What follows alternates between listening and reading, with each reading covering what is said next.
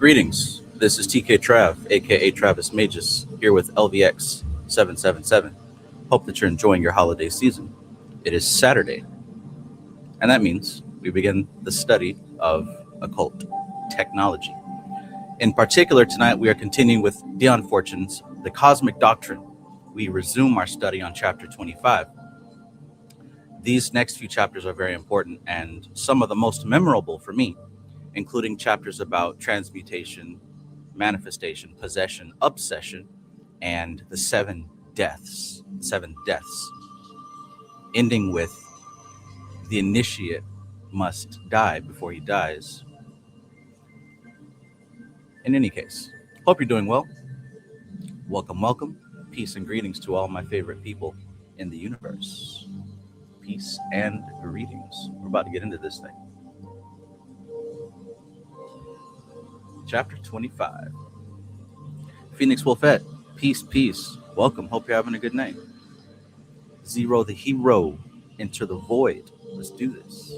Peace, my friend. The lone hero, peace and greetings, my fellow magi. Blessings to you. Emperor Rex, LVX777. Peace, my guy, peace. Ryan's Knowledge Room. Welcome back, fellow magi. Sunshine Chick, always great to see you. Hope you're having a good evening. Artemis in Theory, welcome, welcome, my friend. Welcome. Oracle Messenger, peace, peace. Mo Man, aka Fat Tony, aka All Is Well. Peace and greetings, my man. Peace, peace. Ace in the Place, peace. Protea, Seer of Eons, peace, peace. All right. Let's get to it. WT, peace, my friend. Peace, my friend. So this is some very. This information here applies more directly, more practically than probably some of the previous information. So hopefully you've got this text. I know you do by now. Pay special attention to these three chapters. Special attention to them, because like I said, they apply directly to you as opposed to like some abstract universe out there. But here's what we're going to get into: understanding action and reaction in Dion Fortune's system. So the chapter that we're getting into here, it's about karma, but as you know, it's not good versus evil. It's not punishment and reward. We're talking mechanics, action and reaction. And people in the past have said, oh, well, karma is cause and effect. That's a better way to look at it than punishment and reward, but that's too simple. It's not merely cause and effect. What we're dealing with here is, how do I say it? You'll see. We're getting into it. Anyways, Fortune isn't discussing moral karma or cosmic justice. She's describing a structural law of force transmission. There it is. Karma is force transmission. So when you apply pressure to a medium, the medium must respond to that pressure. That's what karma is. It is not morality. The universe does not think in terms of morality. That is, you know what that is. That's what somebody told you to do and told you how to think. Morality is not a real thing in the universe. Karma is pressure and response to that pressure. Everything operates that way. So every action is a movement of force. Every reaction is where that force reappears. The universe doesn't judge. It simply redistributes energy according to structure. That's key right there. The universe does not judge. It redistributes energy according to structure. You got to lock that in. So every single thing you do is a movement of energy. And that movement of energy is going to redistribute and reorganize that energy in your field, in your medium, in your environment, in your mind, in your heart, in your relationships with other people. It echoes outward. Notice at no point did morality enter the picture until you assigned it to the story. And then what you do is you apply a different kind of pressure. You apply guilt. You apply influence and coercion on your behavior that doesn't have to be there. So the core principle here is that force cannot be used without consequence, right? So we're still dealing with karma here. We're still dealing with karma, with consequence. Force cannot be used without consequence. Just know that it's not based on you made a God happy or upset. Gods, entities, deities, spirits, they don't have emotions and feelings like humans do. When you're dealing with spirits, whether it's angels, demons, gods, whatever the hell you call it, think of it more like apps and programs. Instagram, the app, doesn't get mad at you if it logs you out of your account. It did that for another technical reason. Likewise, if you're working with a spirit and something happens that you didn't expect or don't like, it's not because you have been a bad boy or a bad girl.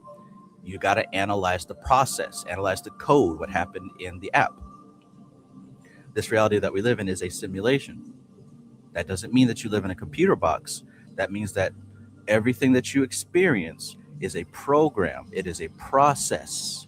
It is what happens if this force is applied and causes pressure and causes a response. That's the nature of a simulation. Everything that you can perceive of is a simulation, including the spirits and gods and entities that you work with. Those are parts of the simulation. Those are the apps in the simulation. Those are the mods, right? You ever play a game where you can download mods into your game, right? I play a lot of The Sims 4, so I have some mods that modify my gameplay. Minecraft, you can download mods. Like, you know what a mod is.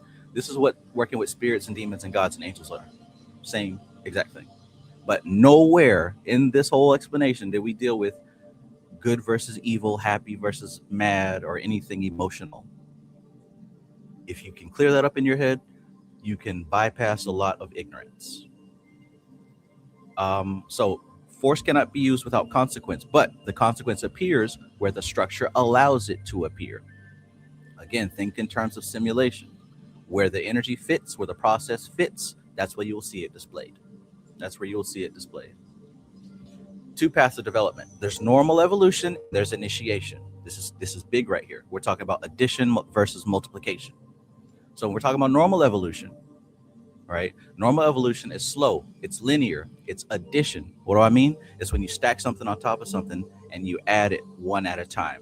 That is normal evolution. That is what most people who never get into magic or spirituality, this is what they're going through. In their lifetimes, in their multiple lifetimes, it's a gradual addition process.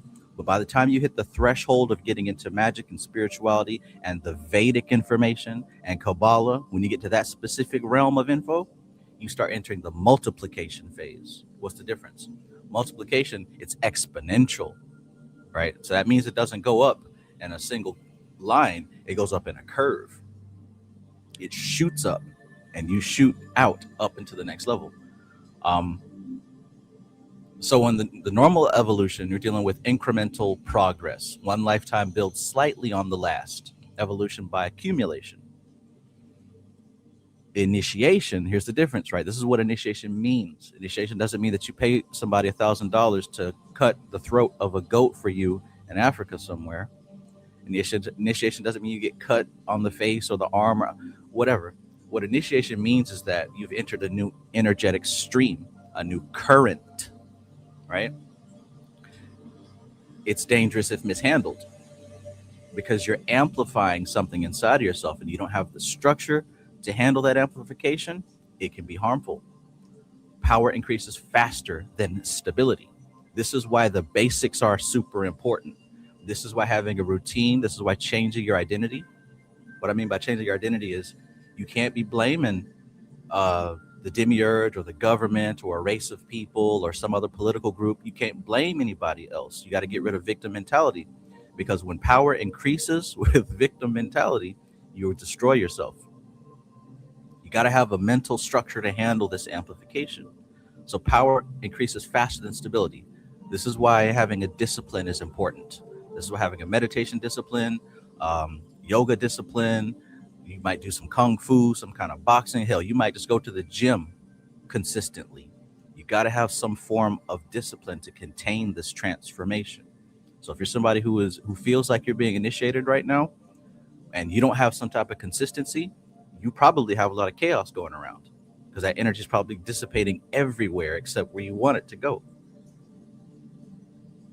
Has anybody ever experienced that before? Initiation doesn't make you better. It makes you more. Because like I said, we're dealing with multiplication. Check. Can anybody relate to this so far?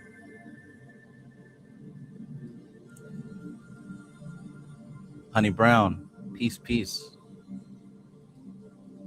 Eon, SRLOSCO, peace, peace, my brother, peace. Hope you're having a good evening. Michael Thomas, peace and welcome back. Love the mods. Wicked Whim style. Alchemy Gold, peace, peace. For the culture, peace and greetings, my friend, peace and greetings. Zero says, I can see it like press a button and another button is unlocked, like exchange. Right. Everything is that process of that's what it means when we say karma is cause and effect. It is, you're looking at the unbroken chain of events. Because the interesting thing is, whatever you think is the cause was not the cause. The cause is the beginning, right? So everything that we're experiencing in life right now is the middle of something that started long before human beings even existed.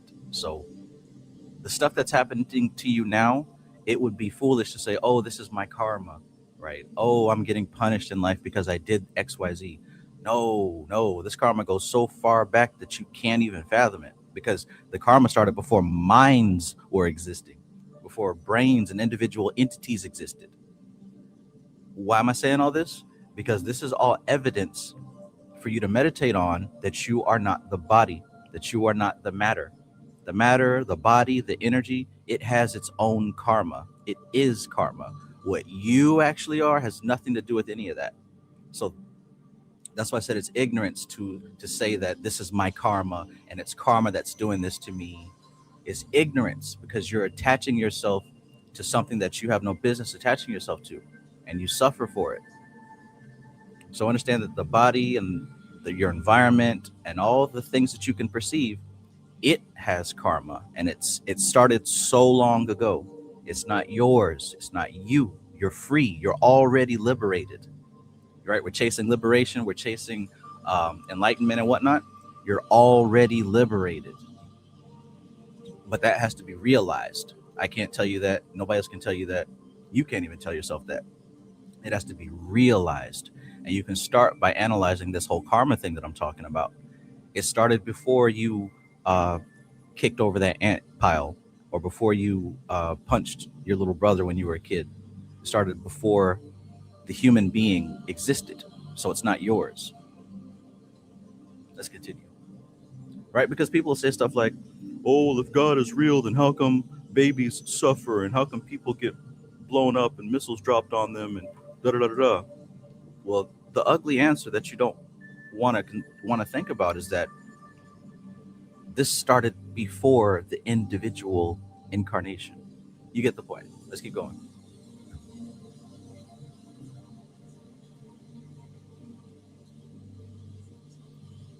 Mary Gibbs. Mary Gibbs Zero. Mobox. Peace. When I see your name, it always reminds me of Space Ghost Coast to Coast. Like, you sound like the character that would be on that show. Alfred XO. Peace, my guy. I see you all the time on Threads, but I never see you here. Welcome. Pork Hill in the building. Lovely. Peace. MBP32. Peace and greetings. Eric Barron in the building. Welcome, my friend. Welcome. If you believe it, you can achieve it. Absolutely. Absolutely.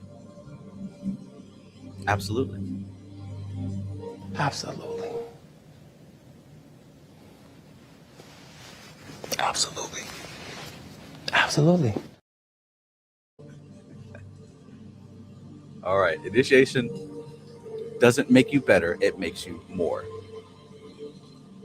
Why multiplication is dangerous, right? We're still talking about initiation.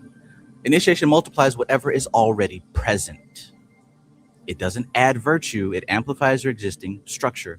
This is why when people come to me and ask, oh, Trav, I heard that magic makes you crazy, or dabbling with black magic will make you go insane, or working with these entities will make you go insane. Here's my answer to anyone who ever has that question. The entities, the spirits, the demons do not make you insane. They don't make you go crazy. The crazy was there before you picked up a grimoire. The crazy was there before you lit that candle.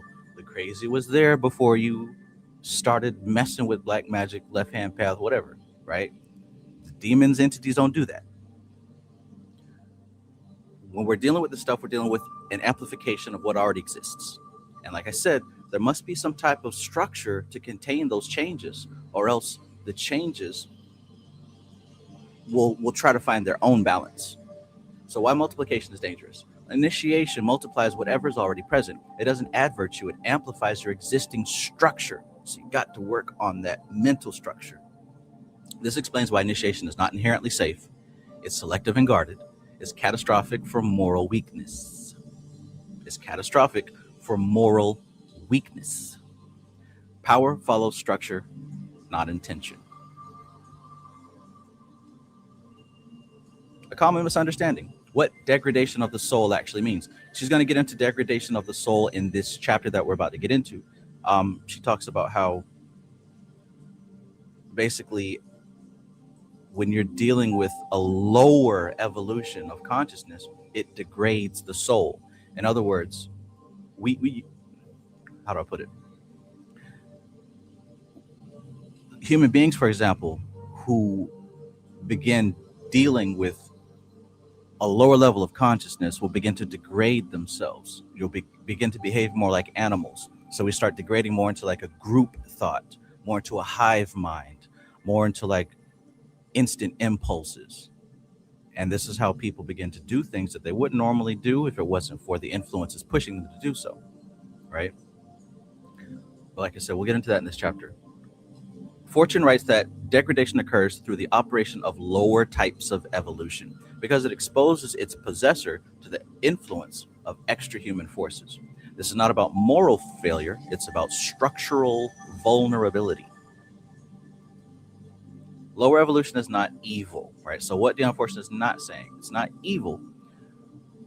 It's not that these things are inherently bad. There's a risk that's always present, right? So lower evolution equals a type of evil. She calls it negative evil. Negative evil isn't bad intention. It's dealing with something that is out of place. It used to be the hot shit, but now it's out of place, right? You might see someone who is a sociopath and, you know, they murder everybody on sight. Right now, we will call that evil and terrible, right?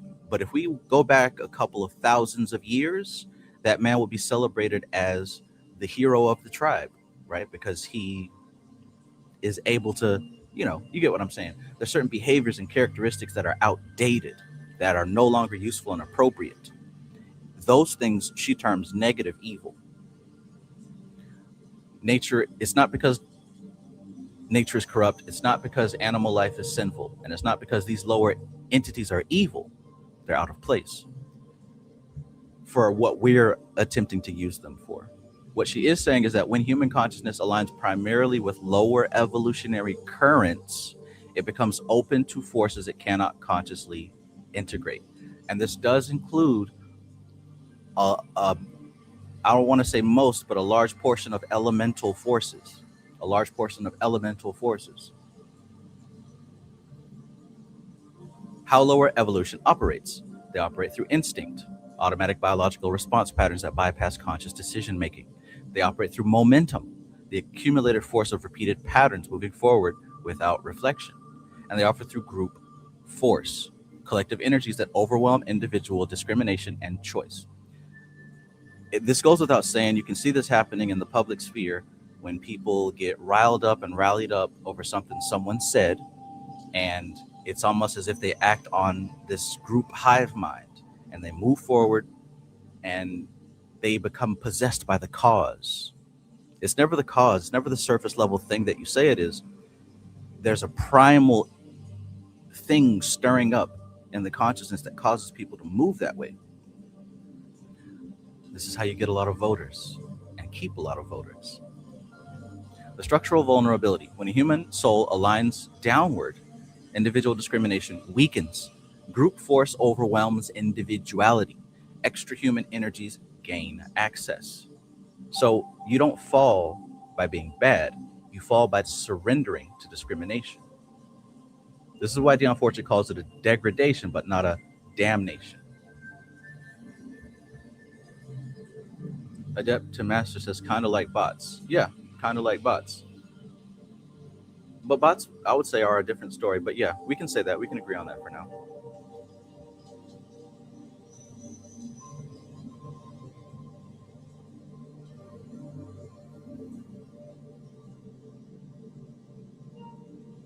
Rosa Flame, peace and welcome. Peace, peace.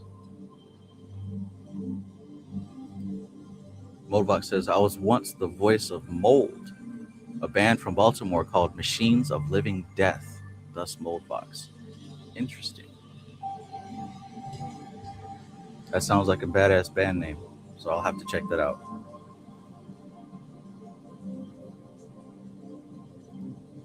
Rosa Flame says, but Goetia is a lower evolution of consciousness. I don't think so. I, in a lot of ways, equate the Goetia with human consciousness. I equate the Goetia with the collective consciousness, to be honest, which is why they're so effective and why everyone has immediate access to the Goetic spirits.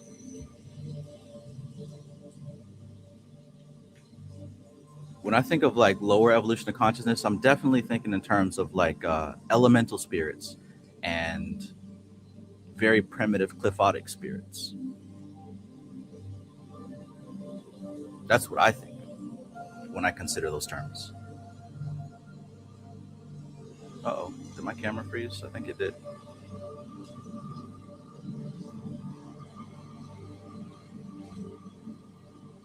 WT says, is that like the wave at a football game? How a person just has the instinct to join in? Absolutely. I mean, baseball. Yeah, exactly.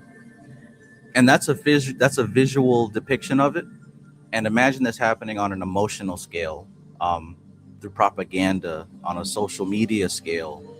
You know, we've seen this type of thing happen all the time. You can't not see it because at this point, it's become an extremely common way for human beings to interact with each other. And real quick, it looks like my camera froze. Let me know if that's true on you guys' end. 90 Milkami, peace. That Black Hole Sun song in your playlist is awesome. Thank you. I'd love to do some more of that. And I think I will. I think I'll probably get back into music very soon.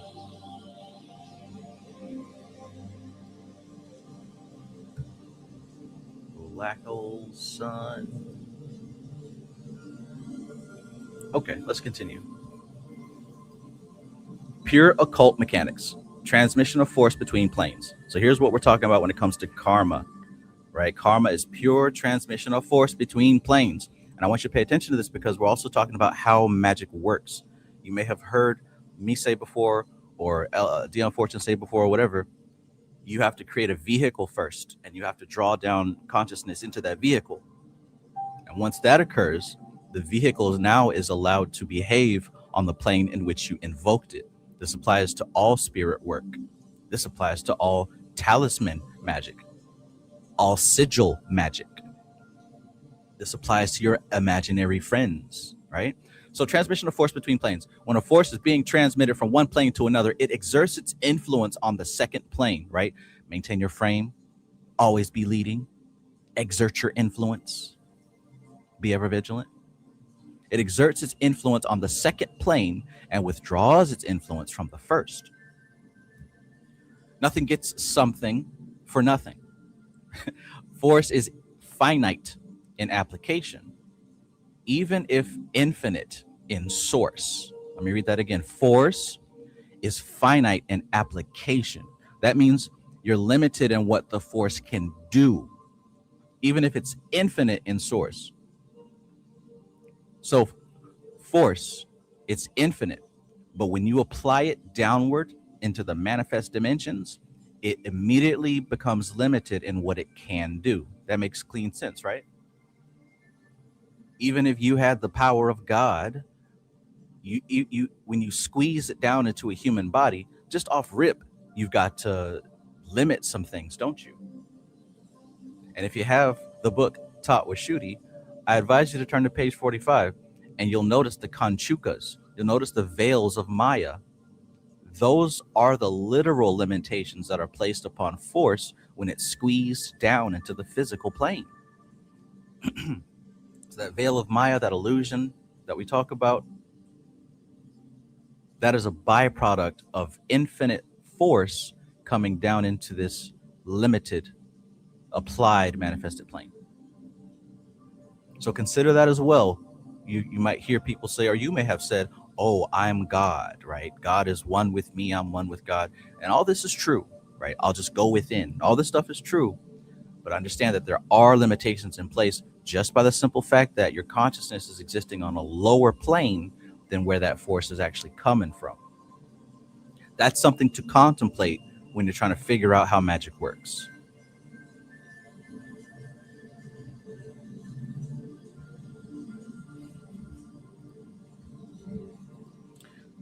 So the one plane loses tension, another plane gains tension. This mechanical law explains phenomena that mystifies seekers.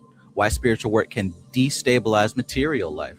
Why excessive abstraction weakens grounding. Why obsession with higher realms causes imbalance. So let's run that back, right? Why spiritual work can destabilize material life. In other words, why is it that you can do a ritual, light a candle, have an intention or a sigil, and things start to change in reality? Because you're invoking movement on a subtle plane, and it's finding a place to manifest down in this physical plane. In the same way that you think about reaching over to grab your drink, and then your body responds by doing it, right? That thought process is happening on a different plane, and it's causing a reaction in the lower plane. You're doing the exact same thing when you're working with sigils and spirits. It's just that you're calling on movement from a higher plane than your mind and your thoughts. You see how that works? Like that spiritual plane is at the top. Then you got this energetic astral type of plane. Then you got this plane of your thoughts and thinking. Then you got the plane of your body, physical body. It's a chain of command that moves downward. And at the bottom, if you got a physical body and let's say you want to move, you want to push a car, move a car, if you apply physical plane to physical plane, it takes an extreme amount of force, right, to push the car, right? If you put your two hands on it and you push that car, it's going to take an extreme amount of force for you to actually do that. So applying force from one plane on the same plane across like that, that is not the most effective way to move things. You've got to go up to a higher plane to move things on a lower plane.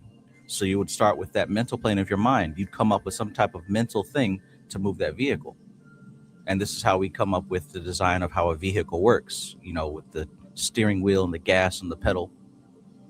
Now, instead of pushing the car with your body, you're applying, you know, mechanics and physics to the design of this machine, engineering, right? A better example would be like, say, I got this from a commentary on the Cosmic Doctrine by John Michael Greer. You can think of a boat. Think of how massive a boat is, right? It's difficult for you to move if you just push it. However, if you place it now onto the water, you got that sail lifted up. The wind blows that sail, and now the whole boat is easily moved with ease. So it's like that higher, more subtle movement, force, impression can move something of a lower, more dense impression. Likewise, when you invoke an energy or an entity of a plane that is higher than the physical or the mental or even the emotional, things move a lot easier. Why excessive abstraction weakens grounding. So what that means is, once again, if you don't have a structure set up, a stable mental structure, physical structure, emotional structure, being too abstract, right? Working too much with these energies, if you don't have a sensible sense of grounding, you can easily be toppled over, just like the boat being pushed by the wind. And then, of course, why obsession with higher realms causes imbalance. if you fixate on these abstract things too much, too long, without having a place to put this information, you can easily start to confuse reality. And what I mean by having a place for these things is, it's cool to learn about spirituality and magic and all this other stuff, but what I have found in my experience is it is more useful and appropriate to study things and then use them right away or as soon as possible, right? Because it's real interesting to look at, astral projection and then this over here and that over there. But the best way to do this is learning something and then trying to use it as soon as you can. That's going to prevent you from being imbalanced, and it's also going to prevent you from having useless information. The point isn't to know everything, but to know what's useful and appropriate for you right here, right now.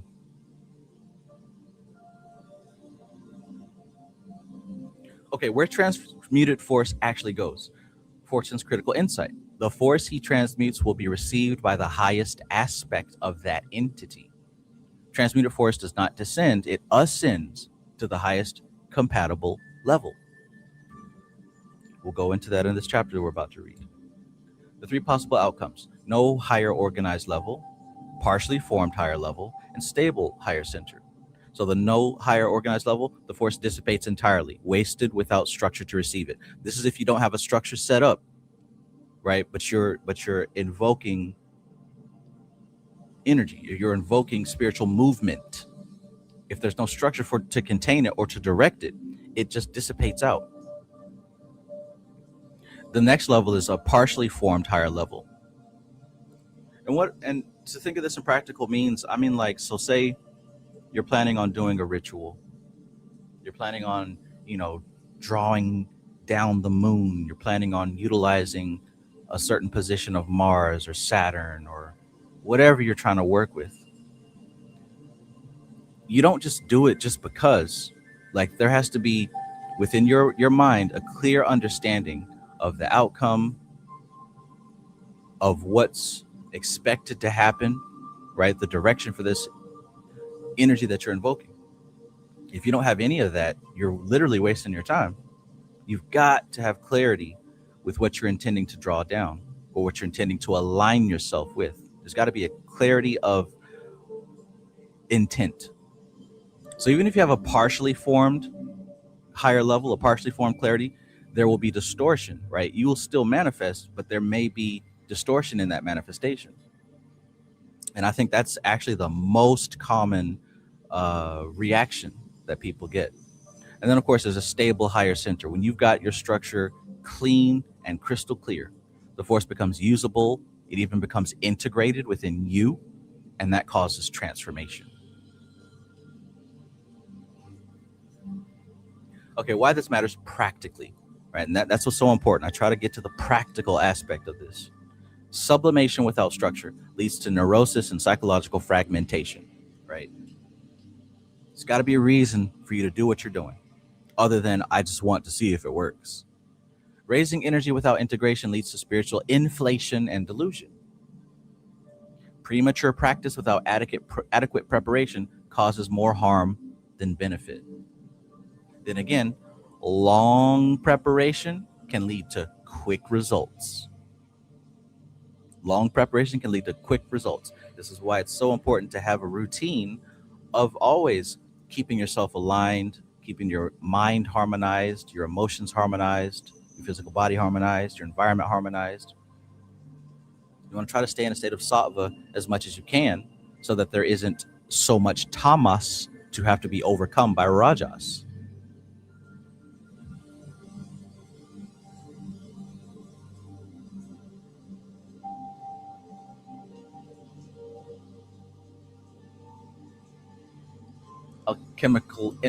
Alchemic energy. Peace. Welcome.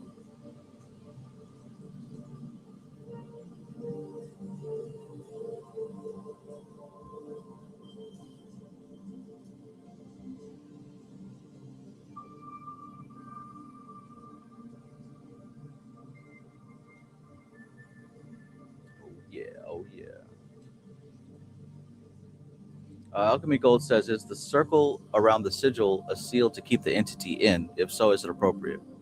I think more realistically, the circle would represent you containing your focus on that point and not anything else outside of the circle.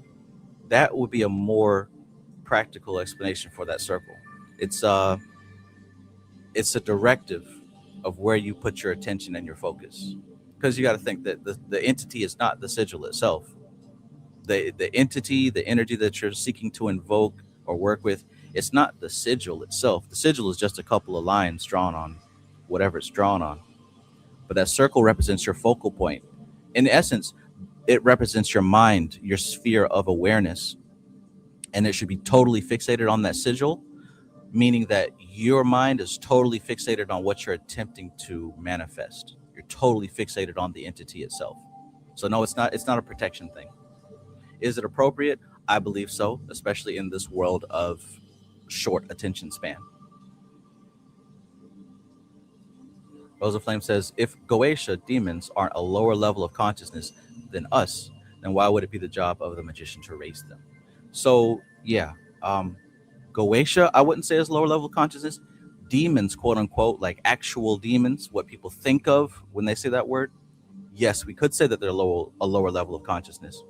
And they equate with elemental forces like Hollywood demons and what people think of when someone says demon, like the actual stereotype, horns and teeth, and oh, I'm just here to destroy and kill and torture and maim.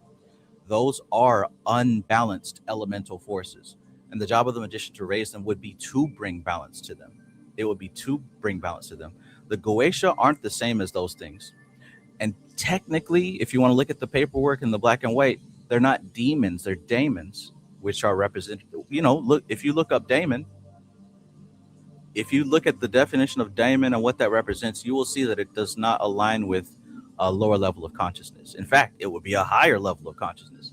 It's my estimation that the Goetia are equivalent to the collective unconscious of humanity. Actual demons, those are just elemental spirits that are have more of a concrete shape. Elemental forces that human beings have molded through time. We could say that they're the shadow of the collective unconscious, if you want to get to it. But yeah, I think this is more of a matter of having to discriminate what words and terms we're using.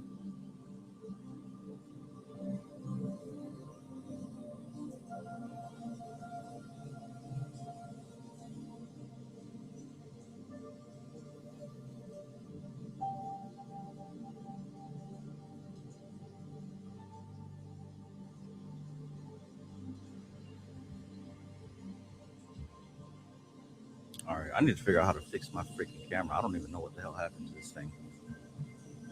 Well, I guess it's not necessary. You're here to look at the words, not me. We'll figure it out on the way. Alchemy Gold says, daemon, ancient Greek belief, a divinity or spiritual being of a nature between gods and humans. So yeah, right there. If you just take that definition, you'll see that they are a step above what we would call humans.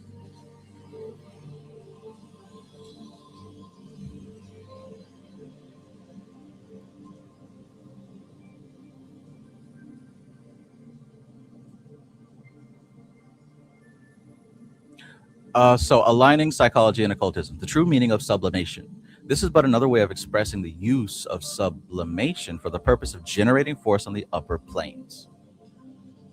So sublimation is not suppression, right? It's not denial, turning force destructive and creating shadow. It's not indulgence, right? It's not just gratifying and doing it. Oh, just do what you want, because that drains the force into density. And it's strategic redirection. Force powers higher functional circuits through engineering. This is what magic is. This is what your ritual, your ceremony is. It's spiritual technology. You're aligning an inner framework to work with higher energies, with subtle influences.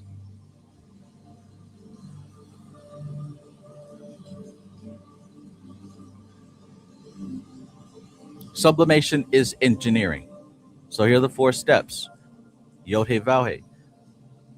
Recognize the force. You identify the energy moving through your system. 2, You create a higher structure. This should sound familiar, even though it's being described in different terms. You build the circuits capable of receiving transmuted force. 3, redirect consciously. Channel energy into prepared higher centers. And 4, stabilize integration. Allow time for the new pattern to solidify. This is your 4-element process. This is how magic works. This is how everything works.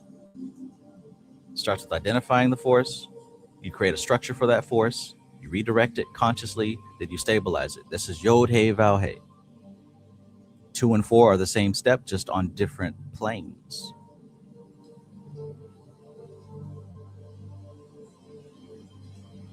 Step 1 is fire. Step 2 is air. Step 3 is water. Step 4 is earth.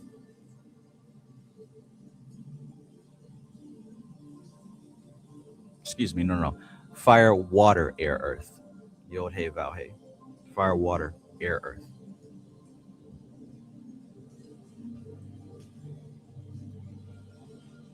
The mechanics behind traditional practices. Sexual transmutation is redirecting reproductive force into creative or spiritual circuits. Emotional alchemy is transforming base emotional reactions into refined awareness. Ascetic discipline, when done correctly, is systematic training of force redirection. So the 7-point synthesis, and we're almost done with the slide here. Force always moves, it never disappears. 2, normal evolution adds force slowly. Initiation multiplies existing force rapidly. 3, alignment downward exposes 1 to extra human currents. Alignment downward. Like I said, we're probably talking more elemental forces here, because that would be the most immediate intelligence below human mind. I mean, I guess you could say the animal kingdom is directly below us, but they're more like sideways. Directly below us would probably be elemental forces, because human beings are animals too. So, yeah. 4, force transmitted upwards withdraws support from lower levels. So some of you may have noticed this. If you have a really deep spiritual practice and your life is transformed, you probably do less with your physical body now. If you're someone who's really deep into your spiritual practice and it's consuming your life, transforming your life, you probably do far less in the physical plane. You probably live primarily in the astral plane. You're probably doing more things with your energy and with your mind. And step 5, transmuted force rises only as high as structure allows. You have to build it. If you build it, they will come. I got this from Franz Barton. He taught me that in the initiation into Hermetics. In order for you to reach God, you have to build God first. You have to build the form, and you have to do the work to, quote unquote, convince God to come down into that form. And that's how you climb the ladder. You've got to build it as you climb. So you can already see that it takes a certain kind of mind to do that. Isn't it recorded in the Bible where they had the bronze calf? Somebody attempted that, and the people start worshiping the thing. They start worshiping the ladder instead of climbing it. This is a common human default. A common human default. If a person doesn't have the capacity to see beyond the symbol, they worship the symbol. They think the power is the symbol itself. So you got to build it and understand that you're only building a proxy. The spirits that you work with aren't even the spirits. They are forms, they are proxies that you've built to get to the next level, which is a realization that it is you and you are that. I am the Goetia. I am Christ. I am Baphomet. I am Hermes. I am all of that. But not because I say it and I want you to think I'm cool, but because I've realized. Somebody said last week, is the work from Frank Rudolph Jung, right? Cyclomancy and Psychastra and all that other stuff. Is the work of Rudolph Jung similar to the Goetia? And I said, absolutely, because the result is damn near the same. You awaken these abilities within you. But you got to understand that the methods and the techniques and the rituals is the process of you building the structure. So you can't skip steps. Even if you try to skip steps, you'll just confuse yourself. Got to do the work. Can anybody hear what I'm saying? Can anybody hear the words that are coming out of my mouth? In English. Do you understand the words that are coming out of my mouth?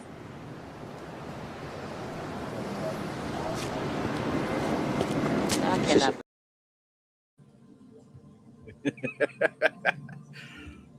All right, let's get to this text, man. And finally, 7, power follows structure, not intention. Why is chapter 25 critical? Why are we even talking about this stuff? This chapter fundamentally reframes occult work. It ends moralized karma. It introduces energetic responsibility. It explains why occultism is dangerous. It explains why initiation is selective. Initiation is selective. You can't force nobody to wake up or step up. You couldn't do it if you tried. You couldn't do it if you tried. Initiation is selective, and it explains why spiritual bypassing fails.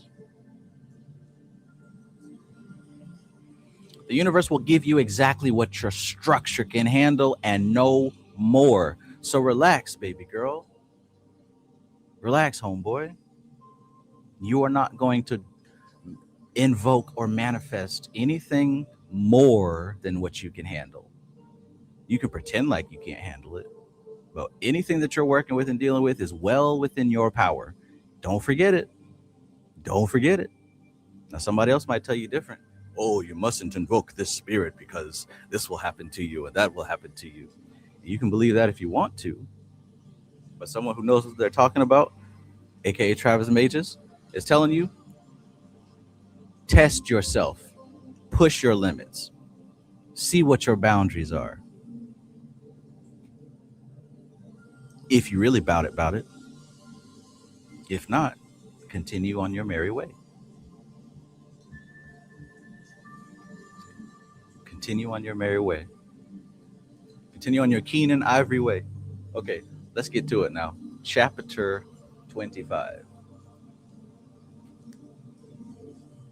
This motherfucker's still frozen. Well, I tell you what. Chapter 25, the law of action and reaction. Are you ready to rumble? Are you ready to rumble? I'm showing them who was the high now. Pimp, nasty, funky pimp, and stanky chicken.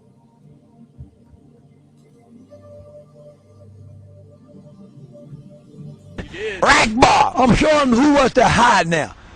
Pimp, nasty, funky pimp, and stinking chicken. Rack bar. All right, chapter 25, the law of action and reaction. Action and reaction are equal and opposite.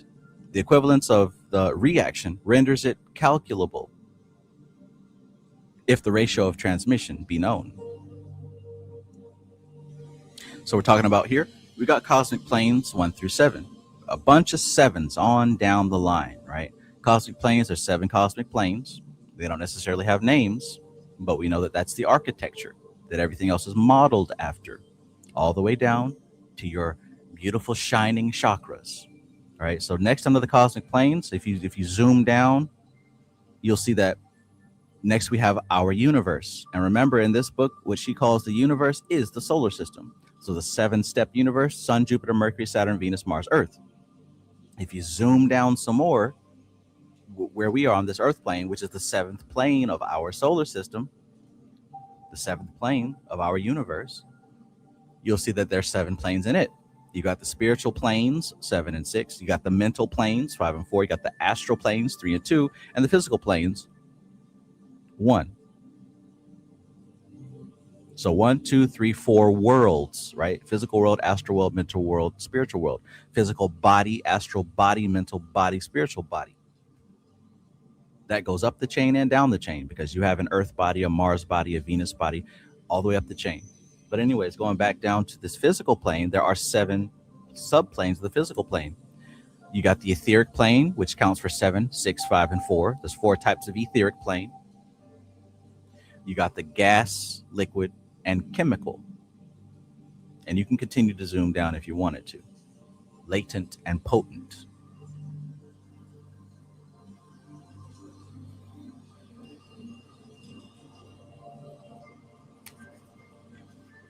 So there are 7 subplanes in a plane and 7 planes in a universe of the 7th cosmic plane.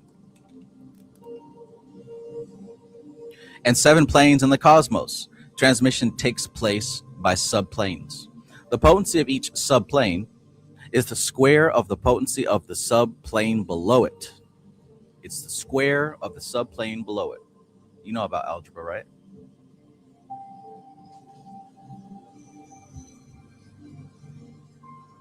This, you will see, is explained by the fact that 2 opposing and equally balanced forces set up a vortex, which is the primal atom.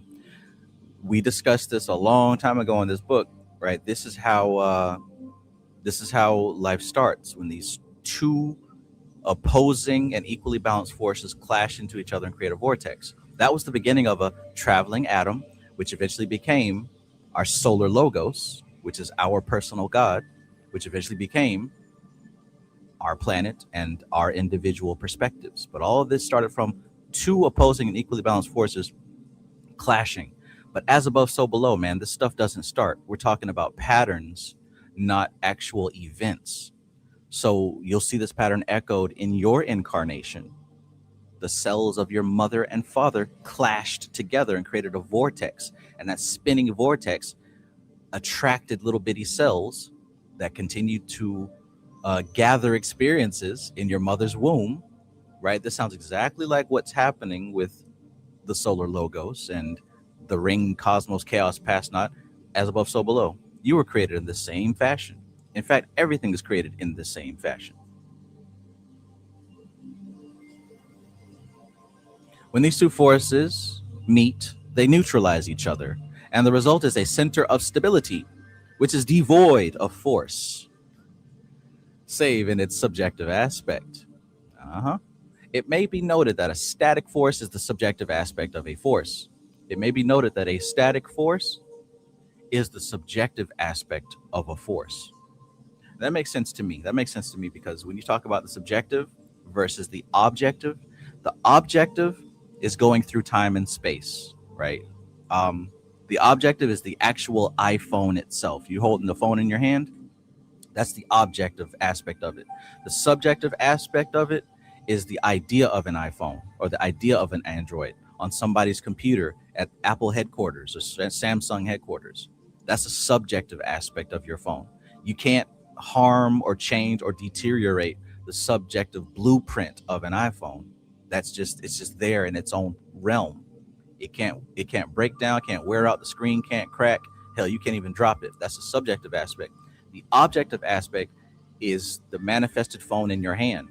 Now you can break yours and bust yours up, but it doesn't affect the subjective aspect. The iPhone blueprint is still there, unchanged. In fact, as far as the subjective aspect is concerned, the objective never existed, according to the blueprint of the iPhone on Steve Jobs' computer, my personal iPhone never existed.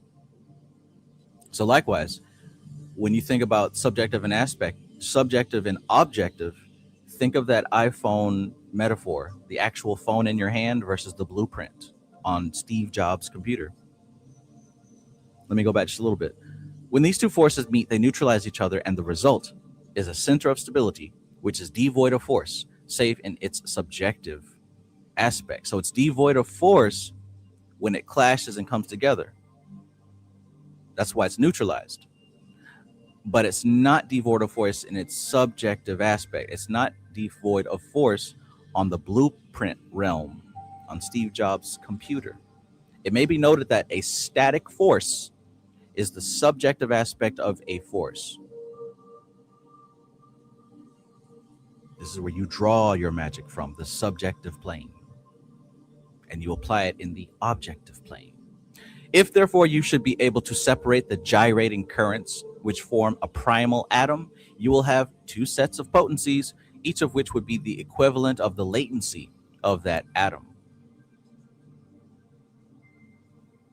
So that instead of one actual latency, you have two potencies. Neat.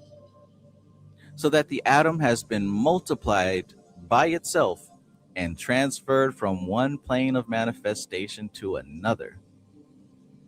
That smells like a secret to me. That sounds like a secret to me. If therefore you should be able to separate the gyrating currents, right? So remember, those two currents crashed and smashed together to create one. The male sperm cell, the female egg cell, they clashed together to create a vortex, which created a new state of being. Just like those two tangential forces in the cosmos crashed together to create the solar logos. But imagine if you were to reverse time and separate the sperm out of the egg. What if you could separate the tangential forces from the sun itself, from the dreamer? What if you could unravel the matrix itself? She says, if therefore you should be able to separate the gyrating currents which form a primal atom, you will have two sets of potencies, each of which would be the equivalent of the latency of that atom. So that instead of one actual latency, you would have two potencies. So that the atom has been multiplied by itself and transferred from one plane of manifestation to another. Whenever a thing is thus multiplied, it is translated from one plane to another and into another dimension. When therefore action and reaction are said to be equal, and opposite, it must be remembered that they are so in the ordinary sense in which this term is employed on the plane under consideration only. Remember, iPhone in your hand versus iPhone on Steve Jobs' computer. They're the same thing in concept, but one is a latency and one is a potency. One is an actuality,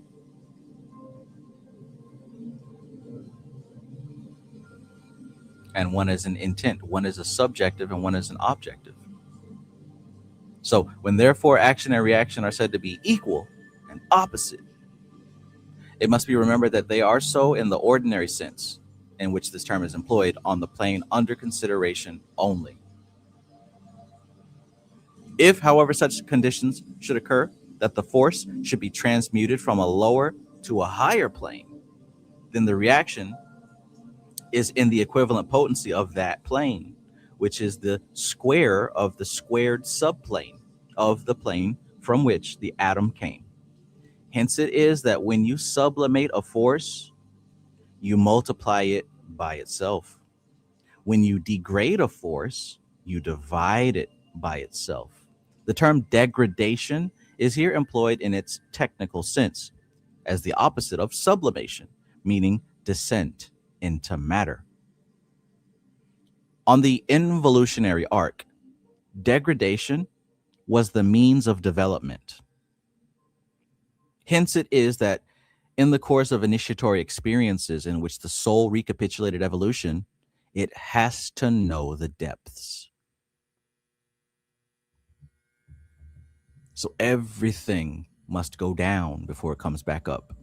Or as she would say, what must be evolved must first be involved. Once again, now, I'm making that distinction because once again, it's not about you being a bad boy or a bad girl and getting punished through karma. This is a part of a process that is far bigger than your individual incarnation. As a soul spark, right? As a divine spark, you must descend all the way and then come all the way back up. Now, at times, that will be an unpleasant experience. And I think that we can take a big sigh of relief that the worst has already been passed. We're on the way up right now. We're on the big way up right now. So anything bad in your life that's happening is absolutely nothing compared to what you've been through already as a soul. That might be something that could put things in perspective for you if you care about that kind of thing. Your soul has already gone through the absolute worst that it can possibly go through. You already got through that. Hallelujah. Won't he do it? Praise the Lord. Yes, sir. He is the victory. Amen. Amen.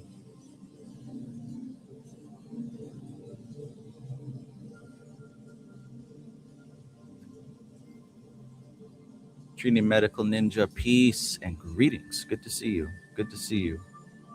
You very healthy person, you.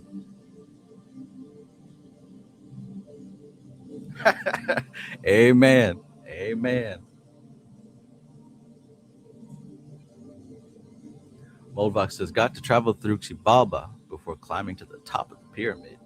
Right. And she mentions this somewhere in this reading. People forget that the apex of the pyramid is supported by that wide base, by that fat bottom. You can't have an apex of a pyramid without that fat bottom. You got to build on top of something that can support it. What I'm saying here is the level of consciousness that you've attained to, that you've evolved into, has a deep, deep background, deep history. To be as conscious as you are right here, right now, you had to go through a whole lot. So as I said, you've already been through the pits of hell and made it out. You'll be fine. You will be fine. No matter what you're going through right now, you're going to continue moving upward and out. And that's on Fortune. That's on Fortune. That's on Magus.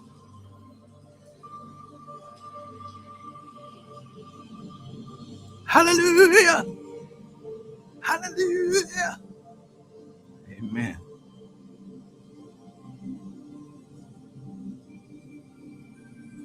Each atom of matter contains the fruits of an evolution. Involution is a decimal process. Therefore, you will see that if you could disintegrate the atoms of matter in an ounce of clay, you could shatter the globe on which you stand. But before you could perform that magical process, you would have, by the power of your will, to dissolve the cohesion of the cosmos. Therefore, it is not to be anticipated that this experiment will be successfully executed in the immediate future. Let me run that back. Each atom of matter contains the fruits of an evolution. Each matter, that means every conceivable, small, tiny, itty-bitty part. Boom, there you go. Alchemy Gold says, reminds me of CERN. Right? And again, it's the hologram, right? The picture of the whole is within the tiniest part. This is a holographic existence. Why? Because this is literally a dream of the solar logos. Everything that we're experiencing is within the dream. The Kabbalion talks about we live and move and have our being in the mind of the all. This is all it's a simulated existence within the dream of a much greater entity. And even it is within a simulated dream of a much greater entity. I love it. I think it's great.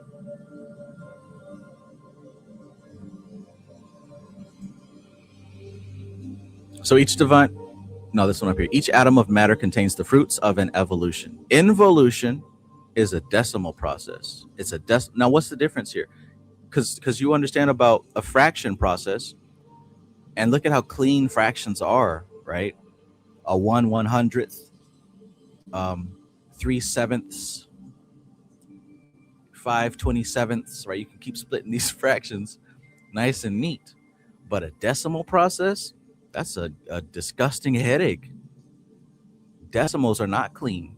Sometimes decimals are infinite, are they not? You can divide something and that decimal will go forever. It's kind of weird how something finite can be infinite, huh? If you start applying that to the human senses, it can get really freaky, really scary, really creepy. It's a creepy that I do enjoy playing with every now and then. You get an experience with that stuff on acid and shrooms. But practically, what I'm talking about here is like, say, for example, you've got 12 notes on a piano, right? C, C sharp, D, D sharp, E, F. You know what I'm saying? Like you got these clean notes. But those aren't the only notes. Within those notes are decimals, right? There are infinite notes in between C and C sharp. If you listen to microtonal music, you can get a taste for that. I love it. It's got this weird kind of uneasy feeling. But there are so many different scales within our common scale, because music is based on math. But in between C, D, E, and F, there's infinite notes, and if you stretch those notes out, you will hear sounds that you've never heard before. You'll hear notes that you've never heard before. That's how different countries and different cultures can have music instruments tuned differently. But anyways, that even goes for colors, right? You've got red, orange, yellow, but in between those three colors are an infinite number of colors. Gradations between red and orange, between orange and yellow, infinite. That goes for anything that our five senses can perceive. There's infinite tastes, right? Because we're used to like sweet, salty, sour, but there's infinite tastes in between that. There's sensations that border on pleasure and pain, right? Some people enjoy these sensations that cross the barrier between pleasure and pain. There's also an infinite gradation between heat and cold. Smells, right? There are smells that blend, and you know what I'm saying. Anything that your five senses can perceive, we're used to living in clean cut barriers and frames. But if you really wanted to zoom in, you'll see that there's actually an infinite variation. And that's kind of unsettling to the human mind, which enjoys structure and things that make sense, even if they're not true. So with all that being said, therefore, you will see that if you could disintegrate the atoms of matter in an ounce of clay, you could shatter the globe on which you stand.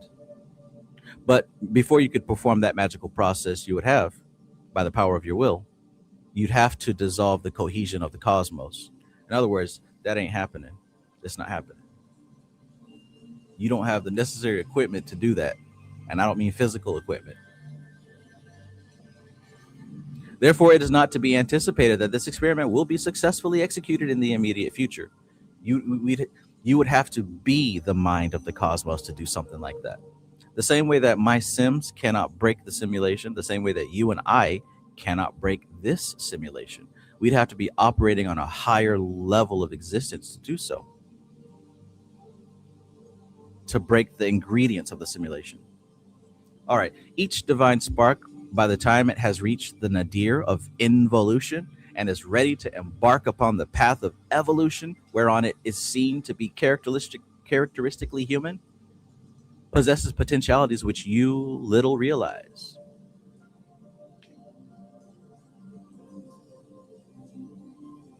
Each divine spark, by the time it has reached the nadir of involution, by the time it has reached the edge and needs to cycle back around, whereon it is seen to be characteristically human. So typically around that point is when you start to manifest or incarnate as a humanoid type of thing.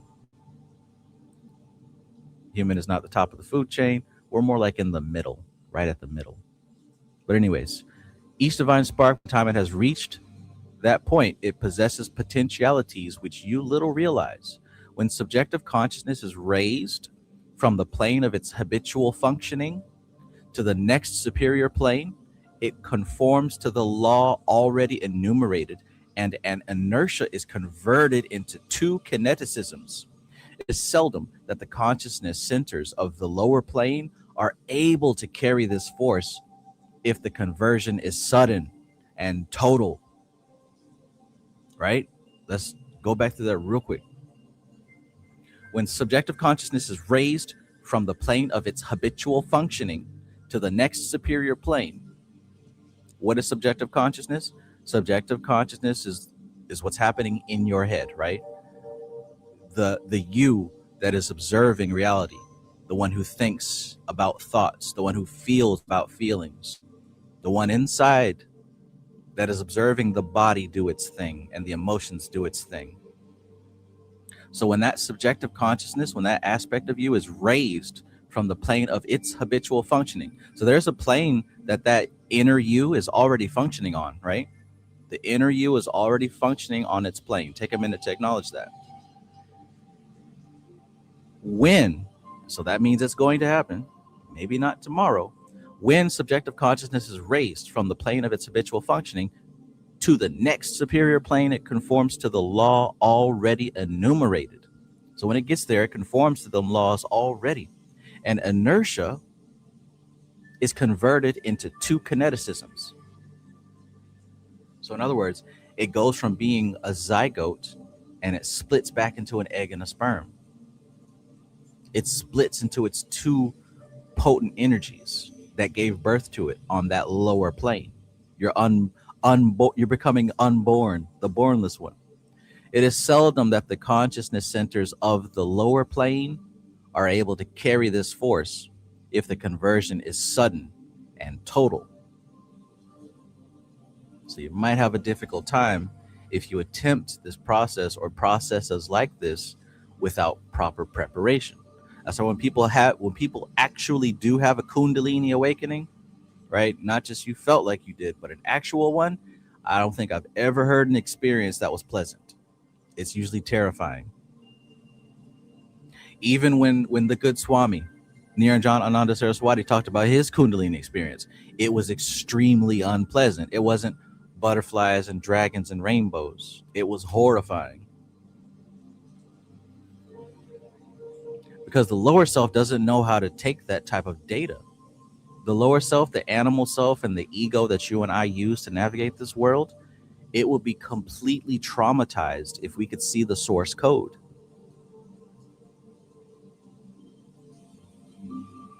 And any of you who have tapped into some, if you've tapped in and seen something like that, you know what I'm talking about. If you tapped in and you saw that, you saw the power, right? When you see real power, what's behind the veil, it usually isn't something that makes you feel good and comfortable. It's usually something that unsettles you to some degree. Now that doesn't mean that you give up and run away, but that's definitely an option that crosses your mind in the moments. I'll tell you that. There's some rituals that I still hesitate to perform because I know it's going to come with an experience that I might not come back from the same.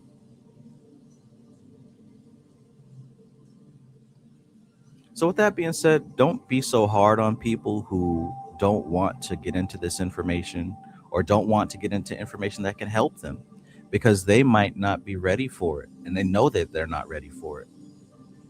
Stop trying to force awakening on people. Number one, you can't do it.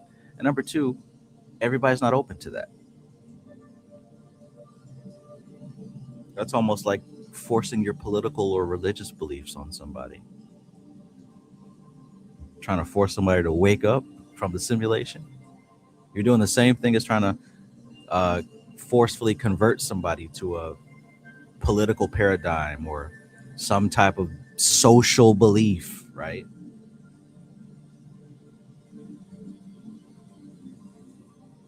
Oh, human beings are so annoying, boy, I tell you what. Anyways.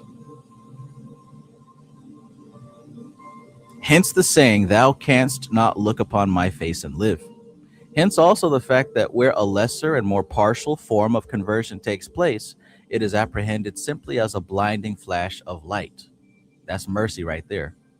I'll read that again. Hence also the fact that where a lesser and more partial form of conversion takes place, it is apprehended simply as a blinding flash of light. When such conversion takes place in its normal form, it is performed by the method of addition instead of multiplication. Remember we talked about that in the beginning? Addition is the natural process of evolution and spiritual growth. If you're progressing naturally, you might have experiences with this blinding flash of light, and it isn't scary. That's because you're going as scheduled, right? But for those of us who take upon initiation, really we're jumping ahead. So it's not going to be a sweet blinding flash of light. Come to the tunnel, come to the light, Marianne. It's not going to be walk to the light. You're going to see what is causing that light. And that comes from initiation, because initiation is multiplication as opposed to addition.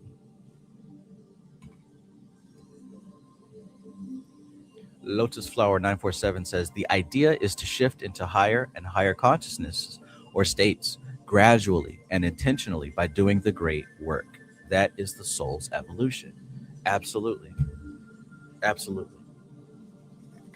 Absolutely.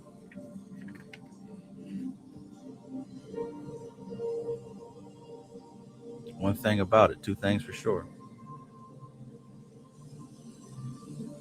The Age of Divine Jewel, peace and greetings. Glad to have you here with us tonight. Welcome, welcome, welcome.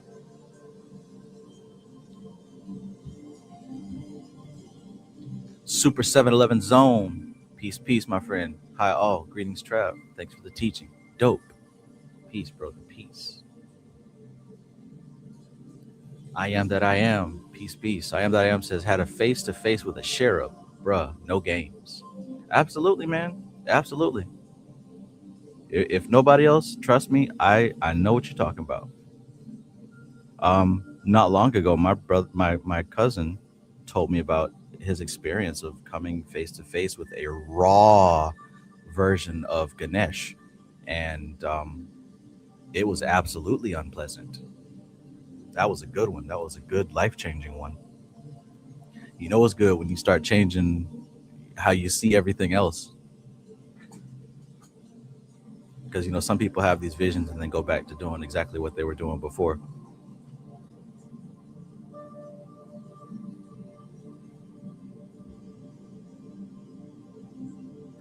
Speaking of Ganesh, peace, peace, Lance Benefield.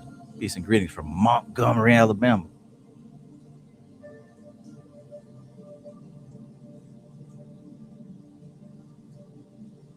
Zero says, love that Oort Cloud type of music you sent me. Love it.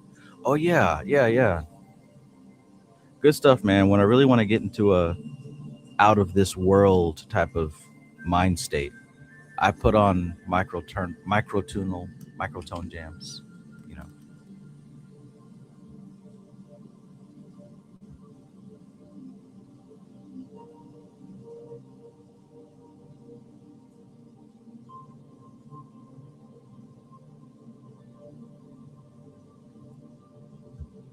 Alchemy Gold says the things I've seen still makes me unsettled.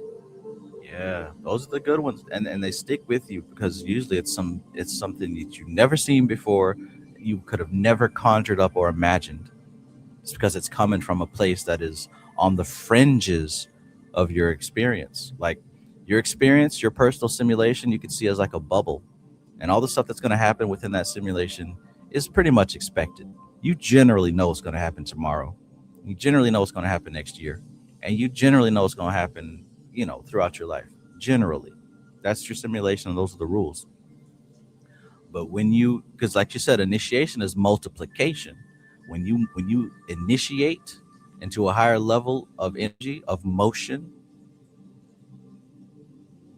you expand that simulation bubble, and you start assimilating or sublimating higher forces, different forces, things that were not native to your personal simulation. And much of it should be unsettling because that is a trigger for your growth. You've got to harmonize it. You've got to acclimate it, right? I love it. Om Gam Ganapataye Namaha. ABC Diana. Hey Trav, I caught her live. Now I can put my phone down and take a little nap while I listen. Nice. Welcome. So looking at your avatar there, your profile photo, I got a clip for you. Oh, so you doing the bending? Is that what it is? Avatar, gotta love it. Clay Harris, peace, peace. I am that I am says, wow, LOL. Ultimately, it was great, but I was more shook than I've ever been. He helped me through it, though. I definitely don't take working with seals, etc., lightly at all, though, going forward. Yeah, man. Yeah,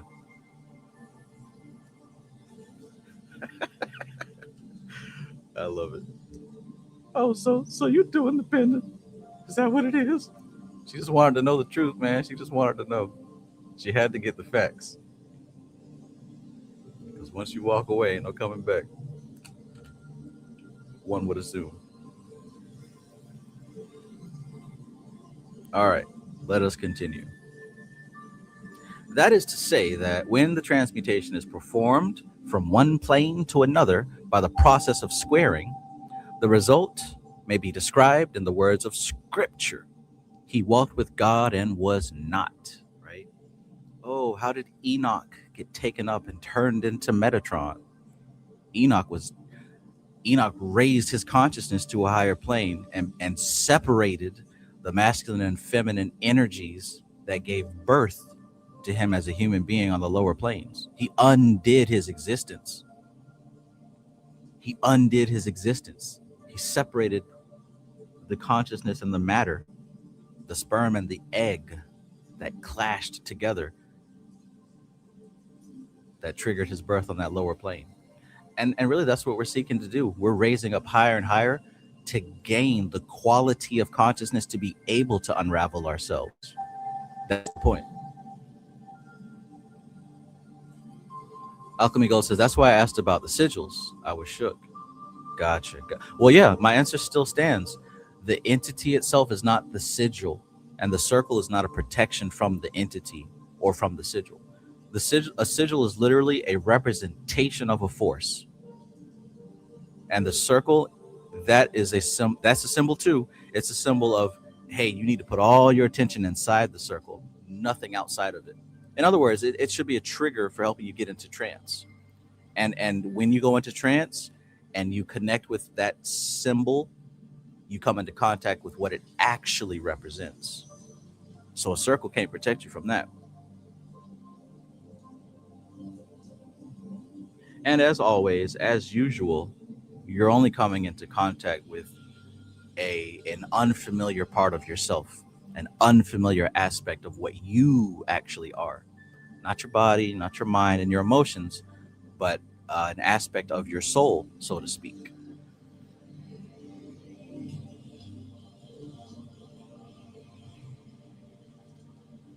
The avatar state on her while she's asking is heinous. Yeah, heinous. Diabolical even. Balanced Touch says Enoch, Thoth, Tahuti, Metatron, Ganesha. I see the connections. And even that story is a symbol. Even that story is a sigil, right? Stories are sigils too. Don't get it twisted. Stories are sigils too. Memes are sigils, right? This is how the human mind communicates with itself, through sigils.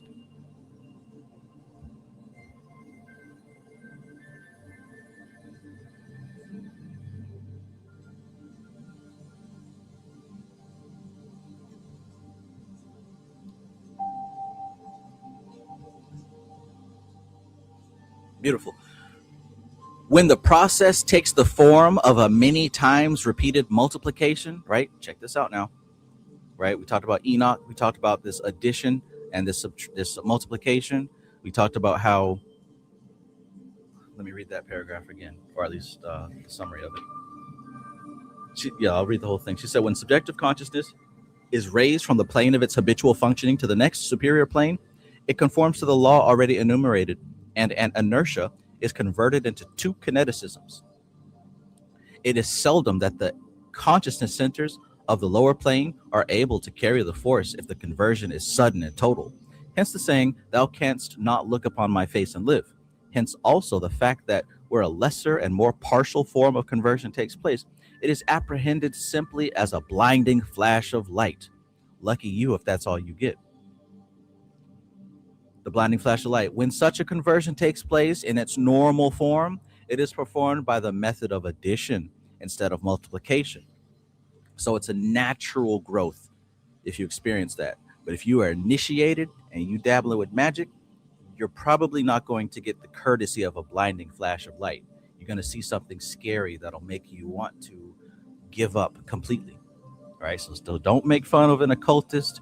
If one day they start making videos about how they gone back to church and magic is satanic and tarot is satanic, and you know what I'm saying, don't make fun of them folks. It's easy target, but you don't understand. They saw something that they were not ready for, and they went back to where they were comfortable. There's something in existence that would make you do the same thing. You ain't seen it yet. Consider that. You ain't seen it yet. And what would you do when you do meet it?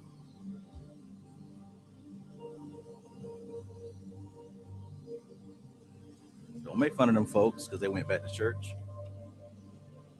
It's something that'll make you turn around and go back to church too. I promise.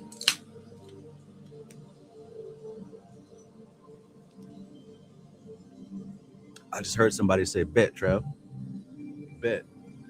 So somebody's going to actively seek it. Good. I heard you say that. And when you find it, talk to me. I want to know what you did. I want to know.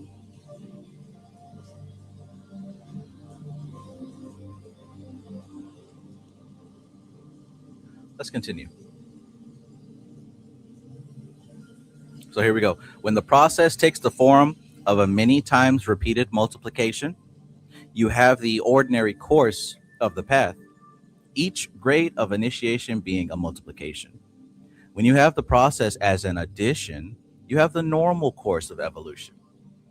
So that explains what I was saying in my presentation earlier.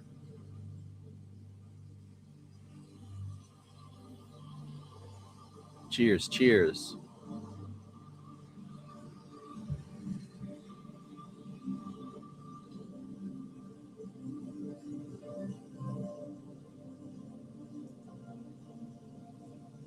So yeah, when the process takes the form of a many times repeated multiplication, right? We can say multiple initiations, multiple rituals, and we're talking through the course of many lifetimes here. You have the ordinary course of the path, right? This is the ordinary path. You should be doing. You got to expand your mind past your life and past today. When you're doing magic and you're doing these rituals, it's not just to get some money or to get some sex or to heal your body or heal somebody else. It's not just that. This is a long-term thing. Every ritual you do is an initiation. You're gaining XP across lifetimes. It's really like that. Yeah, this body's going to die. So what? You're going to get a new one. This is a game, and as you've had many before, this is a bigger game. So when the process takes the form of a many times repeated multiplication, you have the ordinary course of the path, each grade of initiation being a multiplication. When you have the process as an addition, you have the normal course of evolution. Each grade of initiation is perceived by the super consciousness as a blinding flash of light. Right? Each grade of initiation is perceived by the super consciousness as a blinding flash of light. And by means of this flash, the image of the subplane to which it belongs is photographed on the subconsciousness once consciousness reads it at its leisure. In other words, when you do have these experiences like that, that's the literal symbol that you just moved up a grade. You just leveled up. And it's one of these things that you know without having the words to articulate it. And that's kind of what she's saying here with this last part of this paragraph. Your conscious mind will figure it out in its due time. What's important is that the subconscious mind understands it. You got to learn to trust that subconscious mind of yours. It knows everything before your conscious mind does. When your subconscious mind figures something out and you feel it, and then all of a sudden your conscious mind is like, oh, then you feel special and magical, like, oh, I think it was a premonition, or something told me to look at the clock and it was 11:11. Your subconscious mind figured it out and it knew that. Like, there's levels to it. The subconscious mind works very fast. Some of us call subconscious behavior spiritual and psychic and magical, when really it's just pattern recognition on primitive level. Now, there is an even deeper level where the unconscious mind has a storehouse of accumulated patterns, and it's still all of this is pattern recognition. Now, I'm not playing it down by calling it pattern recognition. Your conscious mind is short-term pattern recognition. Your subconscious mind is medium-term pattern recognition, and the unconscious mind is long-term pattern recognition. That's why you know stuff without knowing it, or before you know it, because there's an aspect of your consciousness that knows it. It's pattern recognition on an extremely deep level. But all that being said, some of these dreams that you're having, some of these visions that you're having, some of these experiences that you're having is an acknowledgement of a deep level of yourself, that you've attained a certain level of experience and you're moving upward. All that to say that the conscious mind, really, it doesn't matter if the conscious mind knows it or not. Like, the conscious mind is like the person that's pushing the grocery cart from the parking lot. Really, that's the conscious mind. That's the conscious mind's rank in this system called the self. Your ego, your conscious mind, the one that you think is you, its job is basically equivalent to its job status is basically equivalent to the one that has to go out and get them carts when it's really hot outside, right? And look, it's even a rank in those of you who have to go get carts. You remember having that job? I remember when it was summertime and super hot, it was certain ones who wasn't out there getting them carts. Especially, I ain't gonna go that far, but man.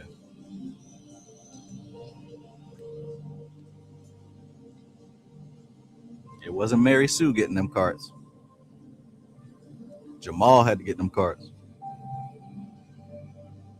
Jerome had to get them carts. In the heat, in the high heat of the June summer sun, Kristen wasn't getting them carts. Melissa didn't have to go get the carts. So the ego, the conscious mind, is on that rank in comparison to the subconscious and the unconscious.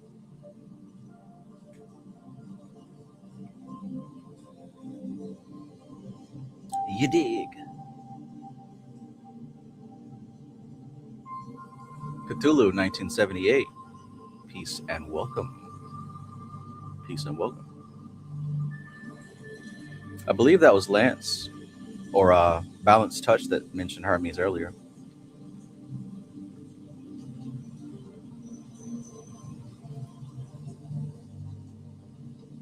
Ace says the unconscious knowing first kind of alludes to there being a plan towards ascension for that specific lifetime. Know what I mean? Yeah, I do. And, you know, fate and destiny and all that stuff is real. It's just people get hung up because they think that fate and destiny means that some external force is directing your life. But no, fate and destiny is real, but it's still you. It's still you, right? And when I say you, I don't mean the cart fetcher, the one that has to go out in the hot summer sun to get that cart. That's your ego. Fate and destiny is not up to the ego. Let's go a little bit higher up the ranks to the unconscious mind. And it's not that your unconscious mind has a plan for you, like, oh, you're gonna one day become a millionaire and own a yacht. It's more like the unconscious mind is connected to the larger patterns. It's a game of spiritual statistics. There's a place where your energy fits for a specific purpose. And there are potentialities and possibilities within that sector of existence. But yeah, your unconscious mind knows that, and the subconscious mind knows that, and your conscious mind and ego also knows it to a degree, right? We kind of feel life. Like I said before, you typically know what's going to happen tomorrow. You generally know what's going to happen next month. Maybe not exactly, but you know what's not going to happen, and you know what's probably going to happen.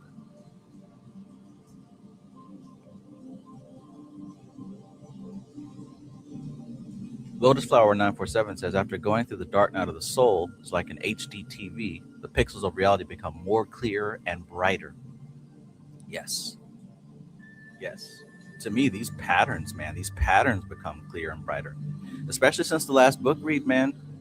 This book read, especially now in these chapters that I'm starting to catch up and understand a whole lot more. she said it clear last time. Like, you have to start seeing life in patterns and symbols. Start seeing it in this abstract level, not from the level of your five senses, not from what you see and hear and taste, touch, and smell. That's the illusion. You've got to start seeing the world through the abstract, through the patterns, and seeing the patterns in everything, and thereby navigating through the patterns, not by what your five senses say, but by the patterns at large that you can identify that's happening in life. For example, you know that it's summer and then it goes to fall and then it becomes winter. So if your intention is to plant strawberries and bananas and grapes and shit, you follow the pattern and know that it's not useful and appropriate to do so during the winter time.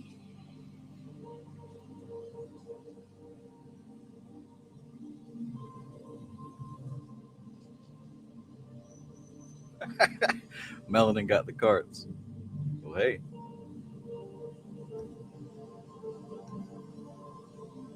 that's how it goes, man.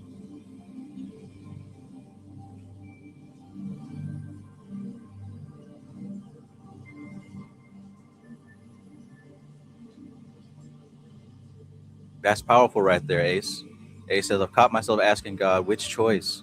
I'm hearing that I am to be stable enough to make any useful choice. Boom, right? There's a transition. A lot of people are spiritual and they ask God, they ask for permission, they ask, you know what I'm saying? Which is fine, so that you can start to come to a relationship with God or a relationship with the spirits that you're working with. That's great. And then there comes a level where you realize, you know what? Any choice I make is going to work.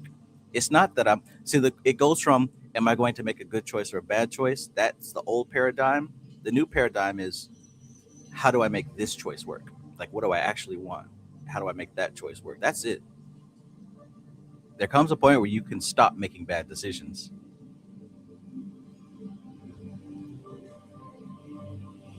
Good stuff, man. Good stuff.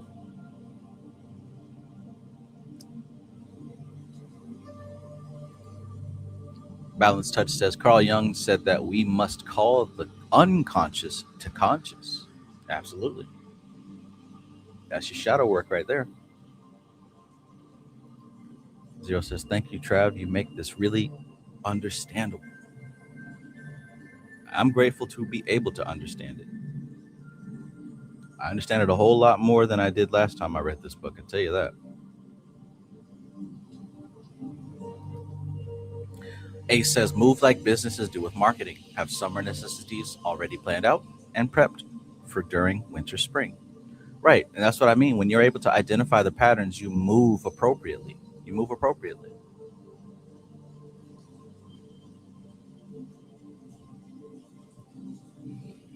Brandon Pitts says, I found a theta meditation binaural beat that I just started to listen to, and I immediately felt like I was underwater. Fantastic. Fantastic.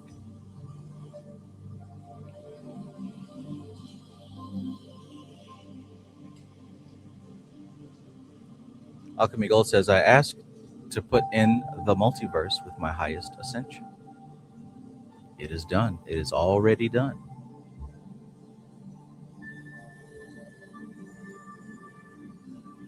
Here we go. Let us continue. Let us continue.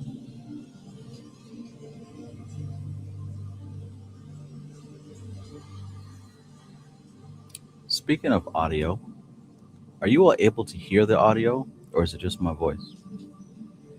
It's weird sometimes.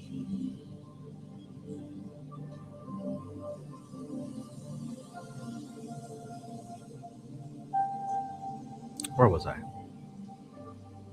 Okay, so yeah, we were talking about initiation. We were talking about that blinding flash of light and the subconscious mind and the unconscious mind, right? We went all that. So each grade of initiation. Okay, loud and clear. I can hear both. Okay, good. Just checking. I usually try to check beforehand. Each grade of initiation is perceived by the superconsciousness as a blinding flash of light. Oh man, God, we can go so deep into that, but for the sake of time, I'd love to get to chapter 27, but we're Realistically. But anyways, and it's more than just a flash of light, by the way. That's just, once again, what the conscious mind remembered from the experience, right? It's more than a flash of light. You saw something that your conscious mind doesn't even have the words for, can't even articulate. Like, imagine that. There are experiences where you can see something that you can't even fathom yet. So all that renders is a blinding flash of light. And by means of this flash, the image of the subplane to which it belongs to is photographed on the subconscious, whence consciousness reads it at its leisure. You'll come back to it when you're ready, basically. So that if power be raised, a plane polarity is insufficient and you must have a group. The form for a force raised from one plane to another is built up of the group mind. That's why she said that. If a force is raised a second plane, you must have a second grade in your group. You therefore get a grade for each plane. Uh-oh. Could this be the reason for groups? See, you might be a part of a group or a society, and you might think, oh, well, maybe it's just the title. Maybe we don't actually do anything. Maybe we just do regular stuff, but call it special and spiritual and spooky. Well, I guarantee you might think that, but it's certain members in that group that's doing a little bit more than you. And within that small group, there's certain members that are doing a little bit more. This is how secret societies work. It's called the outer order and the inner order. The outer order, they basically do regular stuff, and it feels good, and it kind of keeps the camaraderie up. The inner order, they doing a little bit more serious work. Then there's an inner order of that inner order, and they doing a little bit more serious work. For the simple fact that at any given time, only a select few of people are evolved enough or have an inner structure to even be able to conceive the higher work. Everybody can't even conceive the higher work. And that's not to put anyone down or raise anybody up. That's just how this thing goes. Now, the thing is, though, being a part of that group, you're still part of that current. Imagine like a meteor flying through space. It's not just a rock. There's a whole system going on. You've got the rock that's speeding, and then there's a trail behind it. They're all going to the same place. And hell, even in front of the rock, you've got a kind of a force bubble that's leading the way on the subtle plane, right? That's what a group is. That's what a society is. Whatever little magical group you want to talk about, that's how it works. Usually there's like one person at the center, and to keep it real, you probably will never see that person. That even goes for like countries. You don't see your actual leader. There's no reason for the common man to see the actual leaders or the actual movers and shakers of anything. There's no reason for the common man to have any experience with the center of any organization. But like I said, we can go so deep on these things. We don't need to right now. You understand the pattern and the metaphor that I'm putting down here. The form, well, I'll go back. So that if power be raised, a plane polarity is insufficient, and you must have a group. If power be raised, you must have a group. You must. Think about a pyramid, like what we said earlier. The apex of a pyramid is nothing without the base. You gotta have that fat bottom to support the base. The form for a force raised from one plane to another is built up of the group mind. If a force is raised a second plane, you must have a second grade in your group. You therefore get a grade for each plane. If, on the other hand, force be degraded a plane or a subplane, an entirely different process occurs, the force being rendered inert. The vehicle through which it functions is an empty channel, standing open. Anything may fill it. This is the key to much. It explains obsession. So let's think about obsession here, and let's think about possession here, right? Obsession is only a step above possession. When you think about possession, what do you think about? You think about somebody walking around and they're not themselves. There's another entity controlling them. That's only a step away from obsession.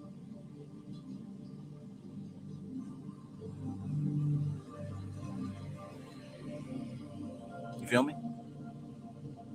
So we talked about going up, right? There's circles within circles within circles, more concentrated levels and quality of consciousness. But coming down, it's an inverse process, right? Oh, but I want to dabble in the clip off. You can dabble in it. But what is going to be dabbling once this process is complete? That's another question. I'll read this again. If, on the other hand, force be degraded a plane or a subplane, an entirely different process occurs. The force being rendered inert. So that force that's going downward to these lower planes is rendered inert. And she just talked about how on the lower plane, where you might have the what we could say the zygote, the embryo, if you go up a plane, you'll see that same thing now in its raw form, which is the sperm cell and the egg. Those are the bloop. Remember Steve Jobs and the iPhone? In the subjective plane, the iPhone is on his computer somewhere. It's a design, it's a concept. But on the objective plane, you've got the iPhone in your hand. And so do I, and so does he, and so does she. Everybody has one. But no matter what we do to ours, it doesn't affect the blueprint level. So when you're moving up a plane, you're essentially moving up to the blueprint level. Now, if you move down a plane, you're going into the iPhone in your hand level, right? So imagine that. You're going down a plane, you're actually becoming more oppressed, more dense, more subject to the influences of the environment. A human consciousness moving down a plane, it's detrimental. It'll break the human psyche. It'll crush it. Now let's look at the process of that crushing. If, on the other hand, force be degraded a plane or a subplane, an entirely different process occurs. The force being rendered inert. The vehicle through which it functions is an empty channel, right? Because you done went down a level. Now you're open, standing open. Anything may fill it. This is the key to much. It explains obsession. When somebody is obsessed with something, they've started this process of degrading a plane. When somebody becomes obsessed with something, they started that process of going down in a plane. And their body, their personality, them as a human being, they are starting to become filled with an elemental spirit. Have you ever known somebody that was obsessed? Have you ever been obsessed? I have. Honestly, I think it was a great lesson. I've been obsessed before. And when you become obsessed, you're not yourself. You are literally a vessel for something else, and you let it happen.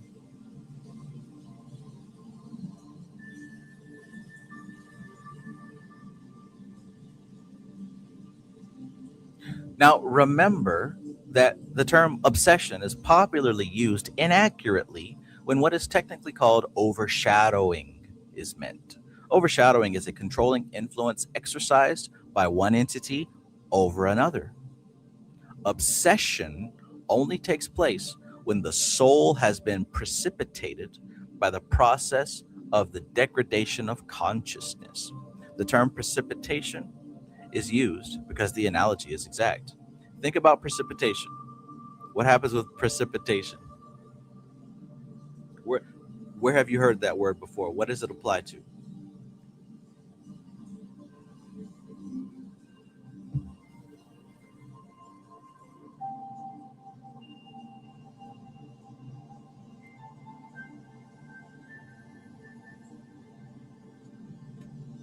Alchemy Gold says weather. Yeah, what does it mean? Could it be like, I've got this soda can next to me and it's ice cold. Is that the process when little drops form on the outside of the can? Is that what precipitation is? When the little droplets form on the outside of the can and then roll down like that?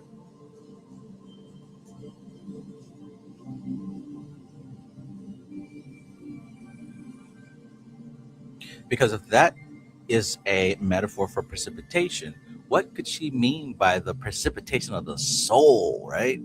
Here you are as a soda can, and you don't let something squeeze your soul out of you. God bless America. What a state of existence. You done got so hyper focused and fixated on something.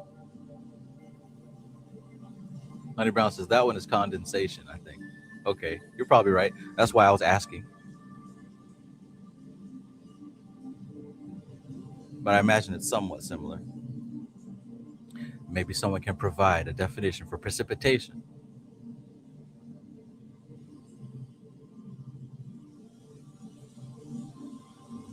Lotus Flower 947 says, imagination, creating reality, where one pulls from an invisible realm of thought, filtered through imagination, brought forth into our reality.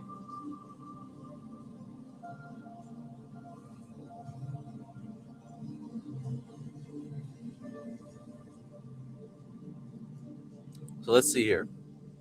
The term precipitation is used because the analogy is exact. And what was the analogy? Now remember that the term obsession is popularly used inaccurately when what is technically called overshadowing is meant. Overshadowing is a controlling influence exercised by one entity over the other, right? That's overshadowing. And that's what people usually mean when they say obsession. She says obsession only takes place when the soul has been precipitated by the process of the degradation of consciousness. The term precipitation is used because the analogy is exact.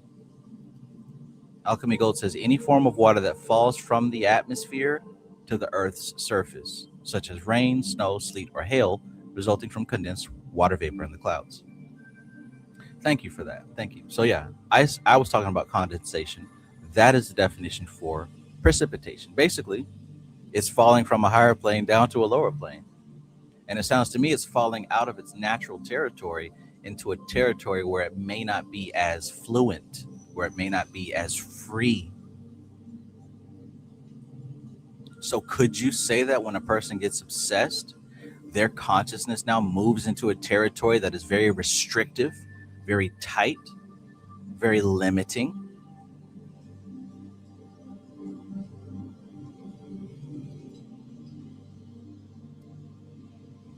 So what would that be like?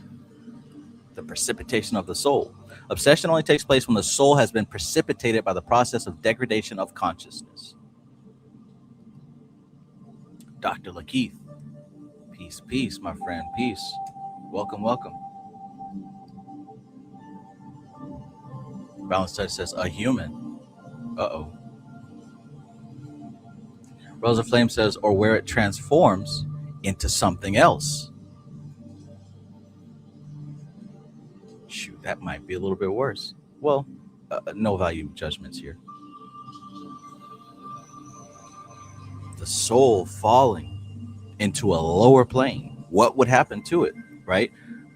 Again, like I was saying earlier about the human psyche going down a plane, it would be crushed, right, by the dense influences of the environment.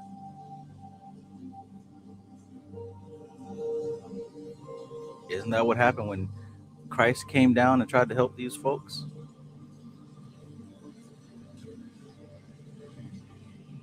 That's what they tried to do to them angels in Sodom and Gomorrah. So maybe Sodom and Gomorrah, and because my favorite part was the angels, right? The angels showed up and all everybody could think was they wanted to bust some cheeks. But maybe that was not so much a story of perversion, but more of the fact that when that higher level entity or higher quality of consciousness descended into a lower plane, the environment and the laws of that plane attempted to squeeze and oppress that level of consciousness. Maybe the only outcome was destruction. Interesting. So when, therefore, a true case of obsession has to be dealt with, it is not only necessary to cast out the invading entity, but to sublimate the soul. You will see a reference to this in the story of the man from whom the devils were cast out and into whom the 7 devils entered, finding the house empty.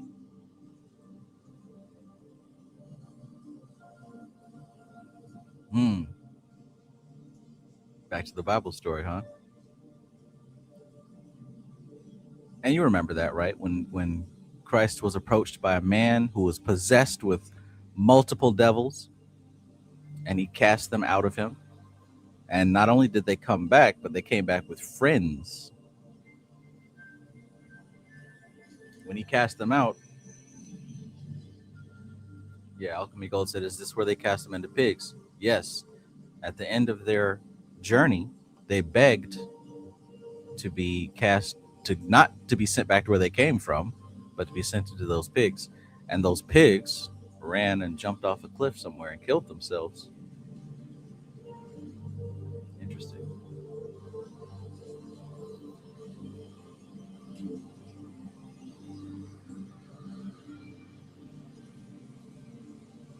Legion.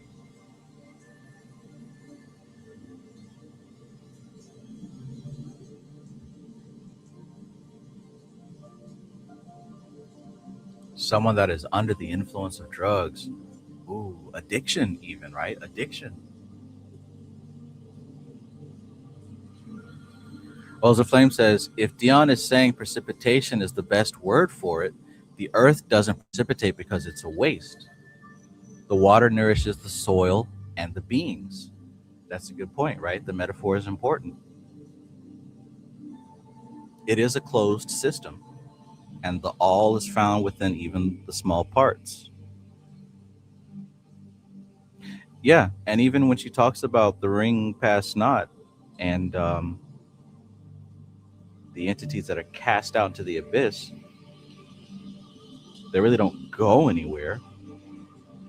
They're sent out across a long journey to the point where every piece and particle of their composition is stripped down and turned back into base elements, recycled so that they can be used again in something more useful and appropriate.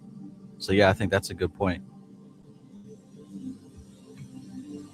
Precipitation is a good thing, a wonderful thing. The degradation of the soul takes place through the operation of lower types of evolution with which contacts have been formed. Lower types of evolution with which contacts have been formed. It does not take place as a result of a deliberate act of will, but rather as a result of an inhibition of will.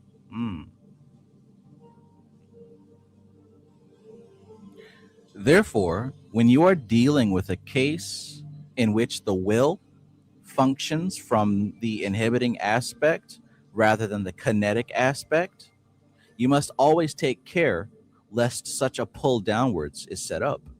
Inhibited will is a more dangerous thing than the perverted will because it exposes its possessor to the influence of extra-human forces.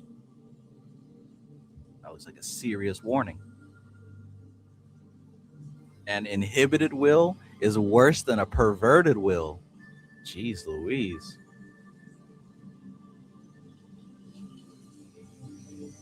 She does make a very similar line in the Mystical Kabbalah. Because here's the thing. We're talking about force. We're talking about energy and pattern. You can't eradicate the sexual desire. It must go somewhere. And if there's not a healthy channel for it, it will go somewhere else. And many times when that happens, it's not something that's very, how do we say, it's not something that can blend in with society very well. But here's the thing, anything that is within your sphere of being, it must be expressed. You can't eradicate anything about your existence. It must be expressed in some way, some channel, some way. But so that being said, she mentions here at the end, therefore, when you are dealing with a case in which the will functions from the inhibiting aspect rather than the kinetic aspect, you must always take care lest such a pull downwards is set up. Inhibited will is a more dangerous thing than the perverted will because it exposes its possessor to the influence of extra-human forces.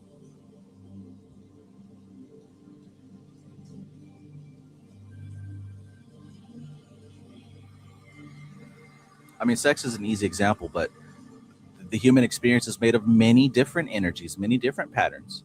And there are many things that we try to suppress about ourselves, or that we may have an experience of inhibiting within ourselves.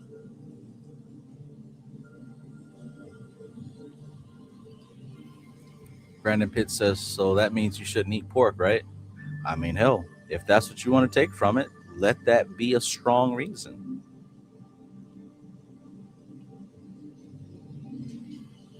I think that's more of a focus on the content as opposed to the context.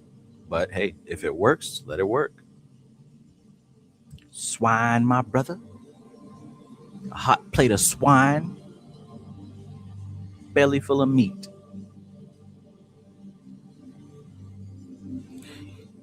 You will see then that the occult significance of the maxim that the law of action and reaction being equal has two implications. Action and reaction are only equal on one plane. But when the functioning of 7 planes is available, they are anything but equal.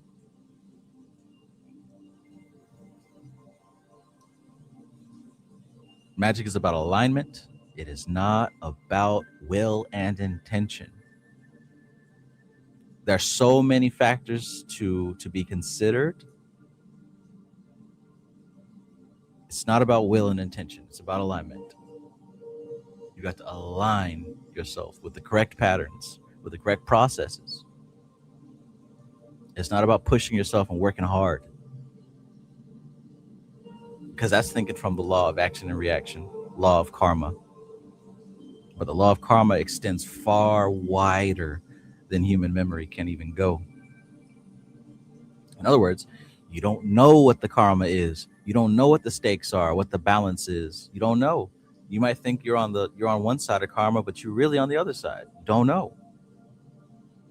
And since it's impossible to know, that should be an indication that you're operating from the wrong angle. Karma belongs to the physical plane, to the energetic plane, to the manifest dimension. It does not belong to the consciousness level.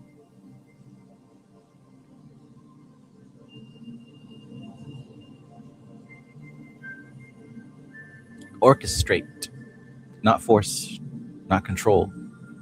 Orchestrate. Align. You align yourself with the weather. You don't plan a picnic when it's going to rain, and you can't force it to not rain. But if you align yourself correctly, the people watching will think that you forced it to not rain. You know how it goes. You know how it is. Oh, no, son.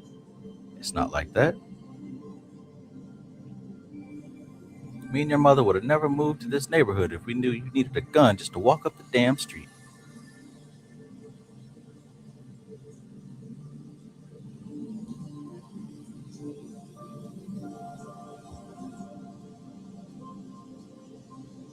Balance. Oh, I see. The LANZ. I get it now. Balance Touch says, Bro Panic talks about the pendulum swing. Rest in power. Brother Panic. Brother Panic. Me and Smokey, I gotta walk Smokey back to his house. You know how it is. Oh, no, son. It's not like that.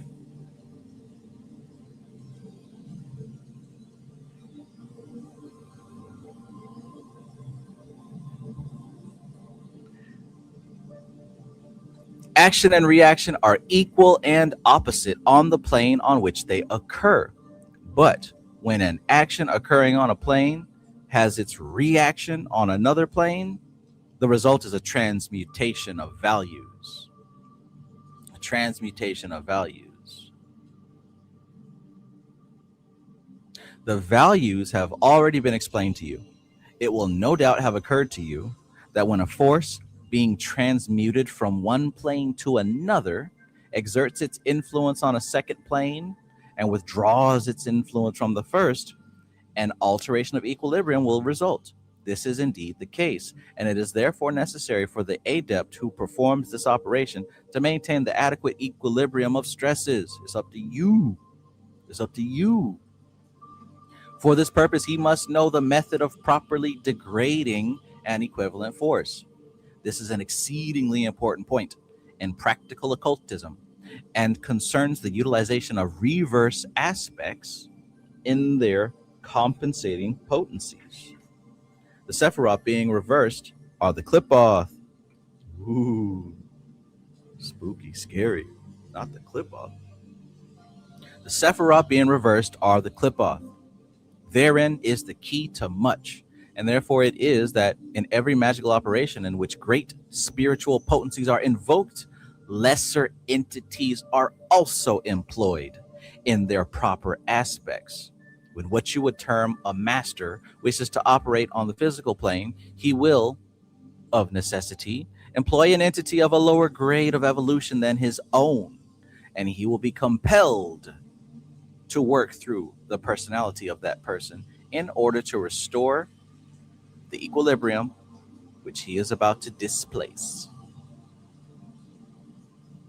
Major league line when you understand it. Major league line when you understand it.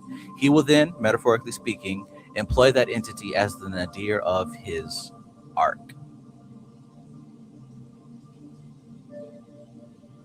I'll run it back one time. And I'm going to give you a hint now. This is not as simple as it sounds.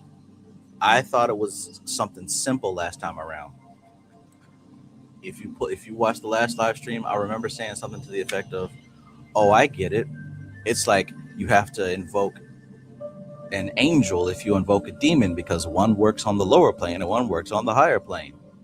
No, I didn't think about it too hard, right? That was an okey doke answer. This is actually bigger than that. This is actually more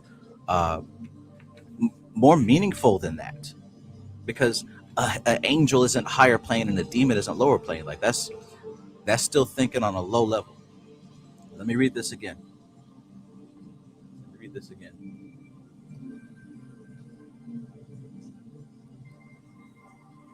Peace, Louis.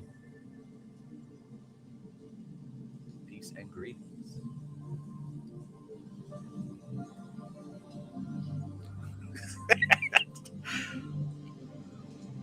These values have already been explained to you. It will no doubt have occurred to you that when a force being transmuted from one plane to another exerts its influence on a second plane and withdraws its influence from the first. One more time. It will no doubt have occurred to you that when a force being transmuted from one plane to another, it exerts its influence on a second plane and withdraws its influence from the first.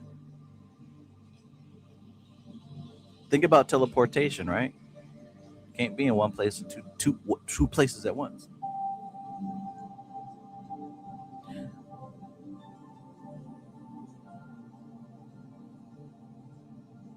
It exerts its influence on a second plane and withdraws its influence from the first. Its influence, its attention, right? An alteration of equilibrium will result. This is indeed the case, and it is therefore necessary for the adept who performs this operation to maintain the adequate equilibrium of stresses. It's necessary for the adept who performs this operation to maintain the adequate equilibrium of stresses. You can't be in two places at once, can you? For this purpose, he must know the method of properly degrading an equivalent force. There it is. For this purpose, he must know the method of properly degrading an equivalent force. This is an exceedingly important point in practical occultism and concerns the utilization of reverse aspects in their compensating potencies. If you got this book, highlight this paragraph and read it on your personal time if you want to unlock lightning bolts that come out of your fingers. If you're cool not having lightning bolt powers, don't highlight this paragraph then. Now, the Sephiroth being reversed are the clip-off. Therein is the key to much. And therefore it is that in every magical operation in which great spiritual potencies are invoked, lesser entities are also employed in their proper aspects. And when what you would term a master wishes to operate on the physical plane, he will of necessity employ an entity of a lower grade of evolution than his own. I told you what entities of a lower grade of evolution than humans are. I told you that. And he will be compelled to work through the personality of that person in order to restore the equilibrium which he is about to displace. I believe in my heart that somebody hears what she's saying on this page, because I'm gonna leave it there, because that's some crazy stuff. He will then, metaphorically speaking, employ that entity as the nadir of his arc. But seriously, take some time with that paragraph, man. There's something in there for you. The force he transmutes will be received by the highest aspect of that entity and will be expressed by the lowest and most concrete aspect of the individuality of that entity, and the personality will be used for the return flow from the physical plane. Cool, right? Cool beans. You so focused on wanting to see a spirit that you're not even trying to figure out how to work with the spirit. Well, how do I get it to manifest in my room? I want to see it. Well, you worried about the wrong stuff, man. I can't help you. I don't give a damn about that. I want to see it. What you want to see it for? To take a picture and show the people online who ain't gonna believe you anyway? Get off that nonsense. There's more to it than looking at a spooky monster in the corner of your mirror. You go look at a movie if that's what you want to do. Go watch a movie. I want to see it.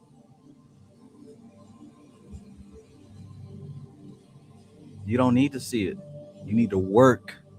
You need to work. Now, what did she say? She said figure 23.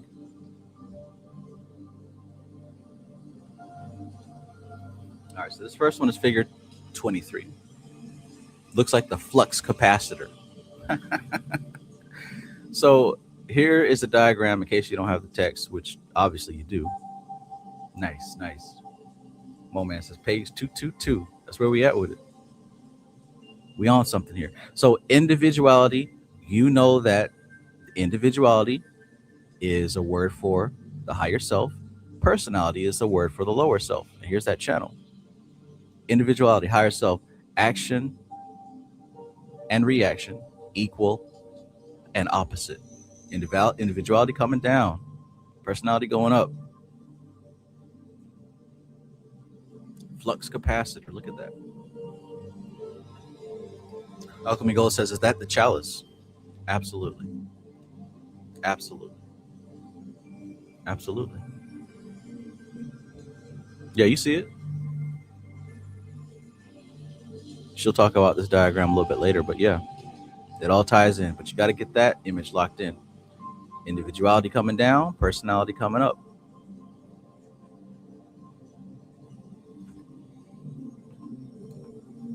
Got to leave a little mystery, you know. Got to leave a little mystery. Ain't no mystery in my history, Playboy. No face divination, peace and greetings. Welcome, welcome. Welcome, welcome. On behalf of the First National African Baptist Church, I'd like to say welcome, welcome, welcome. Knighthood. Movac says, that's the grail, that's the dove that the dove dives into. The symbolism is crazy, isn't it? This is my son with whom I am well pleased.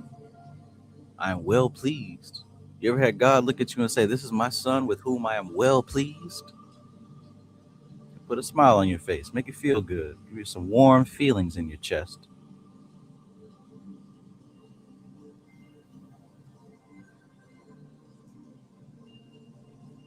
It's all kind of symbols everywhere, ain't it? Ain't it fun? The bad and the real world. Ain't it good? Yeah, on your own.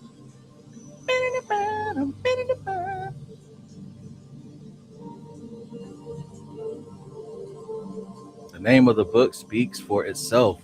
Amazing. Boom. Alchemy Gold says that's what I was thinking of, the tarot card. Right. Maximilian 3233. Peace and greetings. Peace and greetings. Very kind. Very kind.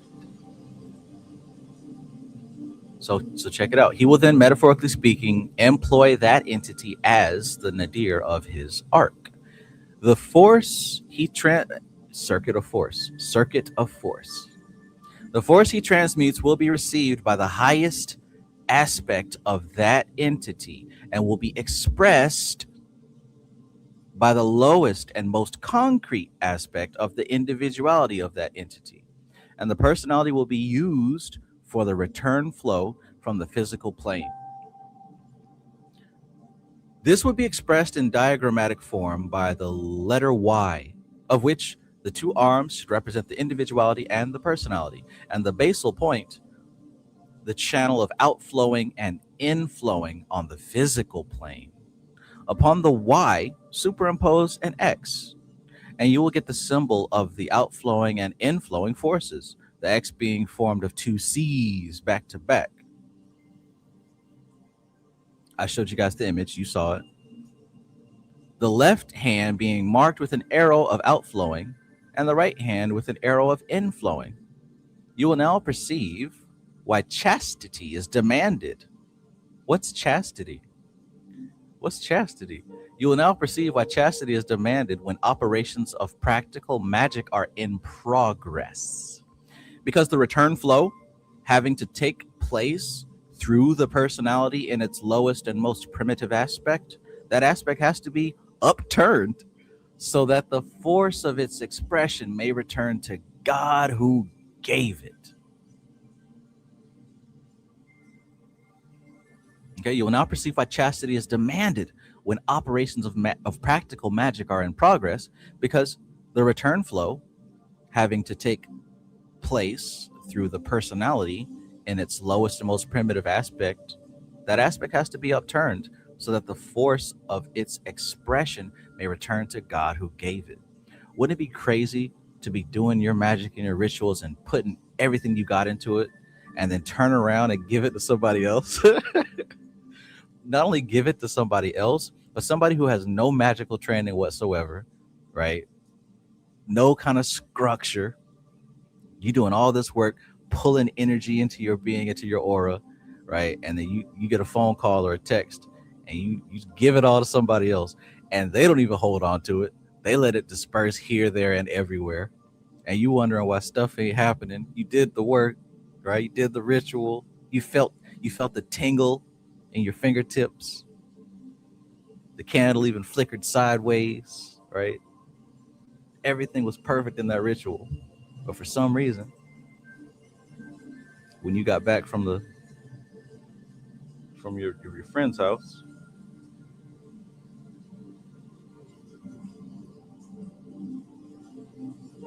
this is but another way of expressing the use of sublimation for the purpose of generating force in the upper planes. This is but another way of expressing the use of sublimation for the purpose of generating force in the upper planes. The pupil who receives force from his master on a higher plane for purposes of transmission to the physical plane must be prepared to effect the transmutation of the corresponding amount of force in his own nature from a lower plane to a higher in order to preserve, in order to preserve the necessary balance. It is the neglect of this operation which causes the all too frequent overweighting of the lower aspects of the occultist. Okay? So look, as above, so below. Always. Whatever you're asking for, are you prepared to give it? Whatever you're trying to invoke, are you prepared to give that up, to surrender that? Are you prepared to have an equal exchange? Right? Just hearing that, does that rub you the wrong way? Does that make you feel uncomfortable? Realm Lilith, peace and greetings. Welcome, welcome.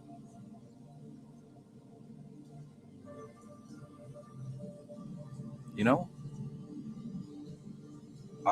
when you think about invoking and manifesting, like just energetically, right? Just energetically, would you be prepared to give that, right? Would you be willing to make an equal exchange, or are you one of those people who literally just, feel entitled without having to make any type of movement? What that makes me think of is that picture of God and Adam, right? And God's like being carried by all his little cherubim, his little naked angels, and he's like reaching out with everything he can to point to Adam and touch his finger. Adam's just like laid there, like barely lifting his limp wrist, like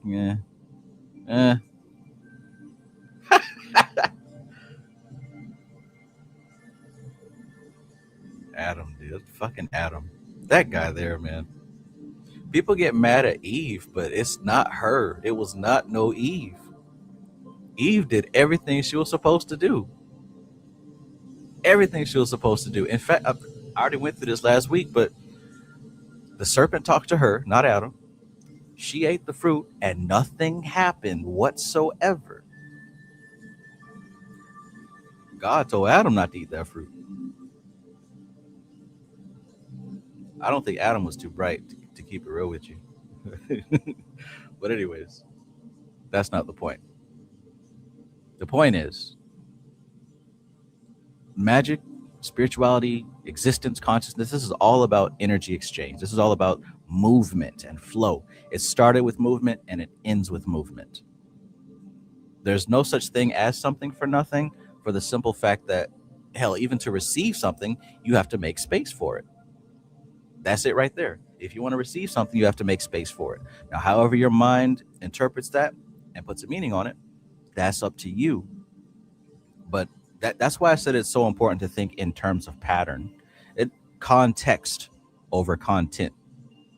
The content doesn't matter. Like, who cares what these people said or what they did? Who gives a shit about anything anybody does? Fuck them. What matters is the pattern, is the context, the framework. Like, what's the pattern that's happening here? What's the pattern behind what's actually manifesting? If you can read that, then you will liberate yourself from a lot of human suffering. Instead of getting worked up about Bill Gates buying up all the lettuce. They're going to make us eat crickets. Did you hear, Trav? They're going to make us eat crickets. Listen to yourself. Who's going to make me eat crickets? Who's going to make you eat crickets? Who's going to do that?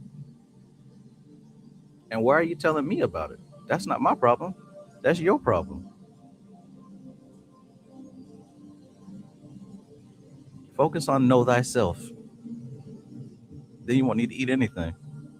You'll be a breatharian. Go breathe. Alchemy Gold says, in some countries, crickets are a delicacy. Boom. He's buying up all the farmland. Trav, they're buying up all the farmland. It's GMO. Genetically modified vegetables. We're going to die. We're going to die anyways, man. Worry about what's important. And worry about something that you have control over. You can't stop that. You can't do nothing whatsoever about any of that stuff.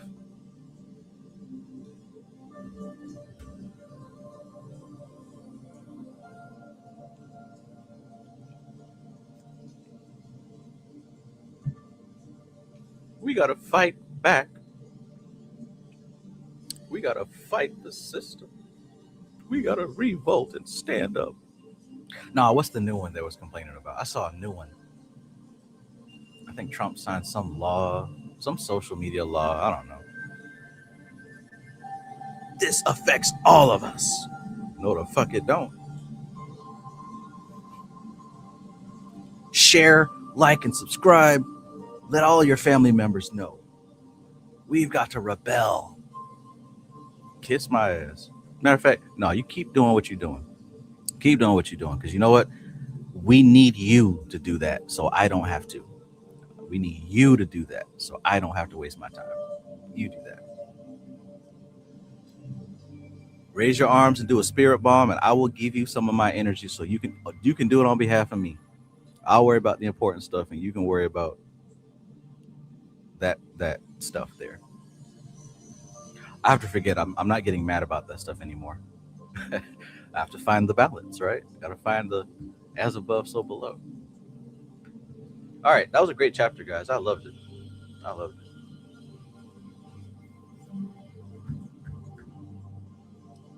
If you listen to that documentary, and I'm sure you have, I have. Everybody said something bad about me. Nobody said nothing good. They was describing Lucifer. I'm not Lucifer. I'm a man. I'm not a devil.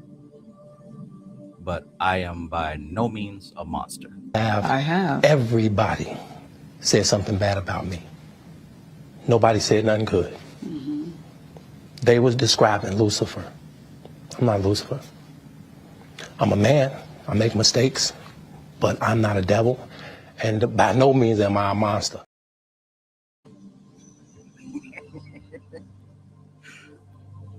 Everybody said something bad about me. Nobody said nothing good. All right. Fantastic.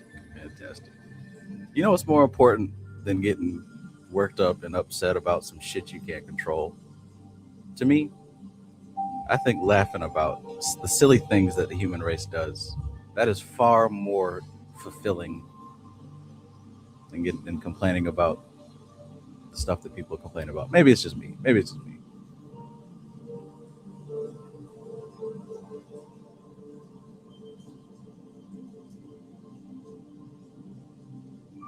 Not saying it's not happening.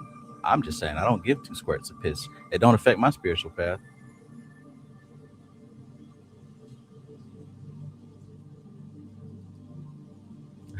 Everybody said something bad about me. Nobody said nothing good.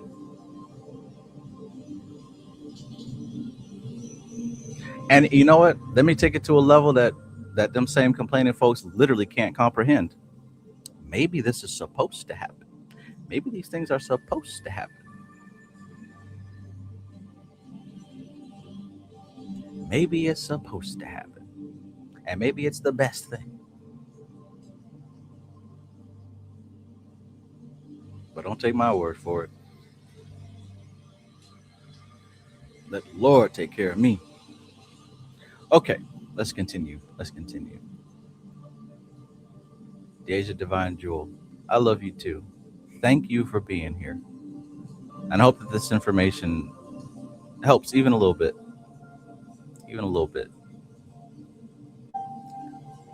That's what it's about.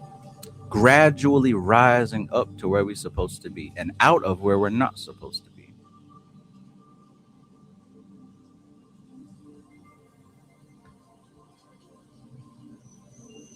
Mobile says it's more about astrology than they think. Absolutely, right? Because, even like what she was saying here, and just observation, astrology is a representation of the patterns that are at play. See, we thought astrology was where the planets is making stuff happen. We thought, because the moon and because Mercury, because they're physically where they are, is forcing stuff to happen. But no, astrology is a representation of the patterns that are circling and rotating. There's patterns that are already in progress. It's the karma. Astrology is a reading of the karma. It's not a cause. It's like you looking outside and you can say, oh, it's about to rain. The rain didn't cause the rain. In fact, the dark clouds didn't cause the rain. There were subtle influences and subtle forces that caused the rain. And honestly, I'm hearing some bamming and slamming. Let me go check on these kids. I'll be right back.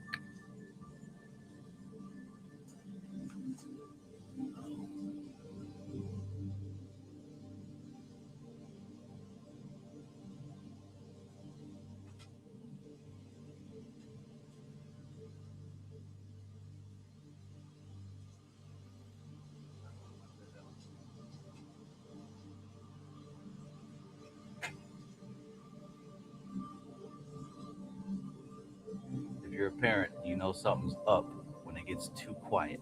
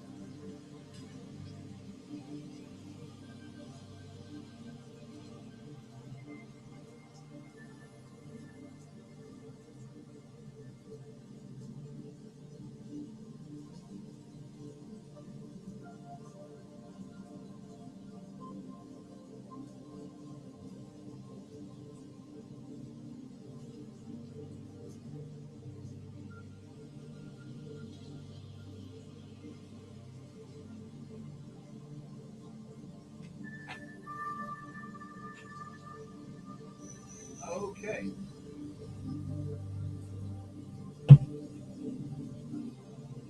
Right.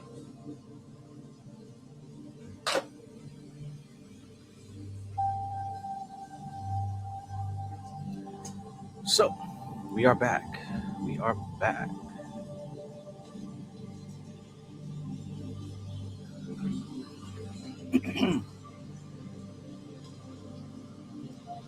Alchemy Gold says, I wonder why she did not acknowledge Neptune. It is a significant planet in astrology, representing spirituality, dreams, illusion, compassion, and creativity, governing the sign of Pisces and the 12th. There's two major factors about that. Now, I can't speak for Dion Fortune. I know that she gives an explanation. Oh my! I know she gives her own explanation about the three outer planets.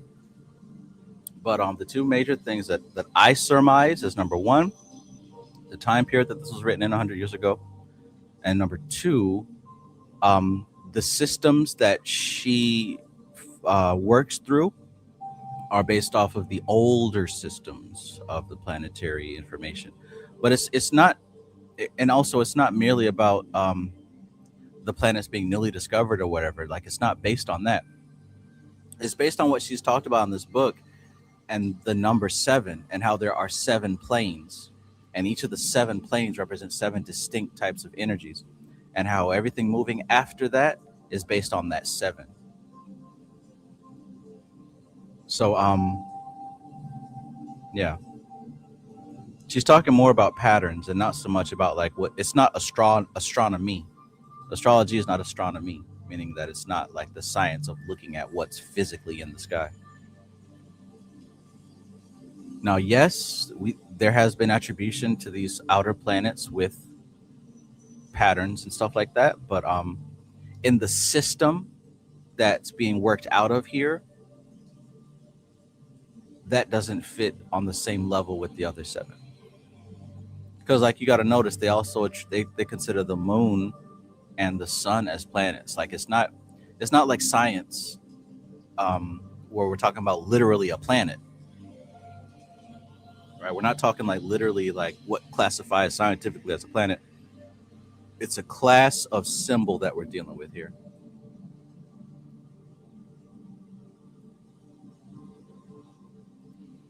Balanced Touch said, Ganesha told me that he's Jesus Christ for the Hindus. They're running it over there. I think we need to get on board.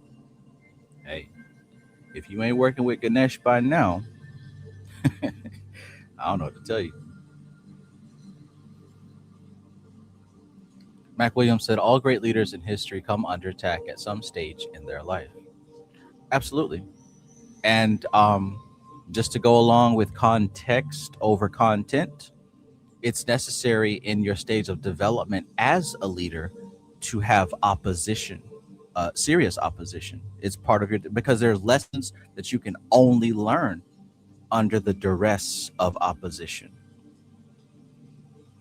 And it's occurred to me that I might need to start modifying my approach in my presentation, which may also begin to bring enemies towards me, at least in their existence. I'd prefer not to do that, but I think that there's lessons that I also must learn with having people who don't like the things that I say. 2026 will be an interesting year. Or maybe not. I'll just stay in the comfort of my comfort zone. We'll see.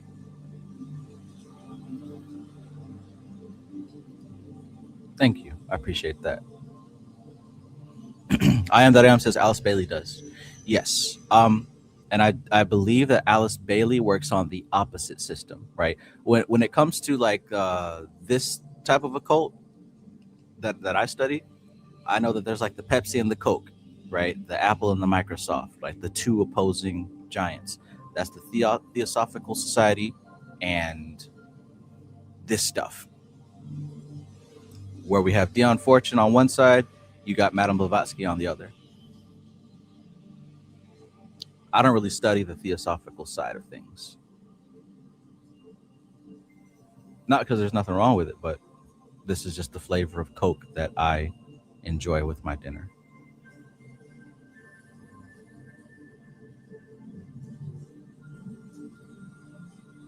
Christ consciousness is all over the world in different avatars. Right. Because again, we're talking about a symbol. We're talking about a type of energy, a type of essence, a type of subtle influence. And we use a symbol to symbolize it, right? Because we can't approach any of these enemies, any of these energies raw. We can't approach any of these energies in their raw natural form. We have to squeeze them into a symbol and water them down, and just like what she was talking about in the last chapter. In order for us to work with these higher powers, we have to bring them down to our level, and in doing so, we've got to compress them, we've got to limit them, we've got to force them into an unnatural and limited form. And in doing so, one day it might look like Christ. You might stick with that, with a Jesus. And on another part of the world, it might look like a Horus. It might look like a Ganesh. Hell, in the same area, it might look like a Krishna. Or it might look like your favorite human celebrity or politician, right? It all depends on the psyche of the individual. There's some people who see Donald Trump as a Christ figure. There's some people who've seen Michael Jackson as a Christ figure. It's not that those people are wrong. That's the level that they're working from.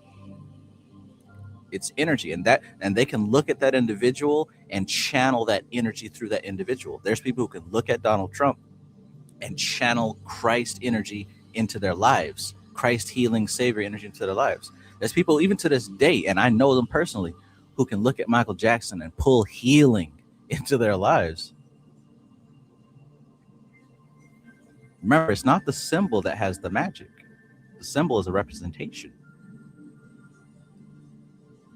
Veronica Archaga, peace and greetings. I love you, Veronica. I already know you're having a great day, so I don't even have to say I hope you're having a great day.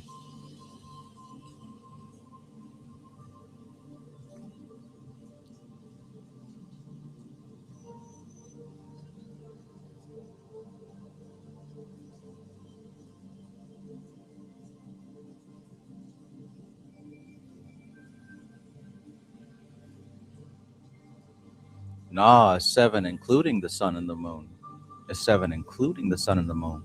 So we're talking about Earth, Moon, Mercury, Venus, the Sun, Mars, Jupiter.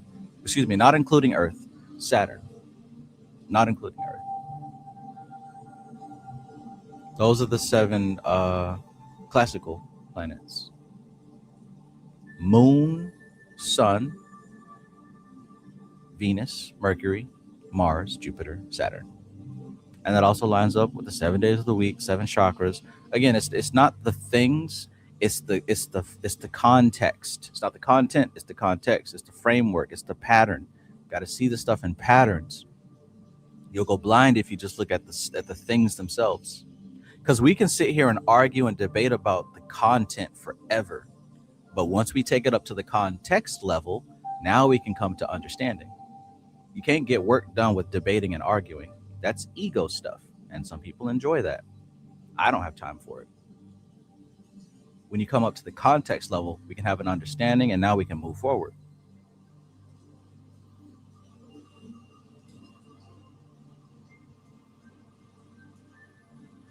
Lance says, Ganesha told me that his avatar was Michael Jackson, who could hold all that frequency. Man. I wonder if that type of frequency will be able to make itself known in this place again. Well, yeah, it will. It's depending on the person. But on a large scale, I wonder if that could ever happen again.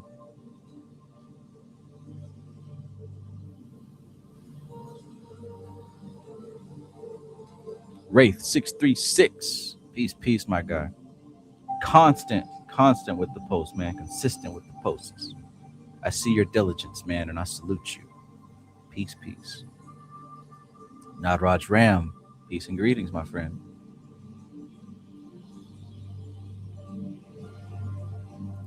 Treehouse Lee says an African student said he used to fast because he had no food for money, and Mikael gave him the energy he needed. Oh, Michael, yeah, you know what I'm saying? Absolutely.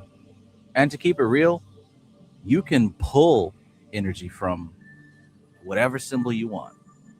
Doesn't matter. Once again, it's not the symbol. It's you using that symbol to tap into whatever.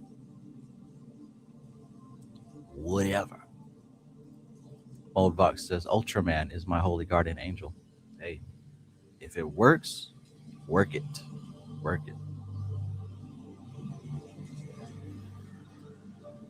Rosa Flame says Epstein files Michael Jackson, or a different one. I don't know about all that. I don't think he was on that list.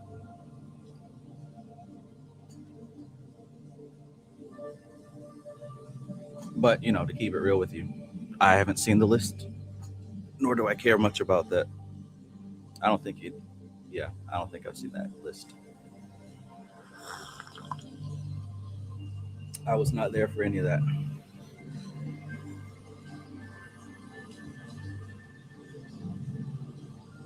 But hey, even if he was, that doesn't change the fact that there are people who tap into that symbol and pull from it what they need to.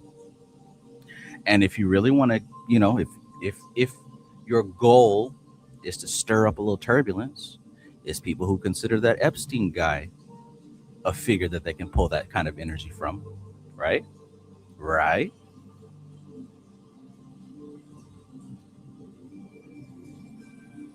Y'all just don't want to believe the truth. You don't want to believe it. Y'all trying to kill me? You killing me, man? This is not about music. I'm trying to have a relationship with my kids, and I can't do it. Y'all just don't want to believe the truth. You don't want to believe it. At this point, we briefly pause the interview to give Kelly a moment. Y'all just don't want to believe the truth. You don't want to believe it. I don't want to believe the truth. You don't want to believe it. No, you don't want to believe the truth. That's the realest line he said in that whole interview. Y'all don't want to believe the truth. You don't want to believe it. You would rather believe the bullshit. And I get it. That is the pattern of the human psyche. Let's continue. Cosmic Doctrine, Chapter 25, the law of action and reaction. By the way, if you don't know, you can download all these slides and the link that's pinned at the top of this comments and also in the description. Please download the slides. If not, that's fine too. But I'm letting you know it's available.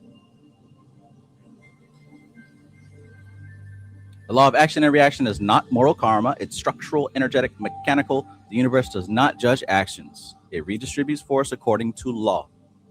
Boom. What action really means?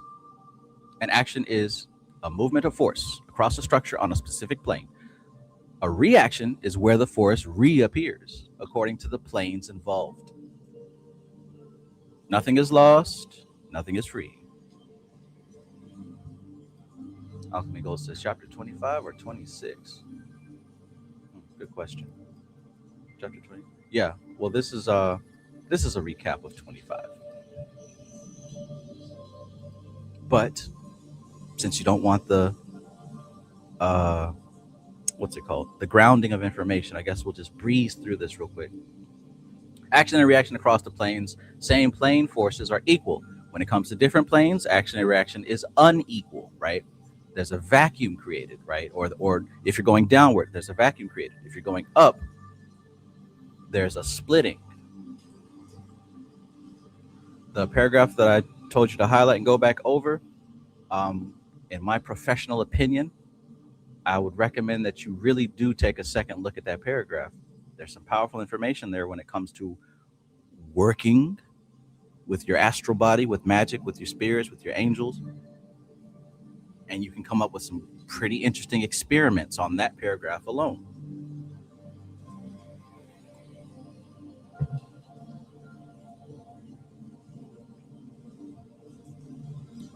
Fuck it, man. I don't give a damn. I'm the teacher in this classroom. I think this shit is important. We gonna go over it one more time. If you don't like it, clock out, get your stuff, go home. Force moving upward becomes more potent. Forces moving downward becomes weaker but denser. This is why smaller inner shifts can have massive outer effects. Addition versus multiplication.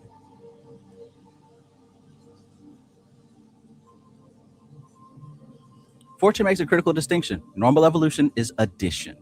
Slow, incremental, linear, and accumulated over many lives.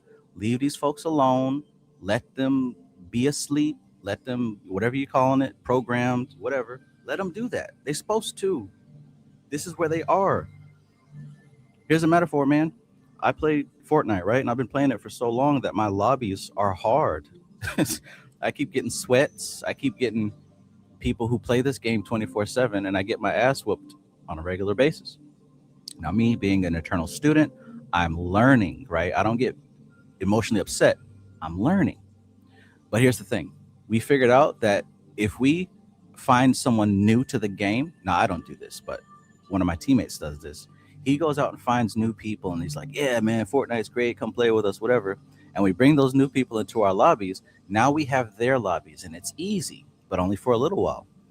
Because as we're playing in their lobbies, now their lobbies start to get hard. And when we depart and split ways, those poor new players are left with a lobby that they can't even have fun in, because now they have the people who are in our lobbies. That sucks, but that's an example of when you try to wake people up and you try to force people into awakening and all that shit. You're putting them into an environment that they didn't earn. See, we earned our hard, difficult, fucked up lobbies. That newbie that we roped in and used him for his lobby or her for her lobby, that wasn't a natural evolution for their skill level. They're thrown into basically they end up not playing anymore. But that's what you're doing when you try to force people to wake up, man. Now, initiation, right? That's initiation, right? Initiation, multiplication. It's accelerated. It's exponential. Each step amplifies what already exists. So that right there, right? If you ever play video games like that, that's a metaphor you can use. You can have your natural lobby where it matches your skill level, or you can start playing with some sweats. And then by the time you're done playing with them, now your lobbies are their lobbies.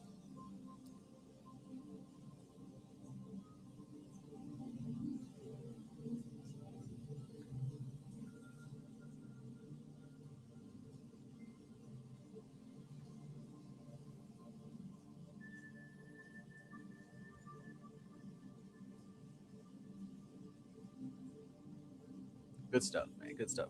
Initiation does not make you better. It makes you more.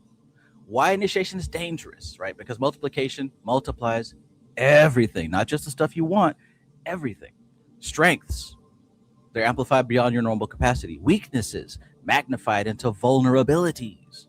Stability, enhanced or destroyed. Instability, escalated into a crisis. That's why I said, and I'll say it again, magic doesn't make you crazy. Black magic doesn't make you crazy. Demons don't make you crazy. They don't drive you insane. You bring that to the ritual. You brought that to the table.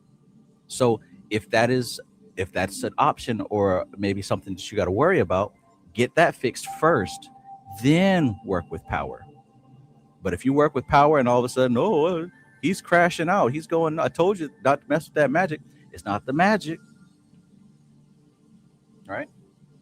So stability is enhanced or destroyed. Instability escalated into crisis.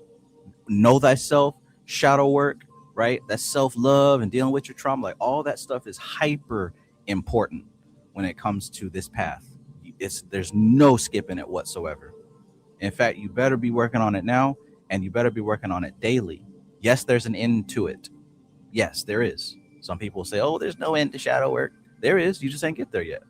I haven't got there yet, right? I'm realizing new things about myself all the time, and that's great. But I tell you what, I am far more emotionally stable than I was in the past.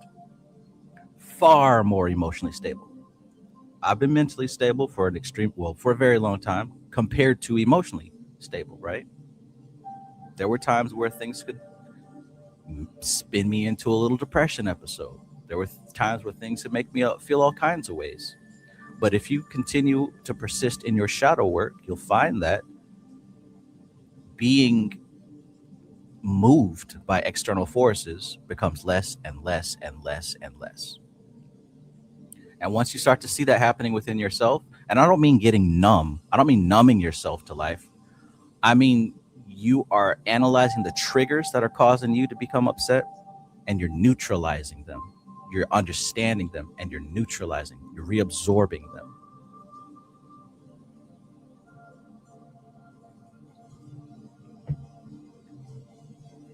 Because more than likely, those of you here, anybody can't just say something that'll make you upset. It's usually like specific people, right? Probably a past lover, probably a family member, somebody you look up to.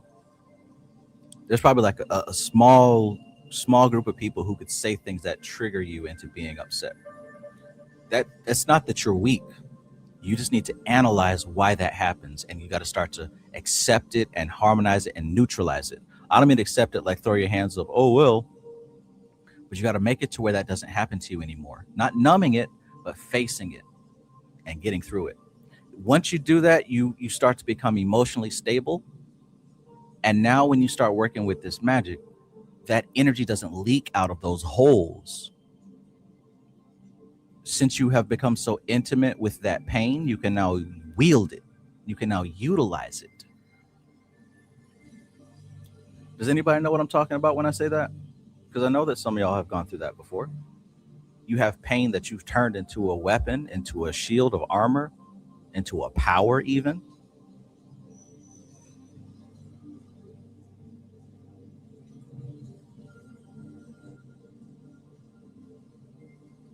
I am that I am says, you don't have an equal in the space, bro. No gas. Do your ish. I appreciate that, man. Thank you for that. Cool beans. Rainbow Orchestra says, not sure if this is off topic, but what do you think of creating dream lobbies for others to visit you in your dreams? I personally don't see a useful or appropriate reason for me to do that. I don't want people to visit me at my house, let alone in my sweet dreams. But it's very possible to create an avatar of anyone and meet them. Yes, that's possible. I've done it. You can do it. That doesn't mean that you will like show up at their house or even in their dreams. Don't get me wrong, right? There are ways that you can astral travel to somebody else. You know, Veronica just entered the video. She's very efficient at successful astral projection. In fact, there's a lot that I need to learn from her. Veronica, Olora, those two have very, very high proficiency with astral projection. So yes, you can actually visit people, but there are also ways where you can pretty much take the symbol of somebody or the essence of somebody and work with that.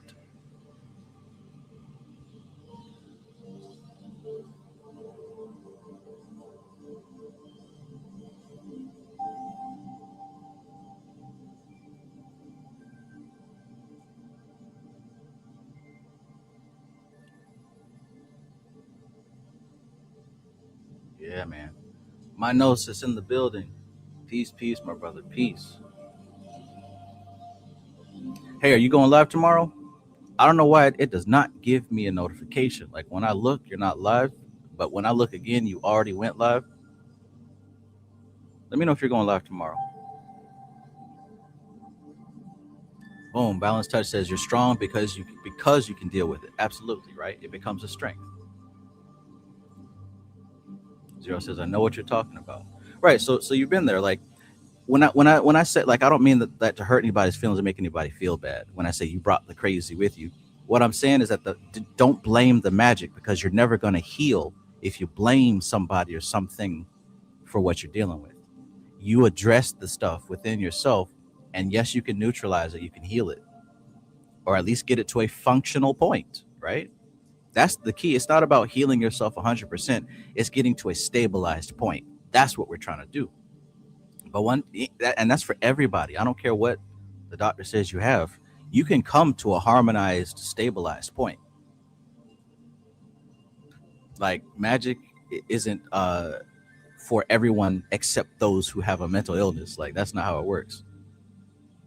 It's for everyone. Spirituality it's for everyone. But you have to come to a place of inner stability to deal with this stuff properly. You know what I'm saying?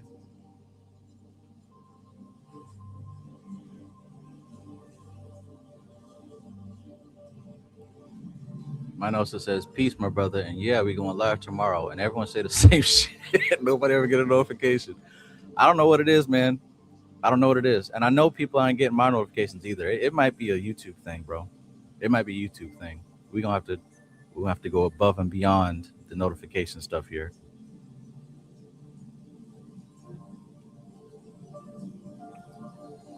But yeah, let's keep going. Let's keep going. Without structure, force explodes. Consciousness fractures. Crisis follows. You need structure, right? Mental structure, emotional structure, physical. You got to have structure. To go out there willy-nilly is asking for trouble. You need structure. The same way that, like, let's say I gave you $1 million. Now, if you had a structure for what you were going to do with that money, right, things would go very well for you. But if you didn't have a structure, it would be gone before you know it. It'll be gone before you know it. She said, this is why initiation is selective. Okay, sublimation and degradation. Two fundamental processes govern the movement of force. Two fundamental processes govern the movement of force. That's sublimation and degradation. What is sublimation? Sublimation is raising force to a higher plane. It's releasing energy and it's increasing potency. This is what sex magic is all about. It's when you take an energy, right? Say you take a root chakra or a sacral chakra type of energy, and instead of just executing it at the level that it's on, you raise that energy up and do something else with it. You raise it up to the heart level. So now you can be passionate about compassion, about, love or something. I don't know, whatever y'all do. You can raise that energy up to the throat chakra, to the third eye chakra. And now you can be passionate about higher level things instead of just passionate about passion. You get what I'm saying? Sublimation is taking a lower essence and taking it upward and transforming it, transmuting it. That's sublimation. Transmuting the raw primal forces into something higher. Then there's degradation. That's the opposite. That's sinking force to a lower plane, locking energy into a form, reducing potency, right? Both of these things are transmutation for sure. And both of those things we all do. But you got to be mindful and conscious and aware of what you're doing.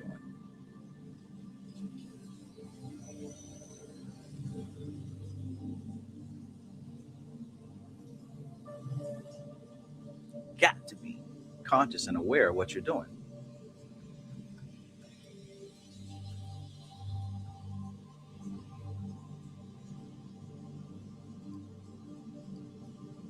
Matter as locked force. That's what matter is. It is degraded force. This is what the whole fallen from heaven is about. Extremely widely potential force, right? Force that can do anything. Because remember we say, oh, I'm God on earth. I'm a walking Christ figure. I'm God, right? It's true, but you probably don't know what you're saying. Let's clarify it. When you think of God and that infinite force, when it is taken down to the physical plane, it's being compressed, it's being limited. The human body doesn't have the same range of potential as a quote unquote God, right? So it must be restricted. This is matter locked into force. And guess what? This is also degradation. What's interesting is that what we call our soul is so vast that it doesn't just degrade into one person. Your soul is actually incarnating as countless people. You don't know, you could be a roommate with another incarnation of the same soul. You would never know. It could be your child, your parent, your lover, brother, sister, your ops, right? You and your enemy could have the same. Isn't that crazy, right? Isn't that crazy? Isn't that crazy? You're definitely not going to get that from Walmart.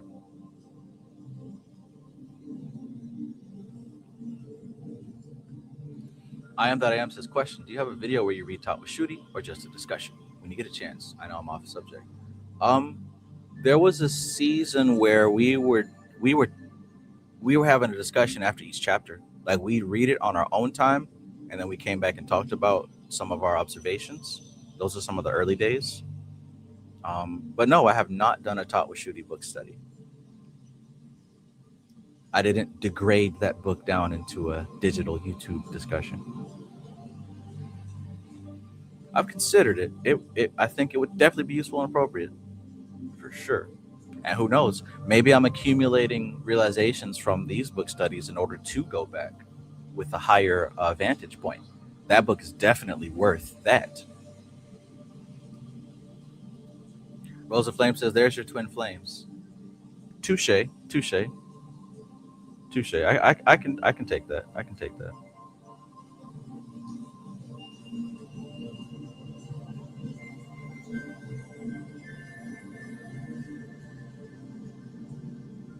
Matter as locked force. Two opposing forces locked into a vortex. Matter is not weak. It is constrained power. Release the constraint too suddenly, and destruction follows. Destruction follows. The danger of degradation. When force is degraded, higher structures are emptied. Vacuums are created. Empty structures attract influences.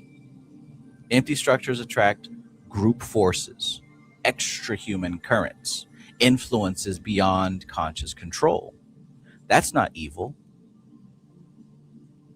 All that is structural exposure. You can now see the context.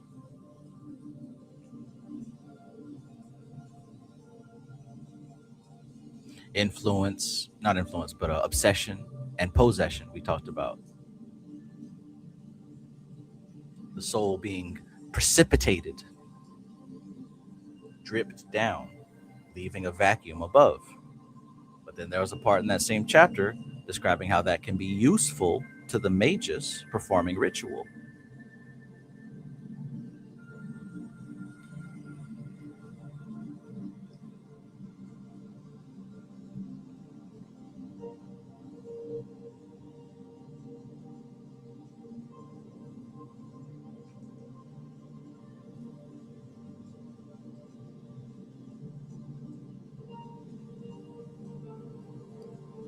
Nataraj Rem says, "What kind of context could we see weather modification in?" I know, conspiraganda, but the unusual effect on biorhythms has me focused on Kali Yuga vibes more than feels useful. I can see that. What kind of context? Personally, I would see that in the context of us as the human race and human potential getting closer and closer to a full mastery of the physical plane. The fact that something like that is even possible is displaying more of a mastery over the physical plane. There was a time where we could not, where this current swarm of souls could not do that. The same could also be said with artificial intelligence. We're coming to a certain mastery over psychology. And what comes with mastery, what that's also saying silently, is that we have reached the limit of doing something new with it. We've explored every corner of it. So I would say that weather modification would be a representation that we've pretty much figured out everything that we can figure out with natural weather, and perhaps artificial weather might be the next level of understanding. This is all about simulations and running simulations. And to run a simulation with precision, you got to be able to control the parameters of the simulation. I tell you what, man, simulation games certainly show you what it's like to be a demiurge, right? Running simulation is not about being nice or mean. It's about learning what would happen if certain ingredients were cooked at a certain temperature. Same thing with weather modification, same thing with GMO food, same thing with New World Order, and all the things that people are scared of and talk about as conspiracy theories. It's all simulation stuff. It's all simulation stuff. What would happen to the population if XYZ was introduced? Those are games designed for some people to learn from the inside and some to learn from the outside. And you know where you are.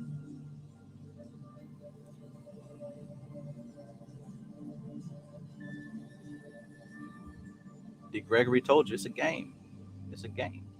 But there's a purpose to the game. It's not just done just because. That's my take on it since you asked me.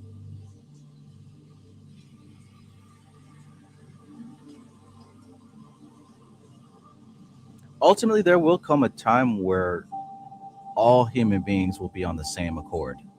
We're all going to be on the same wavelength. It's going to be singularity for real.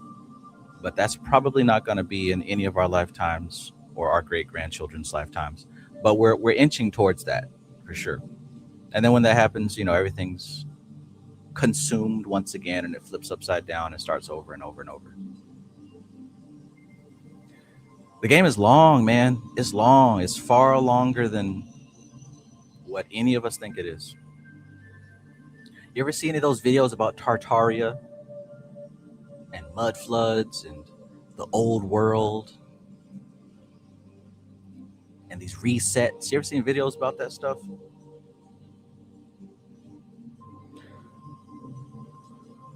I'm pretty sure that is evidence of previous swarms of souls that came through and lived in human bodies. And then they left, and then this new batch of humans came through. And maybe I'm jumping the gun, but I really feel like there's another transition underway right now.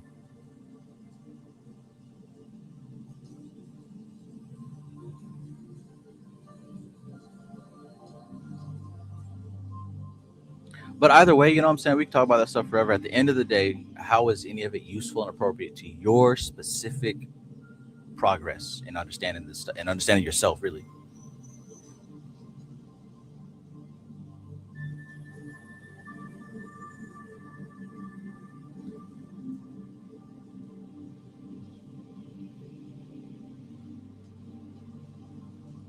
Nice. Nitro Dram says, Hills, yeah, Hot Springs, Arizona, or Arkansas. AR is Arkansas, right? No, that's AK. What's AR? Oh my God. AZ is Arizona. AK is Arkansas. What's AR? No, Alaska's AK. Arkansas. There we go. I'm tripping. Thanks. Hills, yeah, Hot Springs. Great little example of Tartaria around here. Buildings I remember being in. Nice, nice.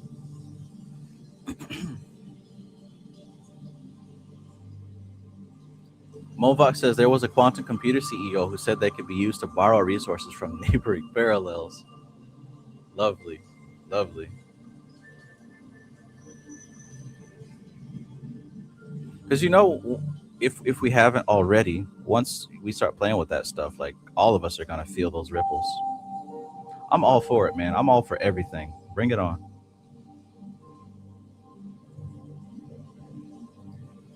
Sage Page says, thank you for the printable slides. You are very welcome. As long as it helps you retain and transmute this information, my job is done.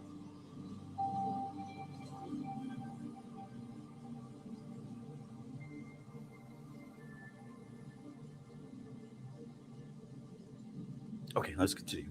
Because we got at least another chapter to read. At 1:30 a.m. Higher structures are emptied, vacuums are created, empty structures attract influences. All right. Degradation of the soul, explained. Discrimination weakens, right? The ability to discern truth from illusion starts to fade. What happens next? The will becomes passive.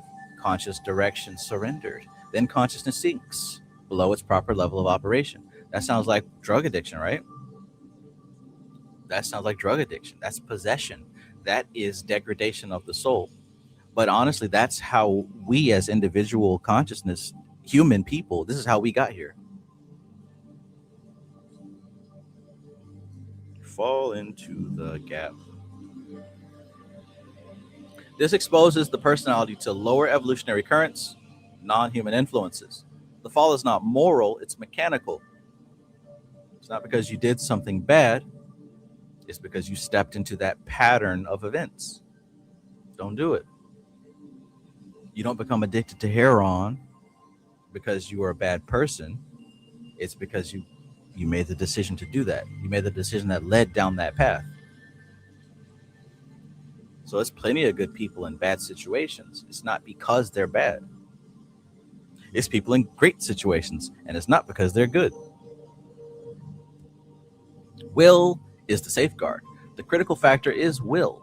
Receptivity must be intentional, deliberately chosen with full awareness, chosen, an act of conscious decision, controlled, maintained through directed attention. Passivity is not openness. Passivity is vulnerability. Transmission of force between planes, the law of exchange. When force moves, one plane gains influence and another plane loses influence. Force cannot act in two places at once. That's what I was saying. You can't be in two places at once. There's a shifting. There's a balancing that must take place. You don't just invoke and work with spirits just because you want to see what they look like or because you think it'll work.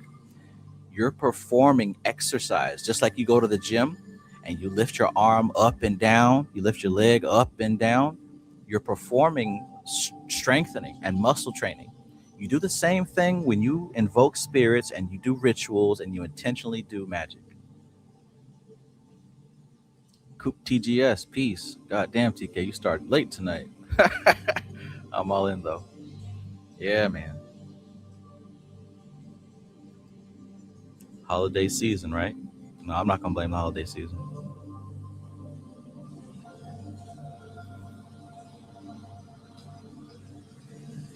Time.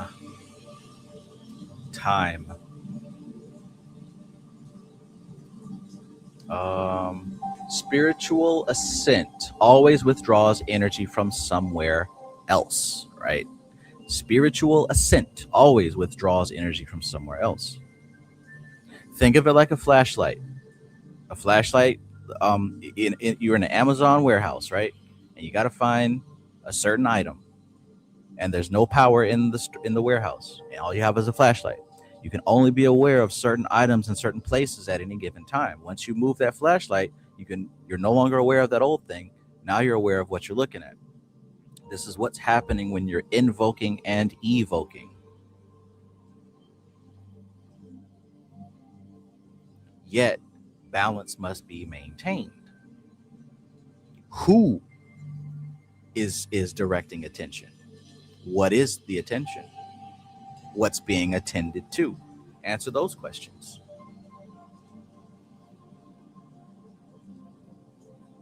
Oh, but I don't want to make Beelzebub upset. I don't want to make Baphomet upset with me. Who's upset? Where transmuted force goes, force rises to the highest organized level available. If no structure exists, force dissipates or causes distortion. Got to have structure. Above you and below you, got to have structure. Power follows structure, it does not follow intention. It's not about your intent. Not about your intent. You can have some strange intents, but if that structure is right, you're going to get some strange results.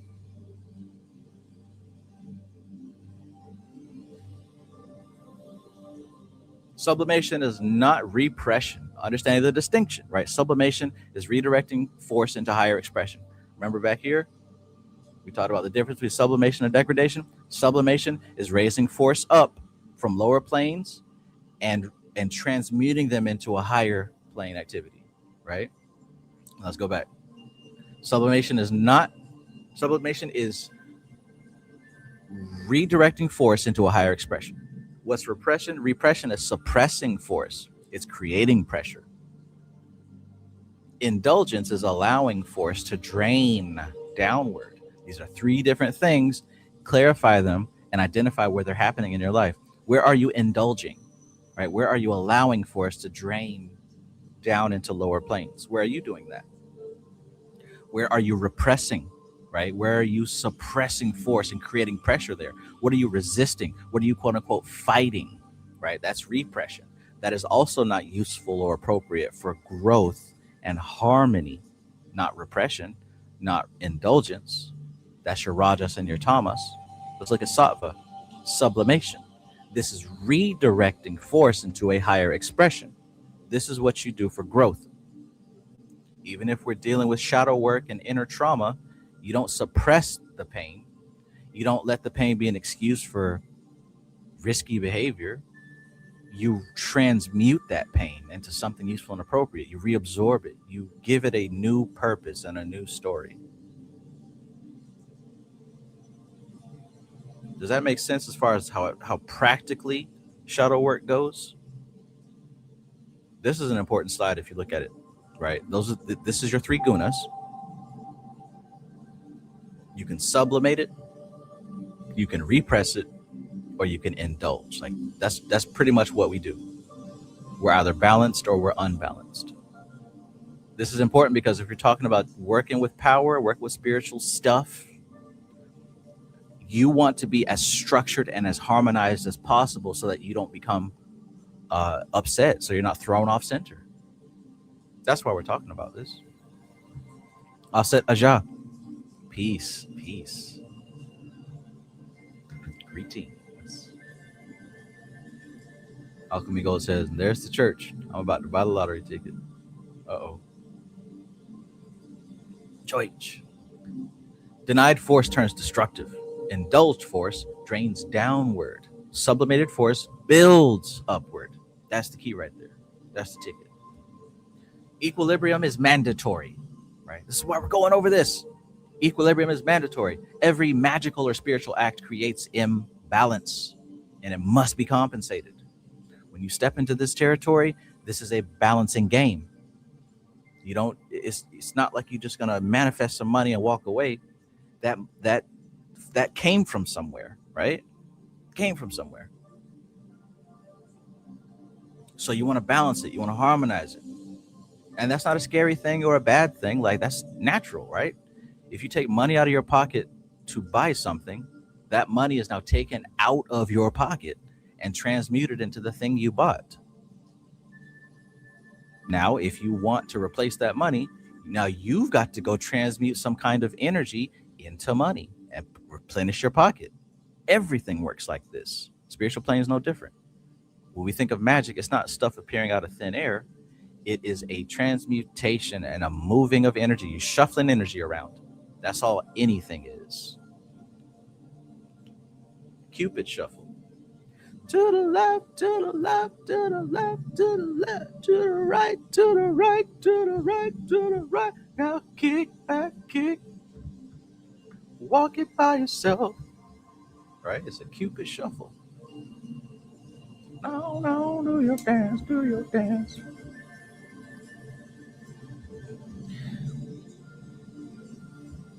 To bring force down, something must rise. To raise force up, something must release below. This is conservation of energy across planes.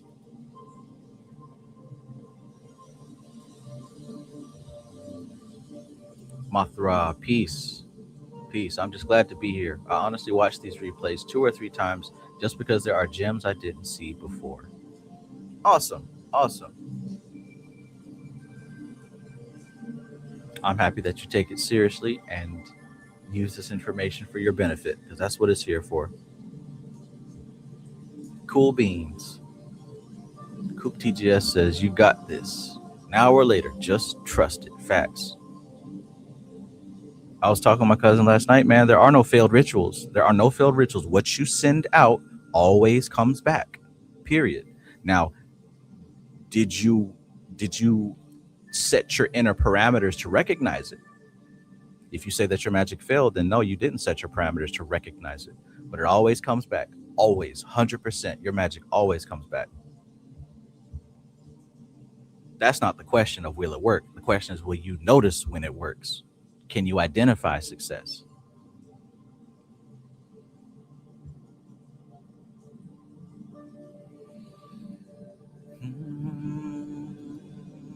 Balance Touch says, Abraxas told me the other day that all millionaires got their money because of their pain.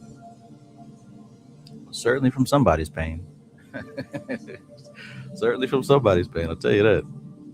But yeah, I can see it. I can see it.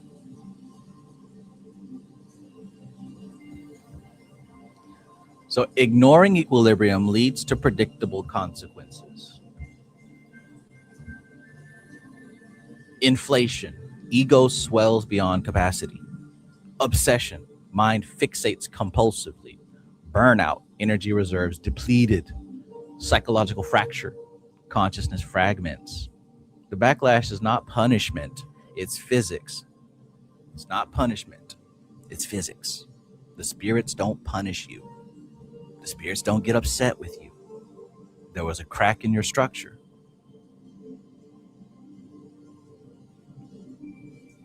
You might not know how to make a spirit happy again, but you do know how to fix a crack in the foundation.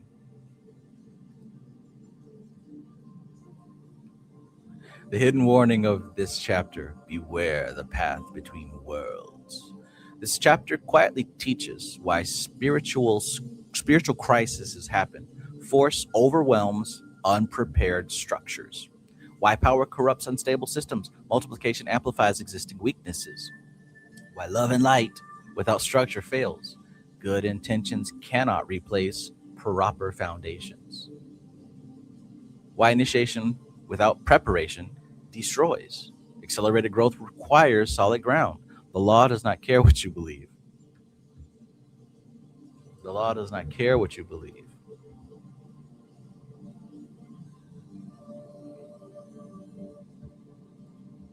So don't you take it personal. Don't take any of this and none of this is personal. It's all patterns. All of it. Cause and effect. One sentence summary. Force always goes where there is room for it, and structure determines what happens when it arrives. That's a gem. Maybe screenshot it. Force always goes where there is room for it. Somebody here said nature abhors a vacuum. But not only that, structure determines what happens when it arrives. Structure determines what happens. So what's that mean? Before you go invoking power, get yourself some structure.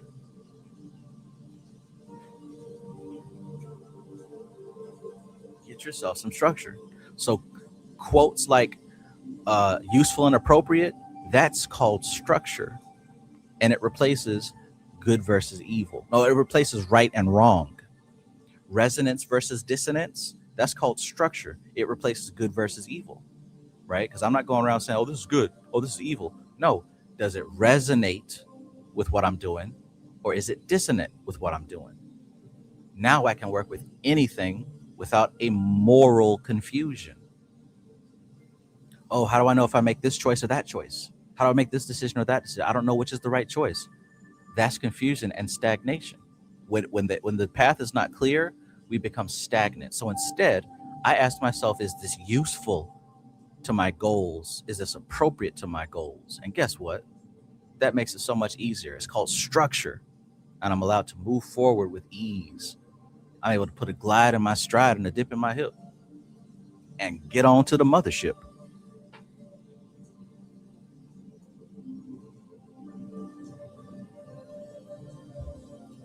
When I build my library of correspondences, guess what that is? That's structure.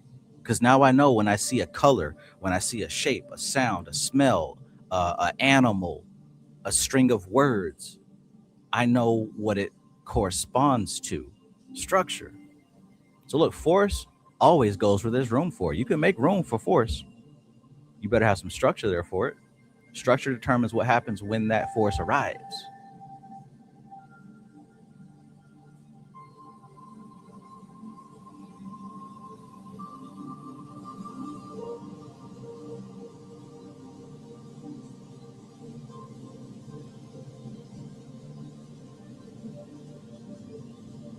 When emotional overwhelm, emotional upset happens, guess what? Maintain your frame. Be ever vigilant. Exert your influence. Always be leading. If you think about them words, you'll start to have some clarity on what to do next. Structure, right? This is why I keep saying this stuff, because it's the structure that I use personally. Maybe you can use it until you start to build your own. Maybe you have your own. But the important thing is that structure needs to be there if you're trying to pull energy in, because the energy is not gonna, it's not gonna fix your life. The energy put into structure will fix your life, right? WT says, and when you follow what's useful, you'll find that you're in alignment. It's like letting the current flow you versus trying to swim against the current. Facts.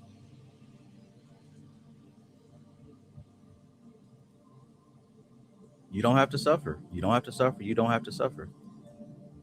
That's a structure. So if I find myself suffering, I remember I don't have to suffer. And then I check my subconscious mind if that's true. And my subconscious says, yes, it's true. You do not have to suffer. And guess what happens? I start looking for a different story to illustrate my life. Which, by the way, that's what we do. Our lives are the stories that we tell ourselves. And if I'm suffering, there's a story there where I am a character which suffers. And last time I checked, I don't have to do that. I don't have to suffer.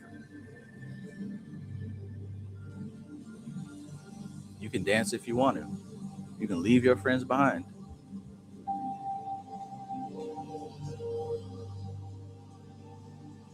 But I'll tell you what, if they don't dance, they're no friends of mine.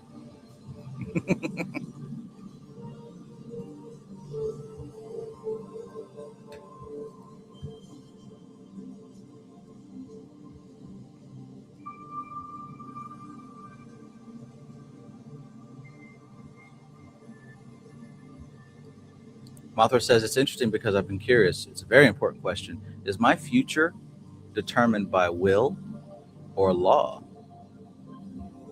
Well, the very first answer that I would have is you need to explicitly define those two terms. Hell, those three terms. What is your future? What is will? What is law? You got to be explicit on those terms. But if you were to ask me to answer that question, I would say law. Because even your will is a function of law. This is nothing but the simulation is a law.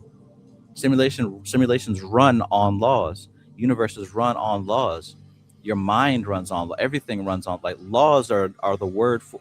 That's what I'm saying. You got to define that word. But a law in the spiritual sense, it's not something that a man wrote down and said you can or can't do. In a spiritual sense, a law is a description of the parameters of existence. For example, a spiritual law is there's a compressed center that things revolve around. That's a spiritual law. Spiritual law are contexts, not content. A spiritual law is the three gunas, Rajas, Tamas, and Sattva. That's a spiritual law. A spiritual law is the 7 planes, with one plane being dense and the opposite plane being extremely subtle. Those are spiritual laws. And because that is inescapable, because we exist inside of this simulation, your future is determined and your past is determined by law. You think of it like this: if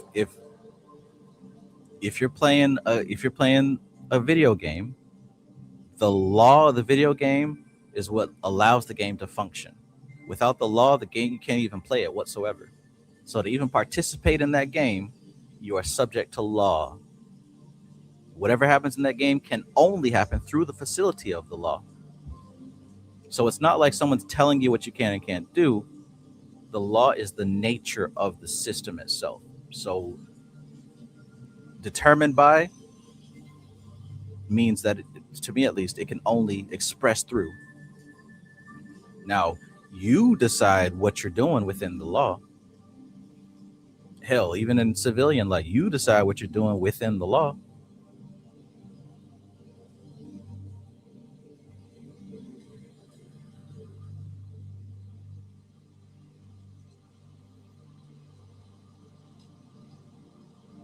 Let me know how that translates to you. Law. I am the law. Orientation going forward. As we move on to the next chapters, observe carefully. Limitation creates power. constraints, focus, and directs force, right? Limitation is a good thing in the spiritual planes. If your goal is to realize more and more supreme levels of self. Death restores balance. Dissolution releases locked energy. Evolution proceeds by law. By law. Boom, there it is right there. Evolution proceeds by law. Not comfort, not preference, not belief. Chapter 25 is the mechanical foundation of the path. So, the path continues. You now understand the mechanics of force transmission across planes. What follows builds upon this foundation, each principle interlocking with the last, revealing the architecture of consciousness itself. The universe operates by law. Your understanding of those laws determines your ability to work with them. Continue forward with eyes open. You heard? With eyes open.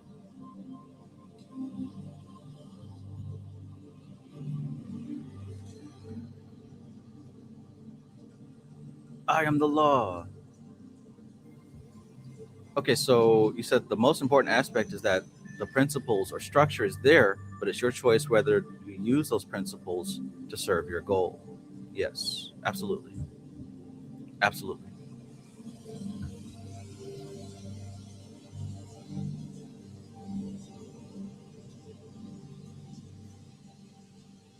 But, we could also go into what is it that determines your choice? What is free will? Is it free? Because remember, there's even levels to that. Conscious mind, which is the dude that they sent out to bring the buggies back in from the parking lot. Then you got the subconscious mind, which is the store manager. Then you got the unconscious mind, which is the billionaire who owns the entire company and goes to Illuminati meetings. So when we say free will, who really has that free will? The conscious mind, the subconscious mind, the unconscious mind. And because you, once again, and this might be for later work, you got to break down you. When you say your choice, you got to break down you. Who is you? What is you? Am I the body? Am I the mind? Am I the subconscious mind? Am I the unconscious mind? Am I none of these things? Am I literally just awareness, consciousness awareness, observing this game from this angle? Does any of this really matter? Do I even exist? And are the answers to any of these questions useful and appropriate? Good golly, Miss Molly.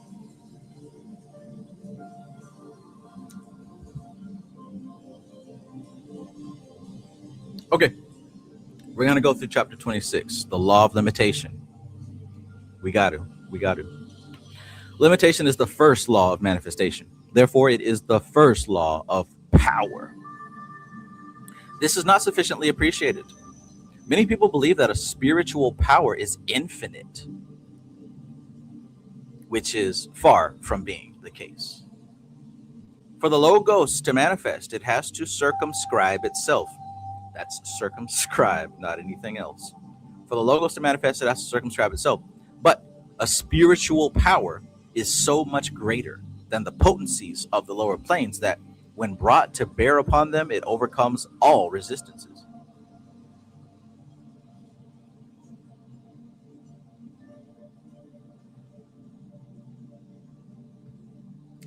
Oh, that's funny too. Many questions I ask myself. Right? Who is myself and who's asking the questions? It never stops, man. It never stops. These questions, I think, like the self-inquiry has the same effect that this book has. It should like overwhelm your conscious mind from trying to figure everything out and force you to find a different way to figure things out. There's a type of person who heavily relies on their intellect, and people confuse intellect with wisdom. Hell, we confuse intellect with being smart. Intellect does not mean smart. You can know a lot of stuff and still be a dumbass. I think that self-inquiry really causes it. I think the goal of self-inquiry is to cause you to rise above the intellect. That's where the truth is, above the intellect. Because like the intellect, it has an ulterior motive. And once again, the intellect is not you. The intellect ain't even you. It has its own agenda. And it's so slick. It convinces you that y'all are the same being. The intellect convinces the self that the self is the intellect. That's what's wild out here. That's what causes all the suffering.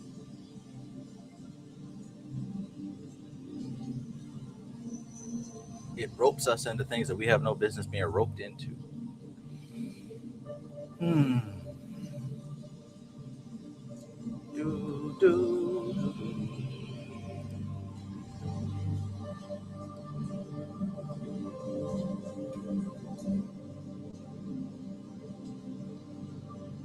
All aboard the crazy train.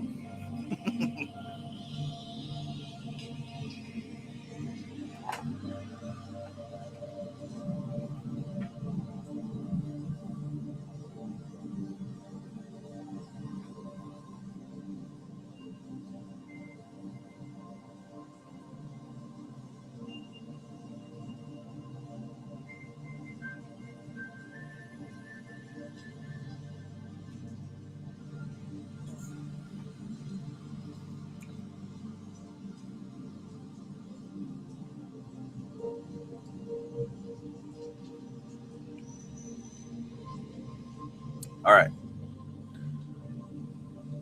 But in order to bring any energy into manifestation, it is necessary to provide it with a form or vehicle, right? The form is built in the substance of the plane immediately superior to that upon which it is desired to produce an effect. Blueprint. And through this channel is directed the force it is desired to invoke. To invoke a force without directing it is to disperse it. And why would you do that? Why would you do that? Now keep in mind, like the metaphors that I give, especially around this subject, you've got the iPhone blueprint on Steve Jobs' computer, right? Then you got the iPhone in your hand, and your neighbor has an iPhone, and your parents have an iPhone. One person dropped theirs and the screen cracked. Somebody else over here downloaded some movies. Somebody else over here just uses it to send texts. But none of those iPhones affect the blueprint.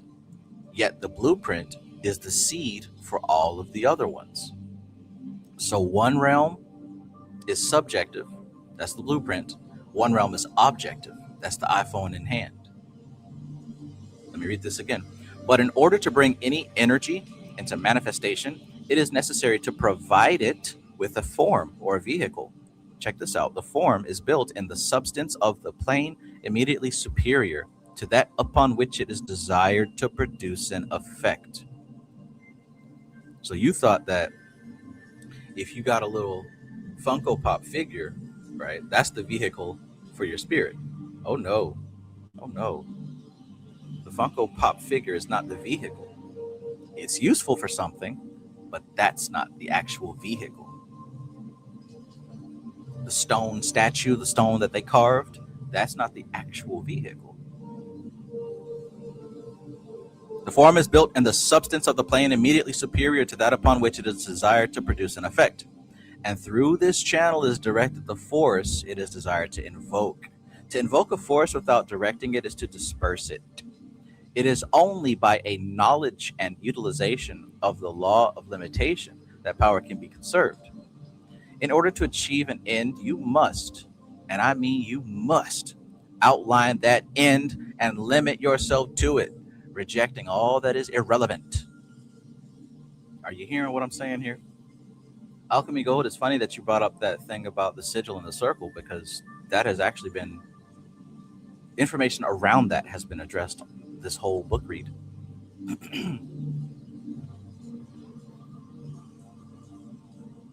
And note this point. The first process in the invocation of power is the rejection of that which is irrelevant. Right? Now you got a laundry list of what is irrelevant. Bill Gates is buying up the lettuce. Trump signed a piece of paper. It's a long list of irrelevant things.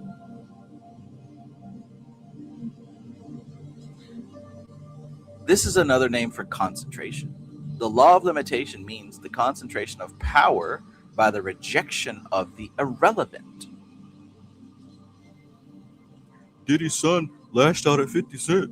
They're going to have a beef. This is not sufficiently understood. In all undertakings, the prime requisite for success is to know what you cannot do. This is discrimination. Delicious info right here. Delicious info right here. The law of limitation is the necessary corollary of the laws governing the invocation of power. The law of limitation is the necessary corollary of the laws governing the invocation of power. When it is desired to put through an enterprise, first proceed to think the matter out in all its details, clearly outlining the end it is designed to achieve. Next, consider the means whereby that end may be achieved. Next, proceed to eliminate all desire for anything unconnected with that aim. This is a most important point.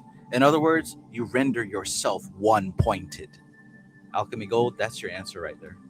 That's the answer in Dion Fortune's words. Man, oh man. Man, oh man. Don't take my word for it. If I'm saying this stuff with like a matter-of-fact tone, it's not because Dion Fortune wrote it in her book, and I love Dion Fortune. It's not because I want to sound cool and authoritarian. It's because I done tried this shit and worked it so much that this is a no-brainer to me. This is a no-brainer to me. So don't take my word for it. Try this information out and see if what she's saying makes sense to you. Them 2 paragraphs that was highlighted right there, shit. If we have any students of any of my classes in the past, you've done this before. So you should know that this information is true and correct. And now that you know how the game works and you've done it yourself, you should keep doing it until you become an expert at it.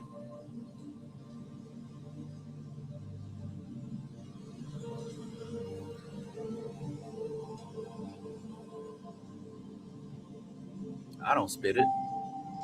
That's not me. I don't spit it.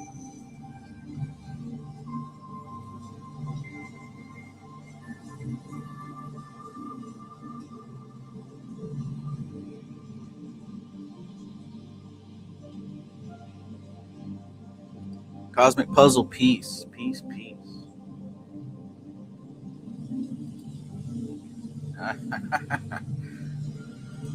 Mothra says, Trav, I've heard positive and negative interpretations of this. Is it all chaos or designed by the higher self? What's the difference? You tell me what's the difference. You tell me what's the difference.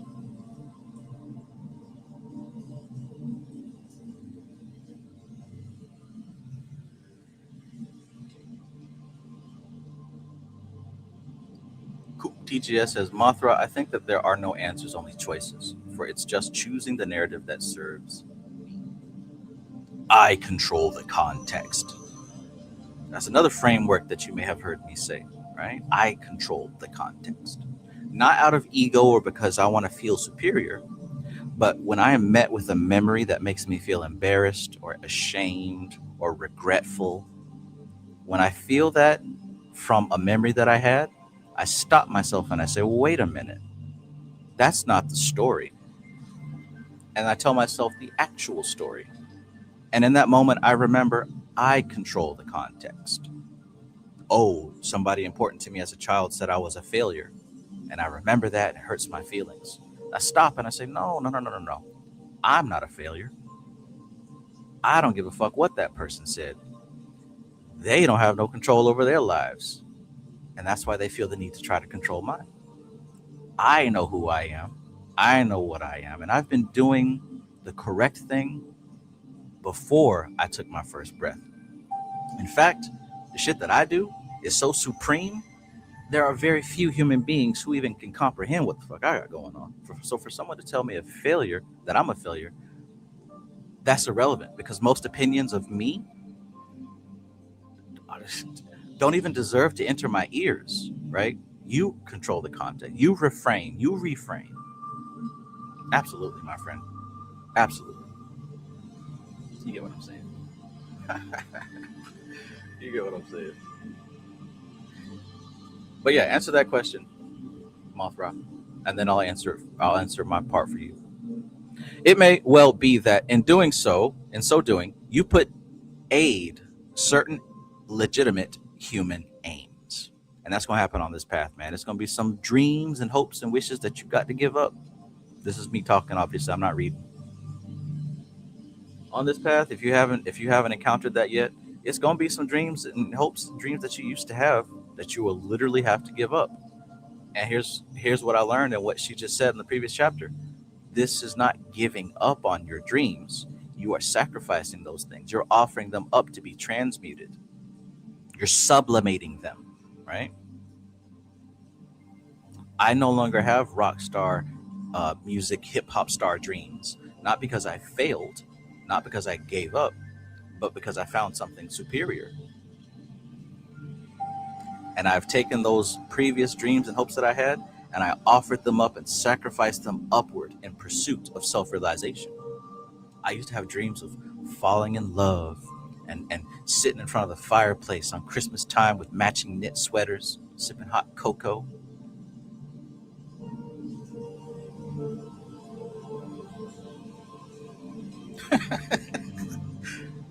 That sounds fun. But you know what? I ain't finna reincarnate to experience that. If that's not happening now, so be it. So be it. It doesn't draw a tear from my eyes. Not anymore. I sublimated that desire. I've sublimated most of my desires of the past. Because I realized they weren't coming from me. They weren't coming from me. They're coming from this physical body, from the hormones, and from the people who raised me and told me what I should expect out of life.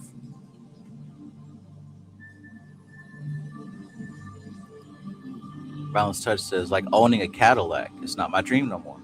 Right. And it's not because you can't afford it. It's because you have gotten more mature in your perspective. Alchemy Gold says, making cookies and milk for an egregore.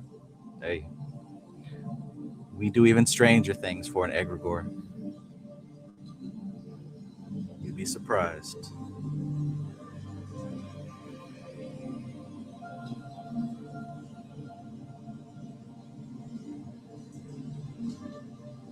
I mean, don't get it twisted now. If you don't abide by the rules of certain egregores, your life can be, very uncomfortable.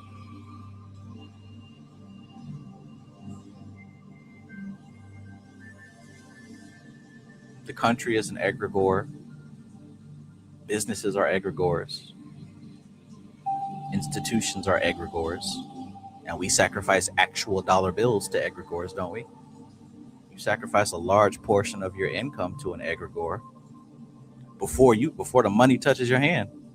Before the money goes into your pocket, you got to sacrifice a portion of your income to an egregore.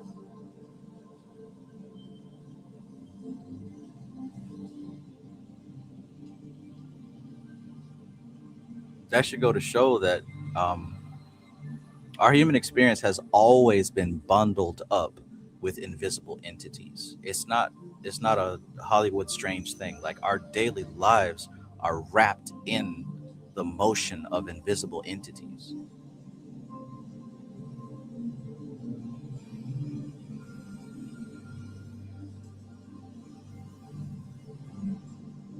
Oh, well, a group of people got together on Jekyll Island and they created the Fed and this and that and we're not supposed to pay income, constitutional. All that stuff may be true, but like you're going in the wrong direction. You can't do nothing about any of that information. Focus on what you can do, how you can adjust and pivot and move within the parameters of the egregore that exists. Who cares how it was created? It exists, and it's pressing its thumb against you.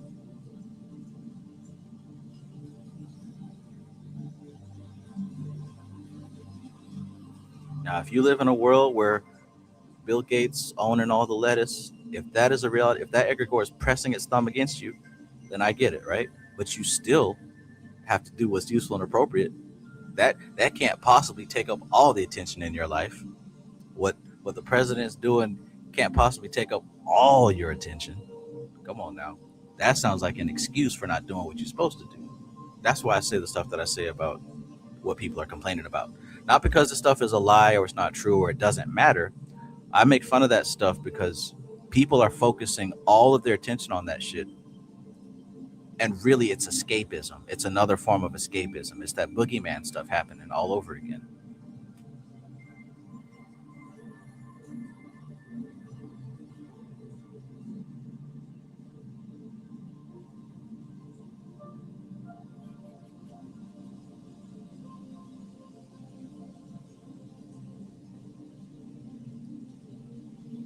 Mothra says, nah, the root social matrix is pure BS. Humanity is insignificant. Relatively, I'm ready for post-human brutal facts. Are you really? Because I can give you some. The human race is a slave race designed to breed and to grind and toil the land. That's what the human race is. And many people incarnated into those roles because that is one of the roles that take many, many, many, many, many lifetimes to develop the higher faculties of what we would call a soul, to develop individuality and a sense of automation. You can only develop a sense of automation by being a slave for a long time, because how else can you realize what slavery is? How else can you realize that that's not the place to be? Yes, everyone will make it, but guess what? No time soon. No time soon. So it's a wonderful thing that you do know this or you're aware of this information now, because that means you're getting closer and closer and closer. But don't look to your left and to your right to find a companion or a comrade. Don't look to your left and your right. You're not gonna find them. You can look in the mirror, maybe, but you're more alone on this journey than you feel right now. More alone on this journey than you feel. But I'll tell you this, the fact that there's like a YouTube channel, a YouTube chat, you know what I'm saying? The fact that this right here even exists shows that more and more people are coming up to this level. That's a good thing, not because it makes you feel less alone, but it shows that the human race itself is starting to rise out of being merely a slave race. So that shows that the entire class that's in session right now, the swarms of life that are inhabiting human bodies right now, that shows that the mass is moving closer to a level of liberation. That's a great thing. And remember we talked about addition versus multiplication? The closer we get to more and more self-realization, the faster this process accelerates. Now, AI is a curveball. I don't think we'll see anything crazy in our lifetime, but hey, who knows? Who knows? Even the higher ups, even the higher ups, quantum crystal balls stop working around this time frame.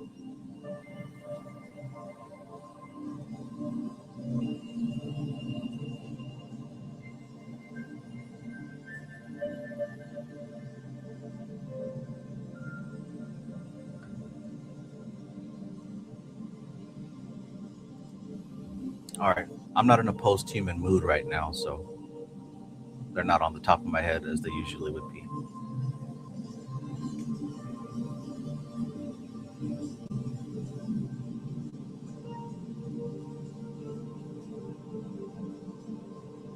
Thorough preparation means quick completion. I like that line. So it may well be that in doing so, you put aid certain legitimate human aims, put them aside with the proviso that in due season their claims shall be considered, and then proceed with utter ruthlessness to limit yourself to the matter in hand, so that you have but one desire and all else is subordinate to it.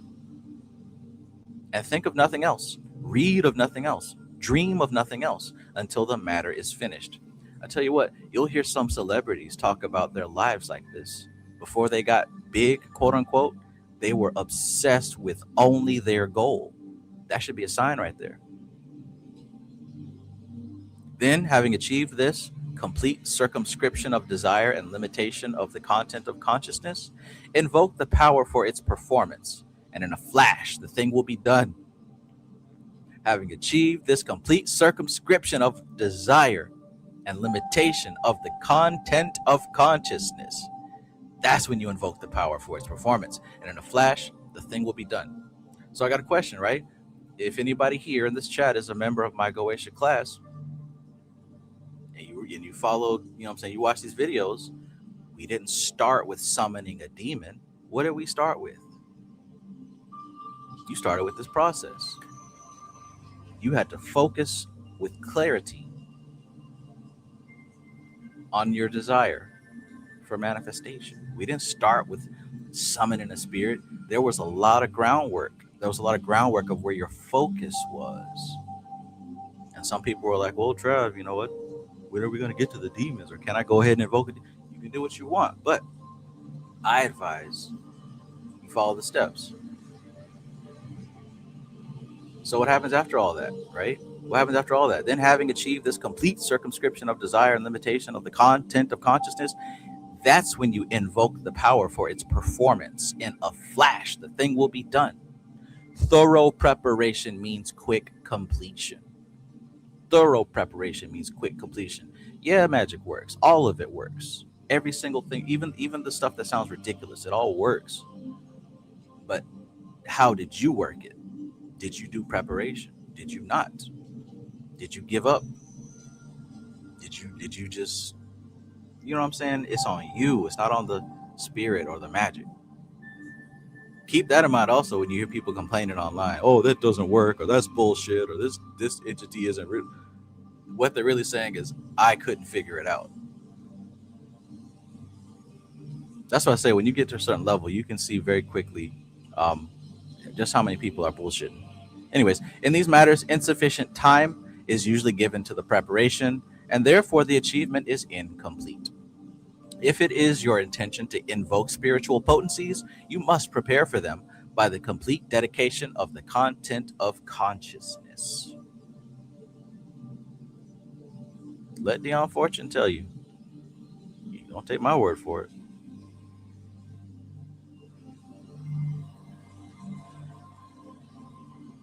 If it must not be forgotten, however, that such a narrowing of consciousness would destroy the balance of nature if persisted in unduly. Therefore, learn to alternate periods of concentration with periods of expansion and fullness of life, so that the broadened consciousness and developed character act as a background for the intensification and limitation of desire, which brings spiritual potencies into manifestation on the physical plane. It is the lack of this proportion which leads to fanaticism and lack of balance. So look, it is not a flex to be in hyper-focused Magus mode 24/7. I learned that shit the hard way. You will burn yourself out. The key is to hyper-focus with stupid obsession and then do the opposite, right? Go completely NPC, right? Alternate from hyper-focused God walking the earth and then go back to NPC. This is why, I'm saying, you hear me talk about playing Fortnite, or I post dumbass memes, or I do a bunch of human shit. You have to rotate like that. It's a breathing out and breathing in.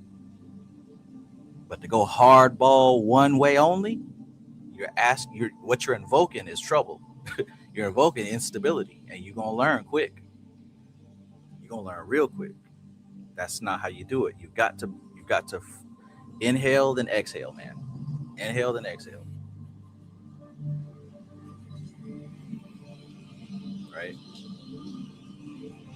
Let me go for a period of time focused on nothing but Lakshmi, right?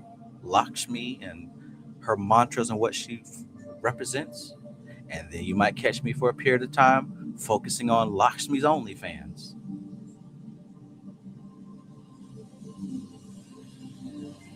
You get the metaphor.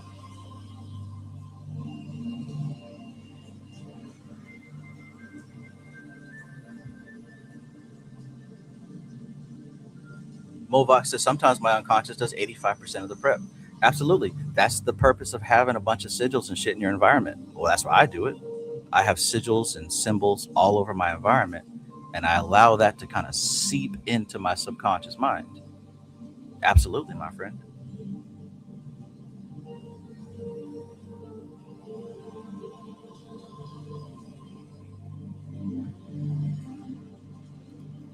Like meeting the manifestation halfway. Right. Yeah, so in those terms, the work is always on for me. Subconsciously, yes, I'm 100% magician, magus, 100%. I am, yeah, not human being playing magus playing human being. I have to come down to play the human game. So in that respect, as far as the subconscious and programming myself, yeah, the game is on 24/7. The magic is on 24/7. But in the conscious mind, I'm not consciously focused on, oh, I got to be doing this. Like I have to take an NPC. I have to let myself be an NPC. Just be on autopilot. You know what I'm saying? Experience being,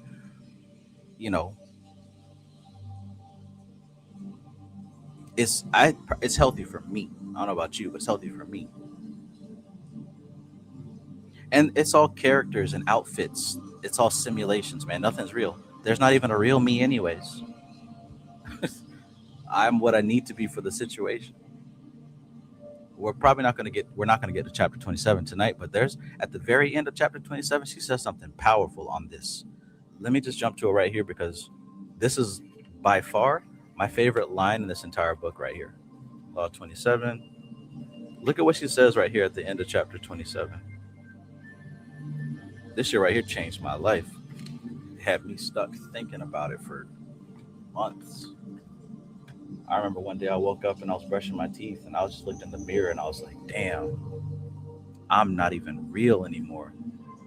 Look at what she says here at the end of chapter 27. She says that, remember this and meditate upon it. And I did. An initiate is a dead man who manipulates his body that he may thereby serve those who cannot otherwise be approached.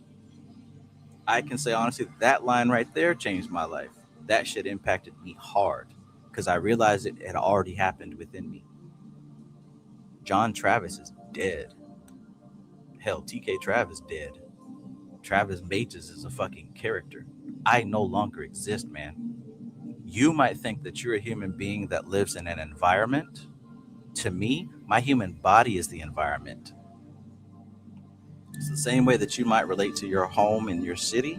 That's how I relate to my body. My body is the environment that I live in. But the person that I was don't exist no more. Don't exist no more. I realized that I had to let go of cherished memories.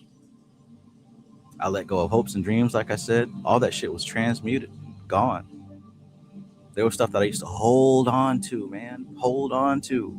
Because that's what defined me. That's how I defined who I was.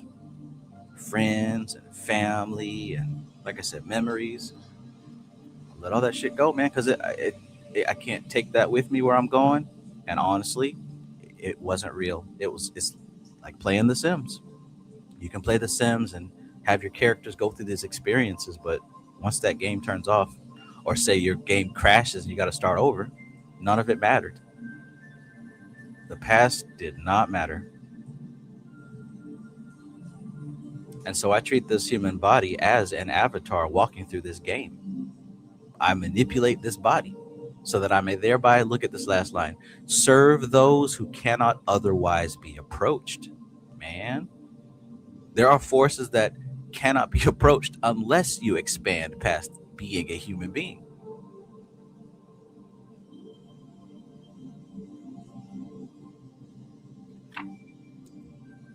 Now, trust and believe. There are things that I could say to you to think that I'm making myself sound cool. That's not one of them. That's some shit that I think about constantly, man. The person who I used to be and the memories that I cherished, gone, unrecoverable, some of them. And it doesn't matter. Doesn't matter. We miss you at the church. Come on to the church. Nah, I'm good on that. God bless you, though. I hope that everything is wonderful.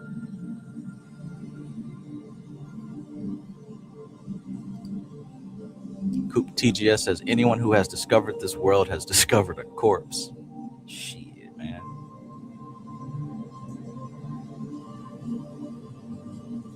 I possess this body when it's time to interact with this physical plane. But anyways, that line right there, that to me, that was the most profound line in the book when I read it the first time. And it literally stuck with me ever since. I saw it, man. I had hoped to get to that chapter tonight, but hey, I'm combing through these words with a fine-tooth comb because there are jewels and gems and diamonds in every sentence, and I feel like it would be a disservice. It would be a crime for me to not try my best to expose these gems to those who can hear and who can appreciate the gems. I know most people can't. I'm aware of that, and I'm not here to save anybody, but as for the love of the game, you got to understand, for the love of the game itself, I'm digging through these gems here because I know that there's somebody else who can get it and it can benefit them. And if that happens, that's awesome. My job is done. Because it's not as much fun keeping it to myself. I'm excited about this because I genuinely think that this is the best stuff in the world. I genuinely believe that this information is the most important shit in existence, at least that I have access to right now.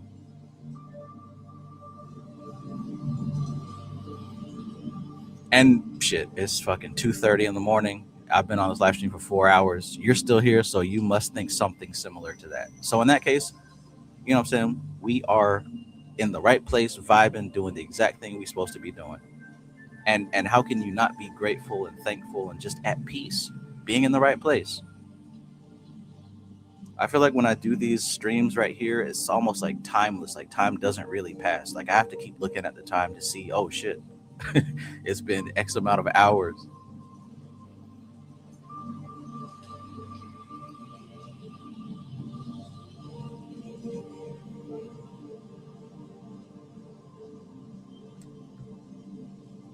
Love it though. Love it though. Ooh, I missed an opportunity for a clip. As far as being a dead man, myself being a dead man, the old me, dead and gone. I hate to say it. I hope I don't sound ridiculous. I don't know who this man is. I mean, he could be walking down the street. I wouldn't know a thing. Sorry to this man. I wouldn't know a thing. Sorry to this man.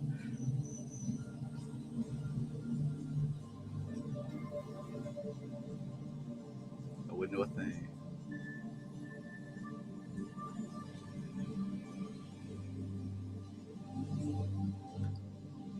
There is no spoon.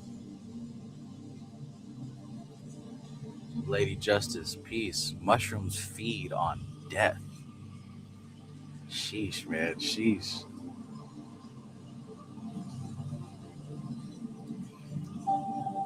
Badlands Touch says, blood is thicker than water. The blood of the covenant of the Creator is thicker than the water of the womb. Blood is thicker than water.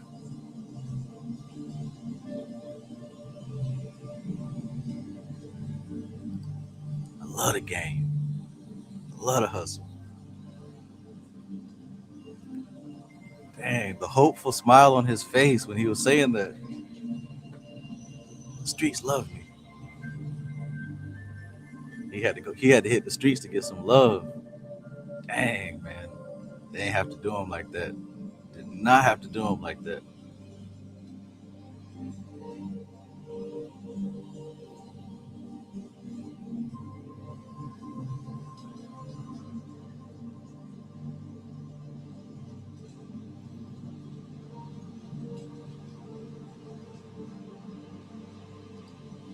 Cosmic Puzzle Piece said, man, you talking the same shit Shiva told me.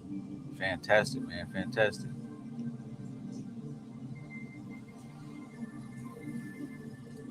Deja Divine Jewel says, glad I could be here for it. Me too. Me too. Again, me too. I'm at work taking it all in. Absolutely.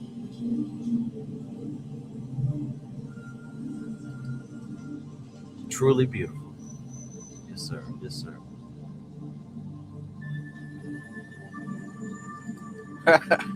Oh, wow. So many opportunities. Still waiting on the ambulance clip, right?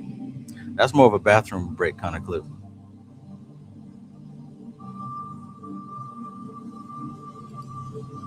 Uh-oh. Steve Jobs is dead. I'm dead. Yay. Ye's known for great quotes now.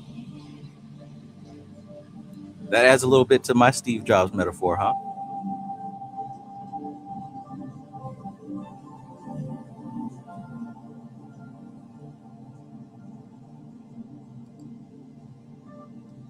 Travis tends to discuss what we're going through. I'm learning to just accept it.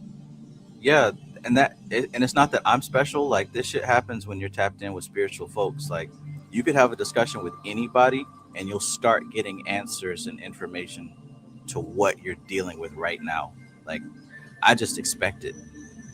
If you start talking with somebody spiritual long enough, you're going to start getting communication on your situation. Like, it doesn't matter, hands down.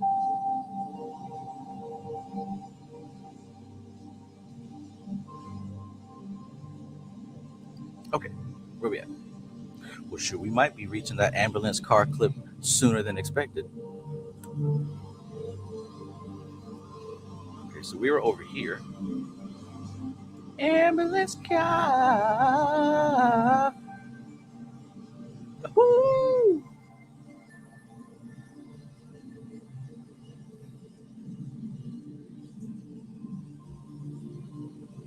If it is your intention to invoke spiritual potencies, you must prepare for them by the complete dedication of the content of consciousness. Come on now.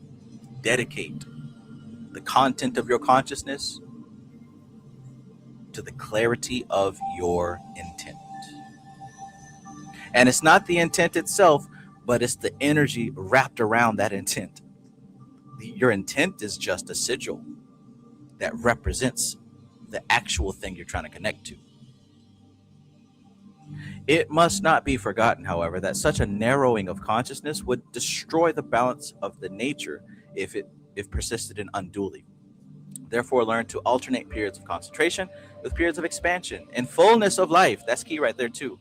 Like, don't be too spiritual that you can't be a regular person. Like, indulge in being if you're someone like me who often gets too spiritual, indulge in being a regular basic ass human every now and again. Not all the time, but every now and again, right? Every now and again. Go outside and hit the black with the homies, right? Go play some basketball or eat some chitlins. Do some of the shit that the old human self would do. But do it ritually, right? With the intention of doing the opposite of what you were doing, which is being focused on the work 100% of the time. Okay, so therefore learn to alternate periods of concentration with periods of expansion and fullness of life, so that the broadened consciousness and developed character act as a background for the intensification and limitation of desire, which brings spiritual potencies into manifestation on the physical plane. It is the lack of this proportion which leads to fanaticism and lack of balance. Throw your hands up.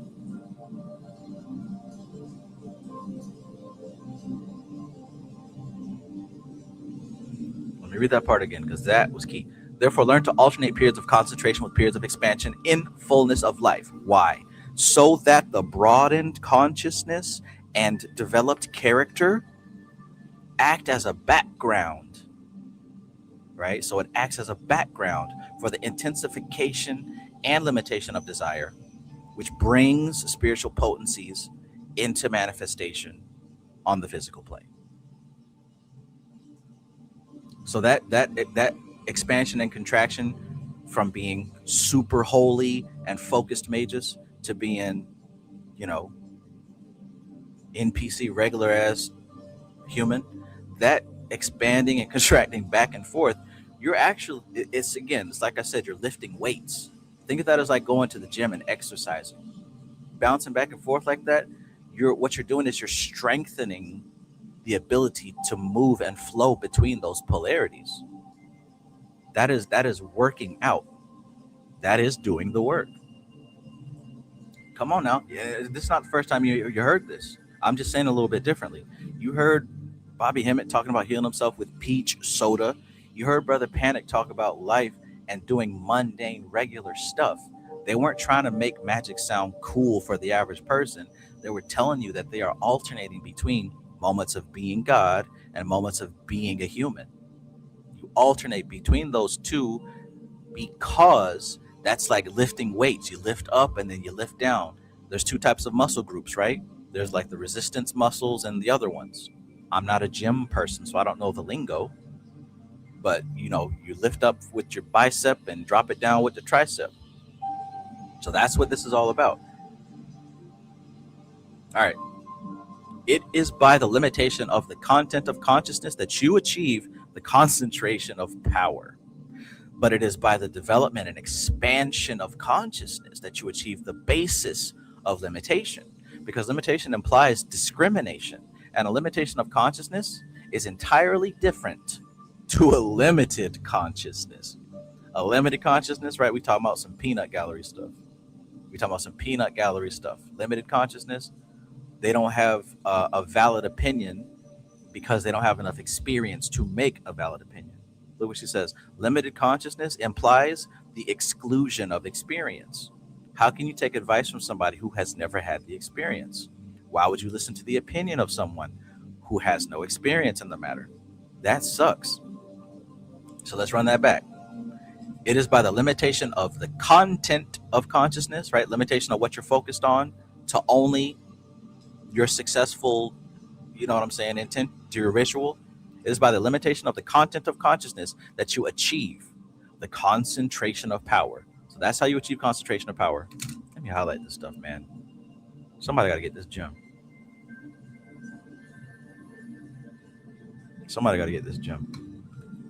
Right? But it is by the development and expansion of consciousness, right? That going back and forth between big dog to little dog, big G to little g. But it is by the development of an expansion of consciousness that you achieve the basis of limitation. You got to have that basis of limitation because limitation implies discrimination. That means you made a conscious decision, a deliberate decision. You're terraforming your path, right? You're directing your path. You're developing actual free will is what's being said here. You're developing actual free will. Not, oh, I chose to drink a Capri Sun today instead of a Coca-Cola. Actual free will.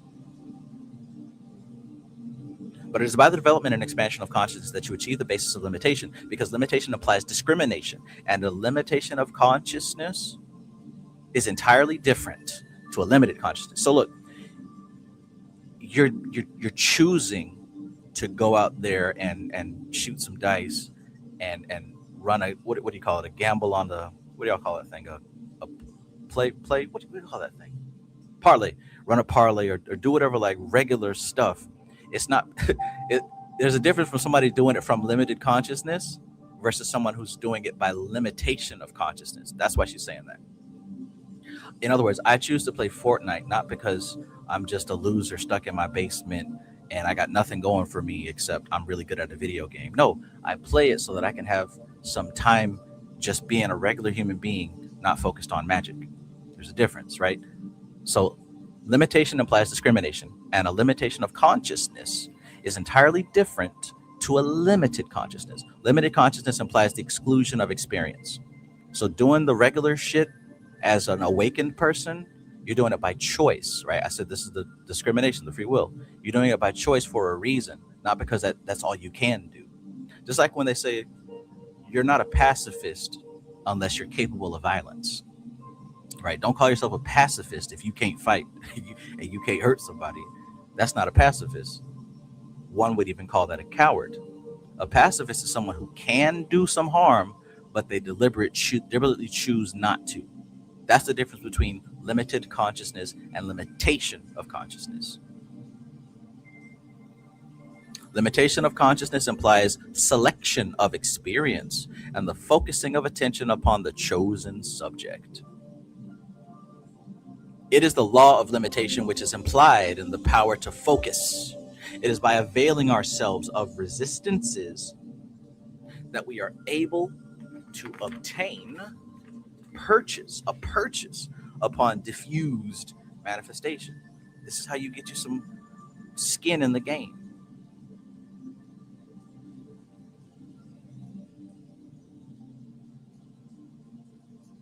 Right? Give me something in the chat if this is making sense, if this is resonating, if you feel what I'm talking about, if you understand how you can apply this in your practical daily life. Let me know if this is relevant.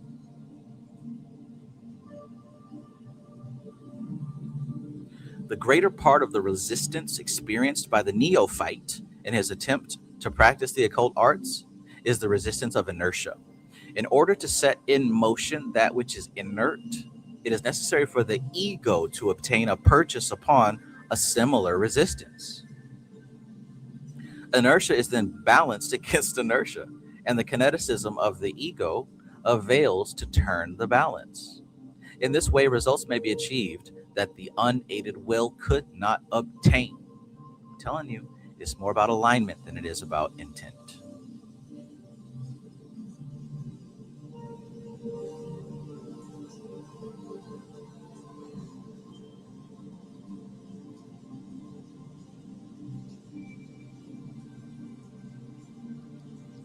Boom, boom.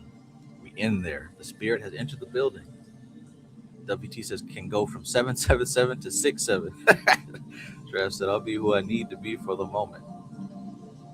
And I said that to correspond with what she said at the end of that next chapter, 27. I am a dead man. My body is it's a tool. It's a tool for what I am. But as far as like, oh, my memories and relations and oh, I got to do this. I got to go to the birthday party because no, man, that stuff is gone. As far as y'all are concerned, John Travis no longer exists. And that's not even out of any type of emotional grudge or like bad feeling. It's just that entity does not have a place in this universe anymore. Gone. So when my physical body dies, don't have a funeral for me. I've been dead. John Travis died around 2019, 2020, somewhere in that time frame. This entity here, we just setting up the next level.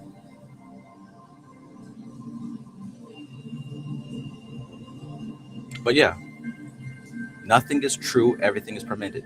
And that's not like, oh, I'm just wishy-washy and let me flip-flop and manipulate people. It has nothing to do with anybody else. It has everything to do with me managing my energy in a useful and appropriate way. It has everything to do with me managing the framework that I exist within. I control the context at every given time. Who else does? You know what I'm saying? Like, who else controls your context of reality? Who? So when you go through life, and if you're having a bad day, I need you to be self-aware enough to say, what is the context here and who's controlling it?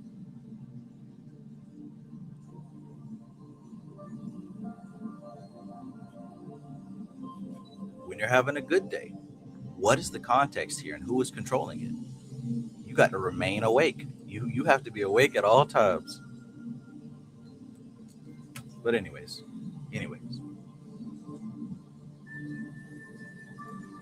This is the Gyani mind Gnosis was talking about. I do, but I'm not doing anything. Yes. Deja Divine Jewel says, tremendous, informative plate of soul food. I feel you, TK Trav. Hey, It's a real deal out here. It's a real deal out here. Fat Tony says, that's the level I want to be at. You're on the way. You are on the way. Inevitably. We are on this trajectory and it keeps on. It's like a slipstream. Once you enter it, it pulls you in. All you got to do is keep your eyes open, really.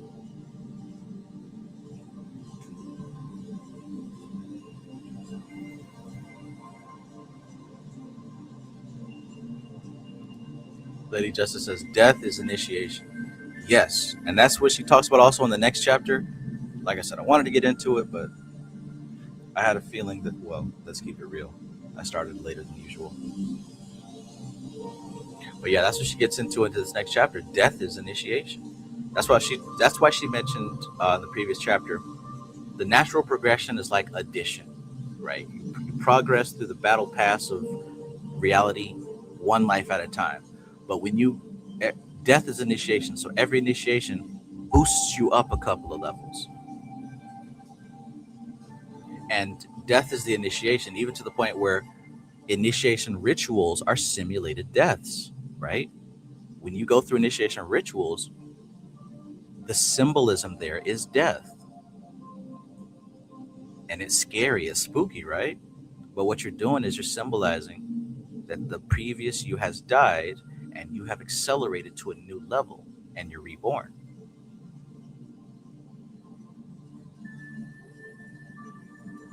Man, oh man.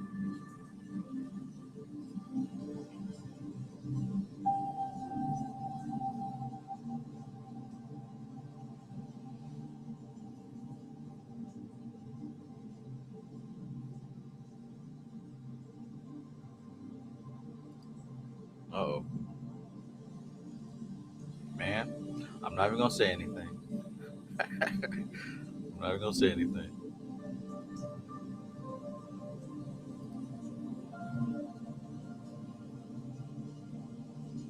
So let's read that again, though. I don't want to glaze past that last part because that was actually pretty. There was something in there too. The greater part of the resistance experienced by the neophyte in his attempt to practice the occult arts is the resistance of inertia, right? Tamas. In order to set in motion that which is inert, it is necessary for the ego to obtain a purchase upon a similar resistance. So look. Your ego has to become identified with a similar resistance.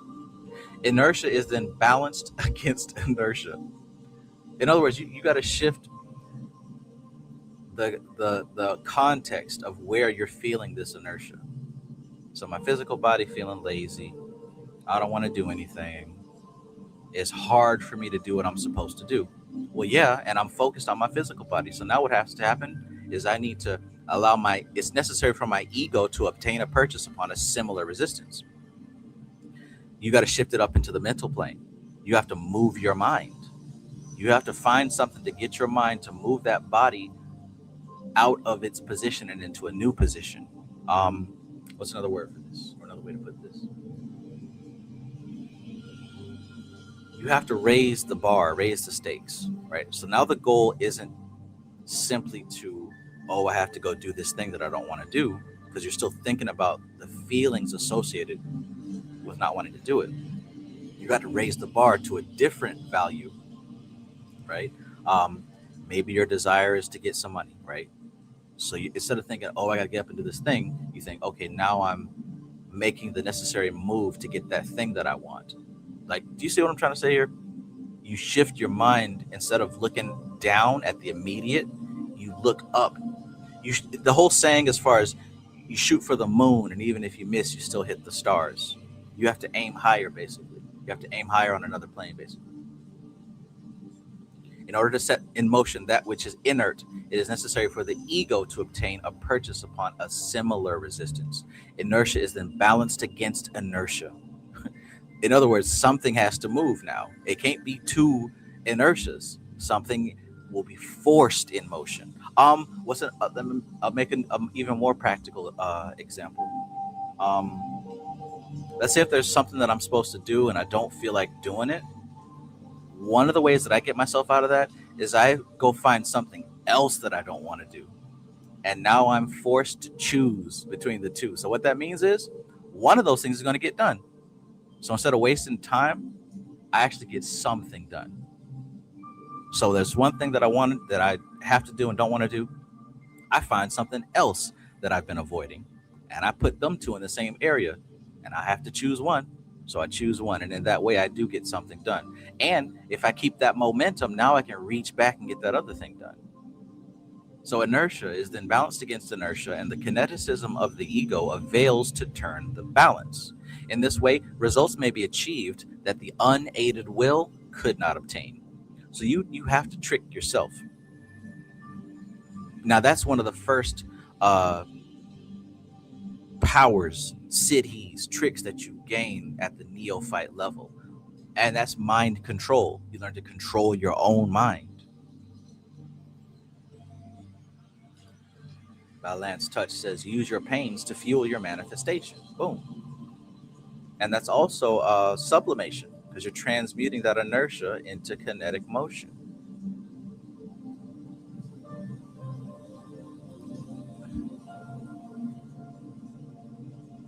It is necessary that in the service of the masters, you should acquire a knowledge of the magical arts, because these enable you to invoke and concentrate power effectively.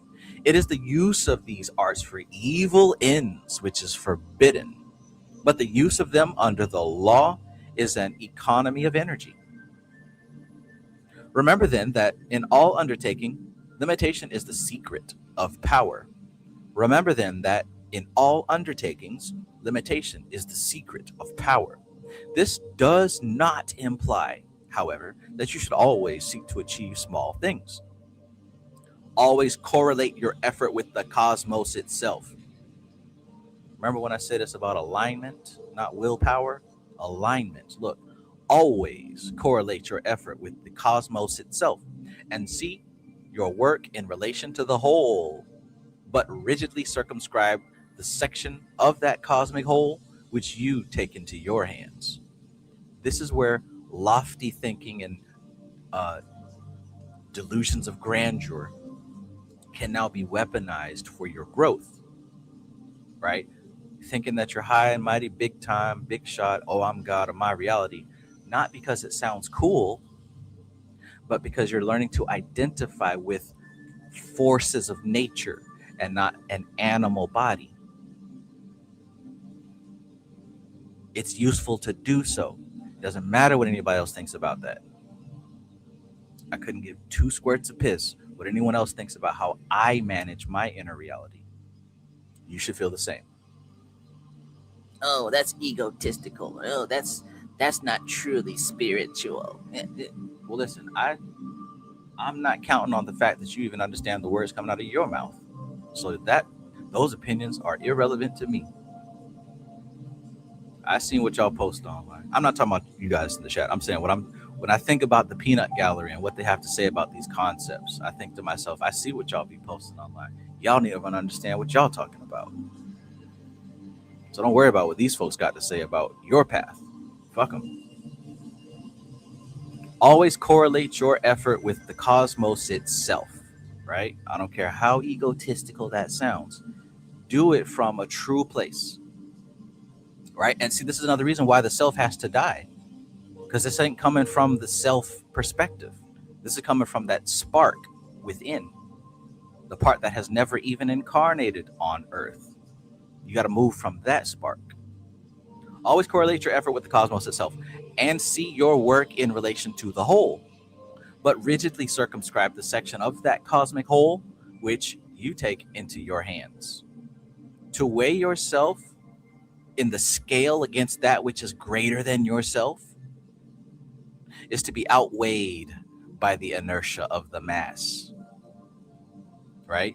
To weigh yourself in the scale against that which is greater than yourself is to be outweighed by the inertia of the mass. Don't do that. You don't compare yourself to a deity or some, you know what I'm saying? Like you're not comparing your animal lower self.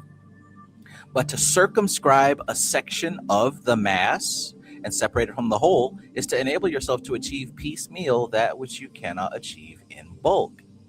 So look, You can't run an experiment on the entire ocean. You get your little bucket and get a scoop of the ocean and run the experiment. And as you're running that experiment, as a scientist, you understand that what happens in this bucket would still happen to the entire ocean given the right quantity. Like, you get what I'm saying? Let's say you want to do some type of science with the water, with salt water or whatever.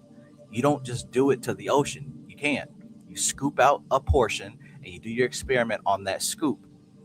And you just innately understand that the same thing could happen to the ocean if you had the same resources to match it in proportion. That's how you think of yourself. You are a scoop of God. You're a scoop of whatever the fuck you call the Most High. I don't care what you call it. You have a concept of it, a concept of that thing, that isness. You're a scoop of that isness. And what you got going on right now, as above, so below. That's what that means. So you don't compare yourself against God. It's not you versus God. You're not on your knees, bowing down, begging for a prayer. That's the wrong way to look at it. To weigh yourself in the scale against that which is greater than yourself is to be outweighed by the inertia of the mass. But to circumscribe a section of the mass and separate it from the whole is to enable yourself to achieve piecemeal that which you cannot achieve in bulk. Just think of it the right way. That's all. Just think of it the right way. In making this circumscription, look for the natural lines of cleavage, right? Some of us do that anyway. In making the circumscription, look for the natural lines of cleavage. Seek the joints of the problem. In all affairs, there will always be points where matters can be segregated, and other points that will resist partition. Look for these on the astral plane among the emotions involved in the matter. You getting this? So in other words, like, what's a good example? Ooh, I almost got it.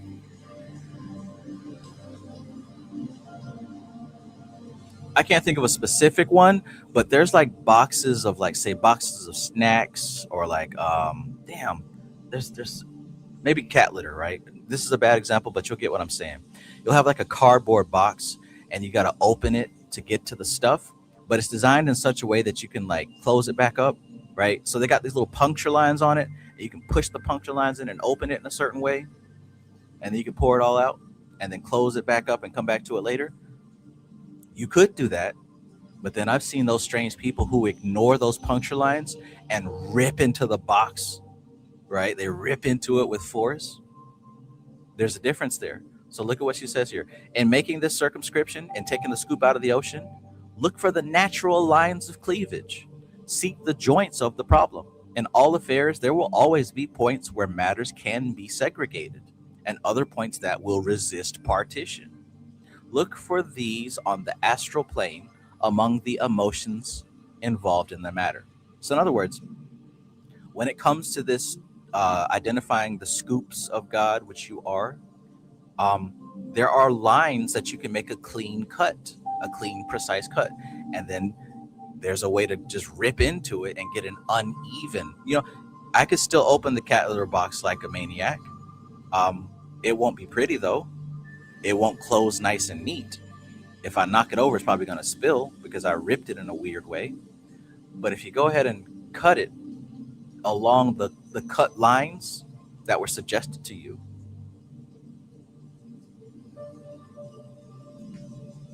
you'll find that things kind of work in order. So what's said here also is, look for these on the astral plane among the emotions involved in the matter.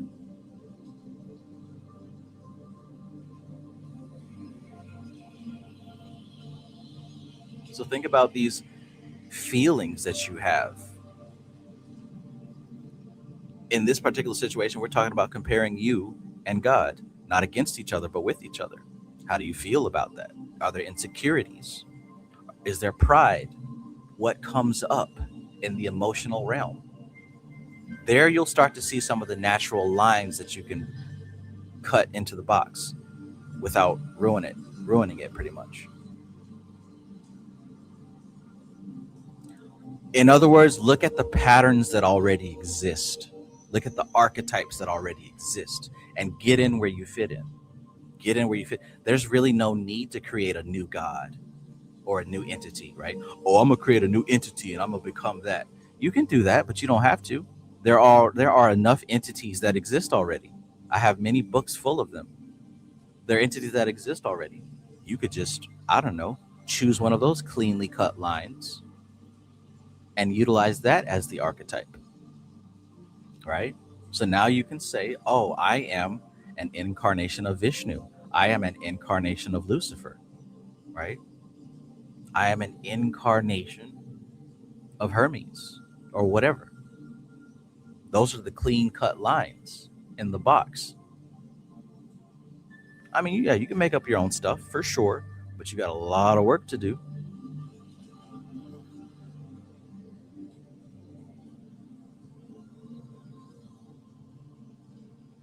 And when you say I'm going to make up my own deity, are you just talking about looks, like how it looks? Because technically you can just make a new look for a deity that exists. Because if you're not talking about how it looks, then what are you talking about? Oh, well, what it represents. Well, aren't there already entities that represent everything? That's why I'm saying that. Because when people say, oh, I want to create my own gods, my own demons, what are you talking about? Is how it looks? Because if that's the case, you're just making a picture. The entity is not the picture that you make up. The entity is the force that it represents. So are you even aware of the force that you're invoking? Because if that's the case, why not just get with one that's already charged up, packaged up nicely and neatly, maybe has books written about it, correspondences lined up for it already? You see what I'm saying? There you go right there. Alchemy Gold says, I wonder if the Egyptians embodied their deities. Reason for those statues. I mean, they understood what they were doing.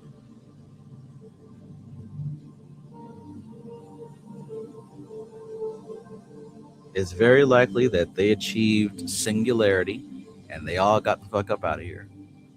And then the next batch of humans came in, didn't know what they were looking at,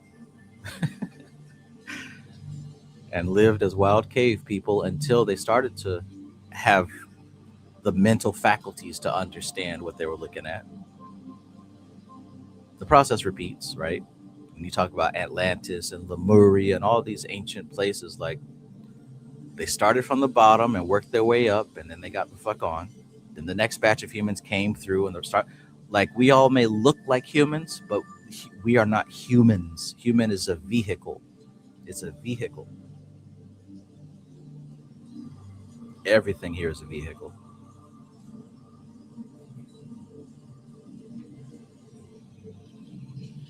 And batches of souls come through and inhabit the vehicles. And when that soul reaches a certain point of evolution, it takes itself up out of the simulation and moves on to the next one. And just as that happens, a new soul comes into the game and it possesses those same human bodies that were here and repeats the process.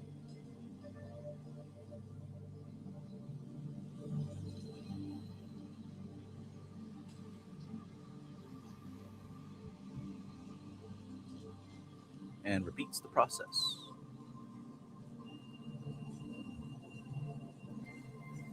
Periwinkle, Stinkle, Winkle. Peace. I'll get it though as I stick with it, hopefully. Absolutely. Peace, Travis. I've been watching a lot of your Kabbalah videos and I'm starting to get it. This book though, LOL, I'm kind of lost. Yeah, it's that kind of book. It's that kind of book.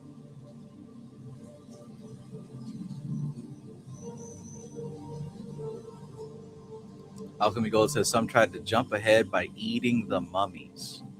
Yeah, man, that's wild, right? Because it's just matter. This matter, material plane is just matter. It's not spirit. It's not consciousness. You get the same effect. I don't know. Yeah. Interesting.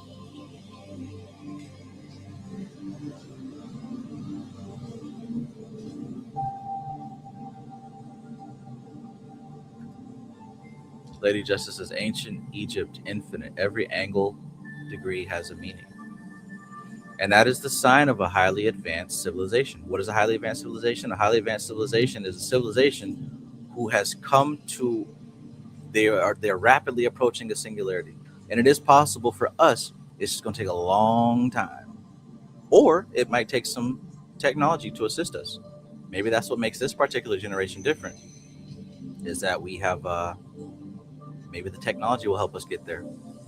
But yeah, just imagine if the majority of people were aware of the patterns at large and aware of the system and how it works, you can expect all the memes to be conscious. You can expect all of everything that we produce to be in alignment with cosmic doctrine.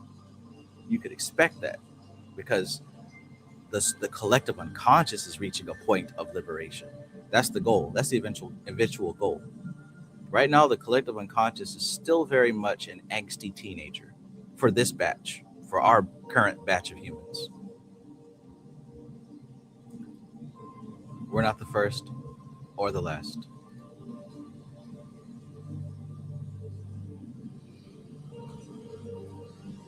You know it.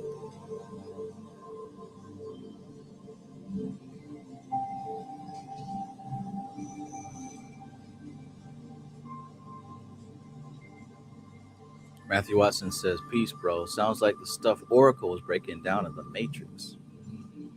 Matrix has been coming up a lot today for me, particularly that quote where Morpheus is walking with Neo in a version of the simulation, and he's talking about how the Matrix is everywhere and everyone. The very people you're trying to save could be agents at any minute, right? They will fight vehemently to protect the Matrix, and they don't even realize it, which is the truth, which is another reason why you stop trying to wake these folks up. They're not trying to wake up. It's not time for them to wake up. When you wake somebody up who isn't finished sleeping, they're usually not happy about that.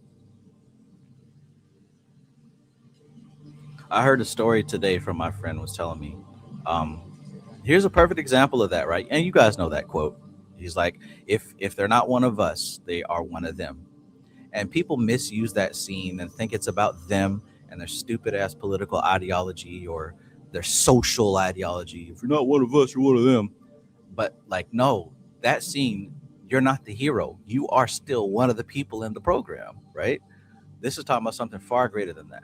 This is talking about somebody who their behavior isn't modified by the system, by the program itself. It doesn't matter what side you're on. The fact that you are on a side is telling you right there you're still under this damn program. But anyway, my friend was telling me the story about this guy who was running a business, man, and he was paying the friend under the table, the employee under the table, was paying them decent money too, and everything was cool. But this friend kept going on with her and with other people about how, like, oh well, I want to get my my taxes in order and some kind of benefits thing that they had. I just want to get my benefits right. Da, da, da, da.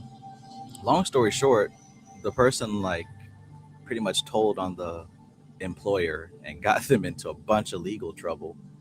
And he's like, oh, well, I was just doing the right thing. And everyone's like, yeah, you did the right thing. You did the right thing. But geez Louise, this person was literally given a gift from the gods themselves.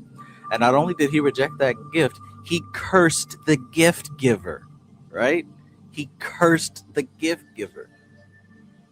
How many of you have tried to help somebody who was down and you got bitten? You know, because the person, they were just trying to, the system was so lodged deeply in them that they couldn't figure out how to make it work for them, right? And the whole thing is, if they were really concerned about their little savings and pension plan, they could have just taken that money and invested it. You know what I'm saying? Like, you get what I'm trying to say here. I'm not advocating for one thing or the other. What I'm saying is that this person didn't see the benefit. All they saw was the fear put into them by the system. That wasn't even their problem. If anything, it was the employer's problem, as we see. But anyways, that was just a story that I heard today that made me think about that scene. You be trying to help somebody, and you turn around and get cut deep. God bless America.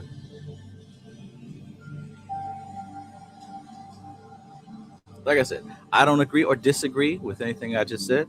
It's just a story that happened, and I'm sure you've had an experience where you attempt to help somebody and they couldn't see that or refused to see that, and they transformed into an agent, and you had an even harder fight. Morpheus said that every time one of us have encountered an agent, there is no fight. We just run. All we could do is run.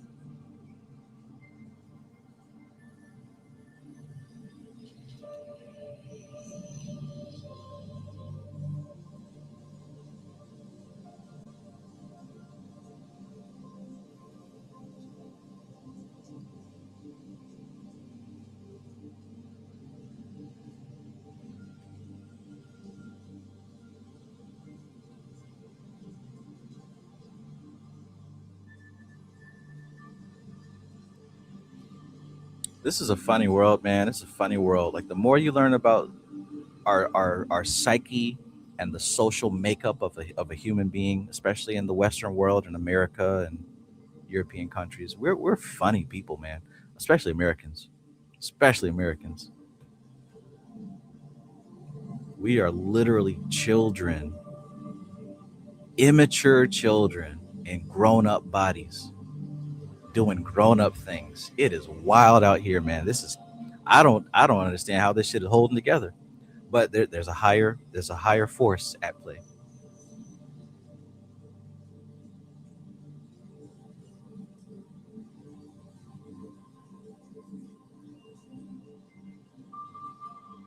Higher force at play. Cosmic Puzzle Piece says the architect did basically tell Neo that him is a program he created called the One, just to keep the Matrix going. Absolutely, man. Absolutely. That's what I'm saying. Like, even if you put yourself as Neo in your story, even Neo is a part of the Matrix. That's why I said also, like, all these seeds I'm planting here, you're not your body. Your body has karma. Your body has karma. Your environment has karma. You are not that body. You don't have karma. You are not attached to the law of cause and effect. The body is. This experience of life is, but not you. The One is not Neo. The One is observing Neo and observing everything else, just like you.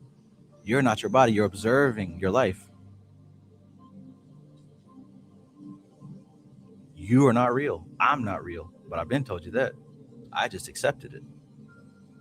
And what a relief. Whew. Boy, what a weight off my shoulders. I don't have to live up to no expectations. I don't got to make nobody proud. I don't got to do none of that shit. All I have to do is what I know that I need to be doing, which is reading this book, which is practicing what I've learned.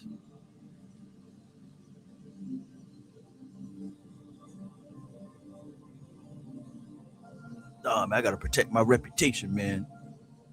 I ain't got to worry about none of that shit. Y'all can do that. Y'all can do that.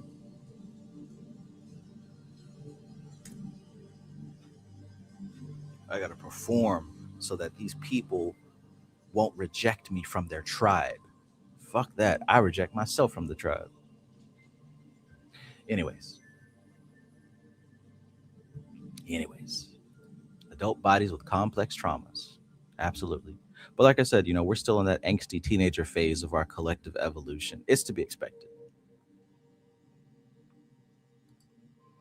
Cosmic Puzzle Piece says, wow, that is exactly what happened with me having a conversation with my brother tonight. He turned into an agent. Hey.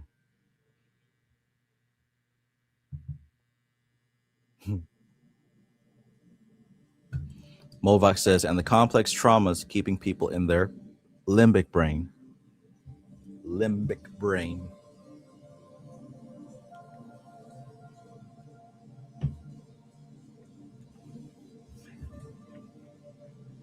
You opened the box.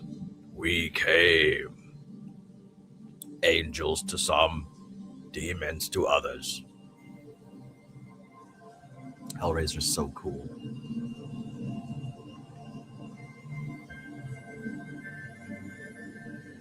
I remember being a kid seeing that shit, man. It scared me so good.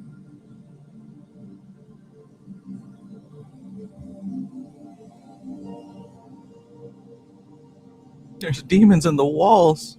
They could just come out at any time with chains and hooks.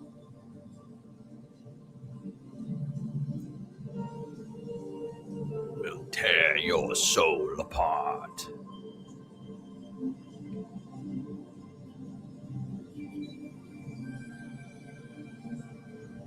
All right, let's keep going. We are almost to the end. Although we've come to the end of the road, still I can't let go. It's a natural. Where we at? We're like down here somewhere. Okay, yeah. We're talking about that bucket in the ocean.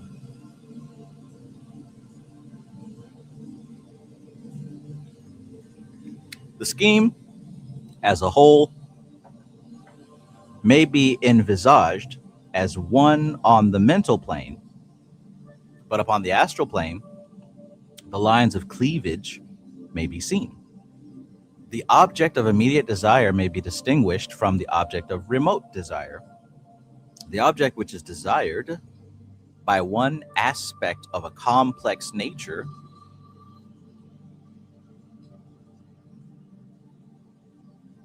is distinguished, may be distinguished from the object which is desired by another aspect.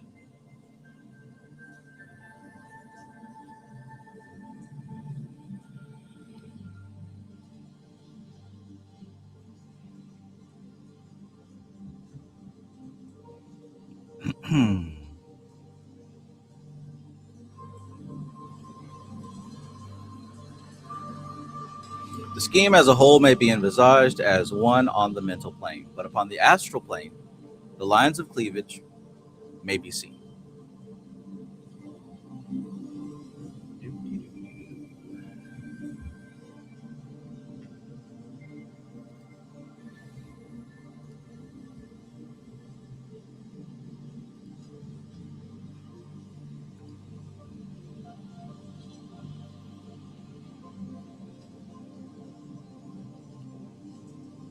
The object of immediate desire may be distinguished from the object of remote desire. The object which is desired by one aspect of a complex nature may be distinguished from the object which is desired by another aspect. If you yourself circumscribe consciousness into a single point, it will be brought to such a fine edge that it can be inserted along the lines of cleavage of an uncircumscribed enterprise and deal with that enterprise piecemeal. It is the focus of consciousness. It is the focus of consciousness which enables power to be brought to bear.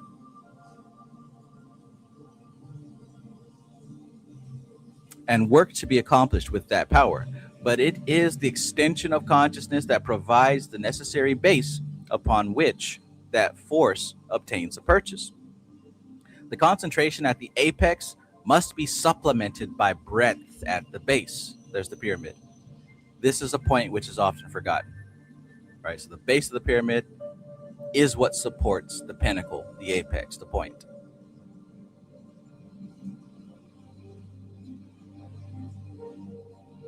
Let me read that one more time. The scheme as a whole may be envisaged as one on the mental plane, but upon the astral plane, the lines of cleavage may be seen. The object of immediate desire may be distinguished from the object of remote desire. The object which is desired by one aspect of a complex nature may be distinguished from the object which is desired by another aspect. So we got these two aspects. If you yourself circumscribe consciousness to a single point, it will be brought to such a fine edge that it can be inserted along the lines of cleavage of an uncircumscribed enterprise and deal with that enterprise piecemeal. It is the focus of consciousness which enables power to be brought to bear and work to be accomplished with that power. But it is the extension of consciousness that provides the necessary base upon which that force obtains a purchase. The concentration at the apex must be supplemented by the breadth at the base. This is a point which is often forgotten. So it's almost like you're building a pyramid that connects the desire between the planes.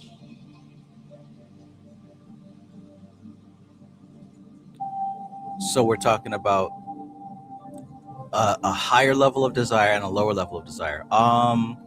So what she mentioned as an example was the mental plane and the astral plane. So let's say you're attempting to invoke something, to manifest something. On that astral plane, you've got a clear vision of the symbol of what you're doing, right? What it represents, what it feels like. And at the lower level on the astral plane, you're focusing on the feeling of what you're trying to manifest. You're focused on what you're going to do with it, what it's going to feel like when you have it. You live through the fantasy of being there already, right? That's what's happening on that astral plane. And technically, that is a nice, clean, perforated line that you can punch out of that cardboard box. Because if you go up to the mental plane, you're zooming out and you're seeing the bigger picture now. And the bigger picture is a little bit more specific than that astral plane vision. What's happening on the mental plane, you could see that as the apex of the pyramid. And what's happening on, what's on the mental plane is the apex of that pyramid. And the astral plane will be the base of that pyramid. It's wide. There's a lot of feelings, and there's a width and a breadth of emotion that you can feel on the astral plane that support the apex that's in the mental plane.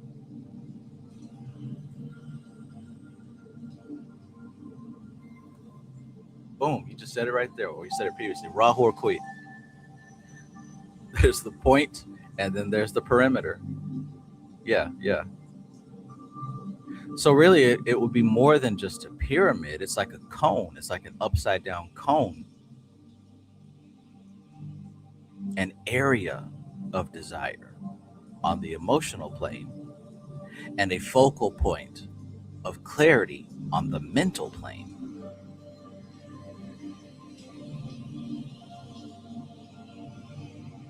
Neat.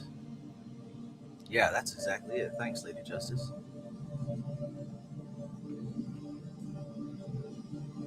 The law of limitation is the basis of practical application. It is the secret of power. Therefore, it is withheld from those on the probationary path. They are taught of the existence of an infinite reservoir of power and to meditate thereon. They are taught to meditate upon the formless power. This enables the power to use them, not they the power. Interesting, right? Because sometimes you got to work as an apprentice before you can step into the role as a practitioner.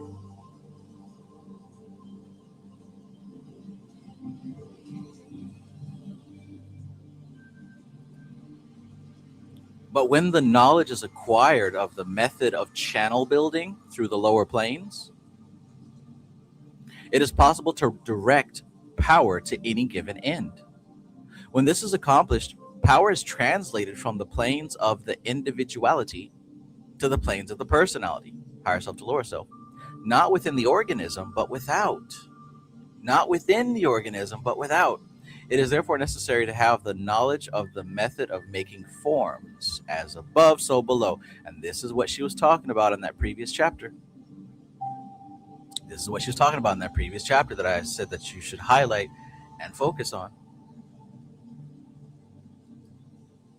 Where before I thought it was as simple as, oh, if I summon a demon, then I got to summon an angel too, and that'll balance it out.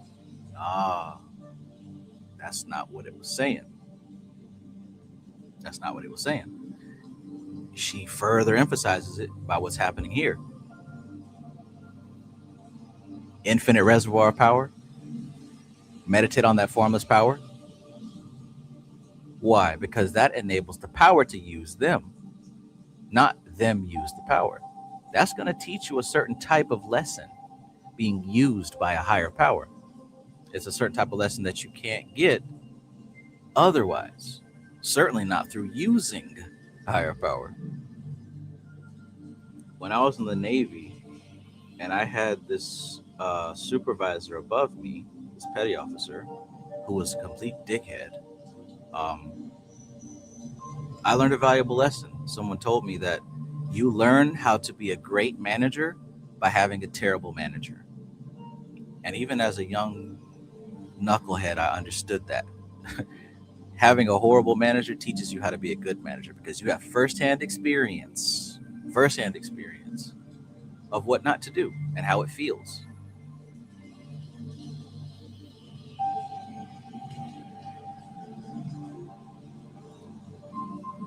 Zero the hero.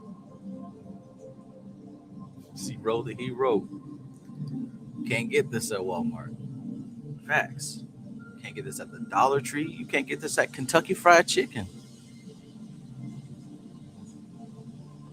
Only on Cartoon Network.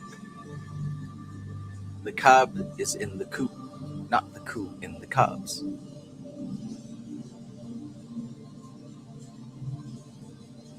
But when the knowledge is acquired of the method of channel building through the lower planes, it is possible to direct power to any given end.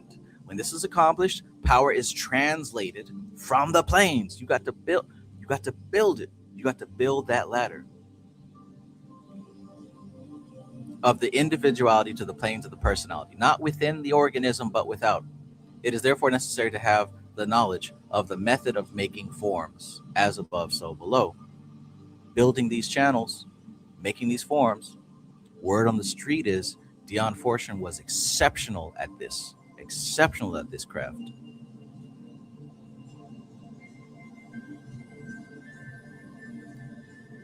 Movac says, I was told that meant the body is in the soul, not the soul in the body. From my experience, that is the absolute truth. That phrase previously, the cobs is in the coup, not the coup in the cobs, I haven't heard that before. But if that's what that means, then absolutely. That's what I have come to realize myself. Which is why I said earlier, the soul may incarnate multiple selves, even at the same time, so that you and your enemy might have the same exact soul.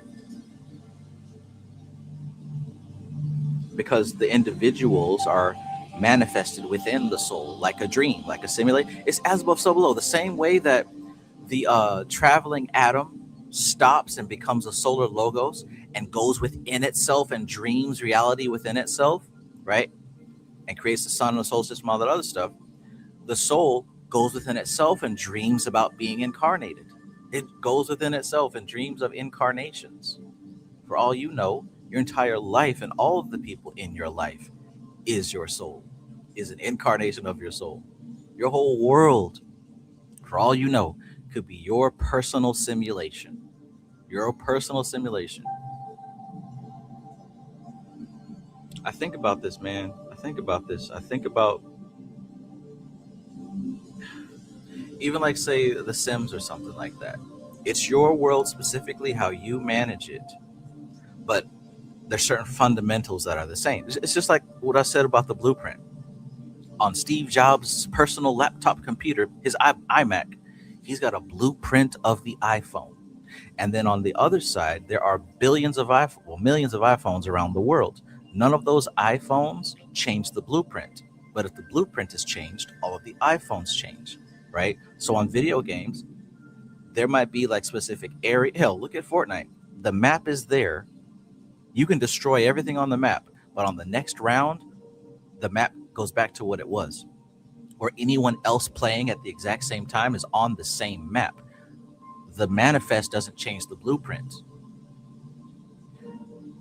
And it's very possible, just looking at and corresponding with different examples and patterns and archetypes, it could very well be that the soul is dreaming within itself, right? A simulated reality. And everyone else is dreaming within those same parameters. That's why we share what seems like a shared reality, because we're all playing on the same Fortnite map. But just like in Fortnite, when the map changes, it changes for everyone.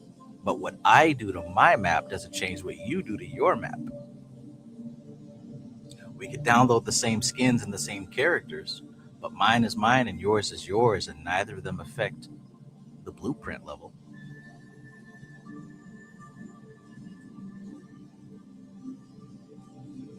When the unmanifest willed to become manifest, motion flowed in a circle, returning whence it originated. To make a form upon the concrete mental plane, thought must move in a circle, returning whence it originated. Starting with a concept, it must proceed logically from that concept, reasoning from the general to the particular upon the outgoing arc, and from the particular to the general on the arc of returning, thus envisaging both sides of the question and correlating them. This is the first stage. Holy shit. How could I have missed that on my first read? How could I have missed that? It's as if every chapter she gives you a fragment of hyper effective magic, of hyper effective ritual. And when I say hyper effective, I mean like you can't lose with the stuff I use. She gives you something that's like foolproof, error proof, idiot proof, assuming that you understand what she's saying. God bless America. From general to specific, and then from specific to general.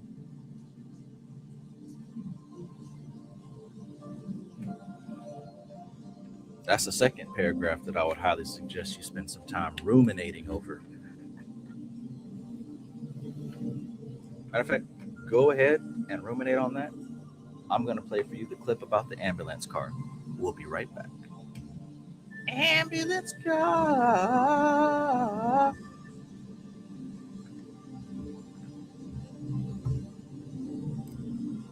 Once I get this fully adjusted, it's over.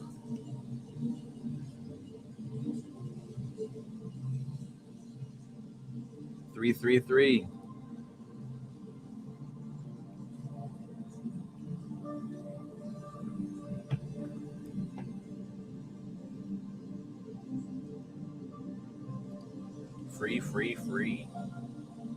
Throw your hands up if you want ambulance car.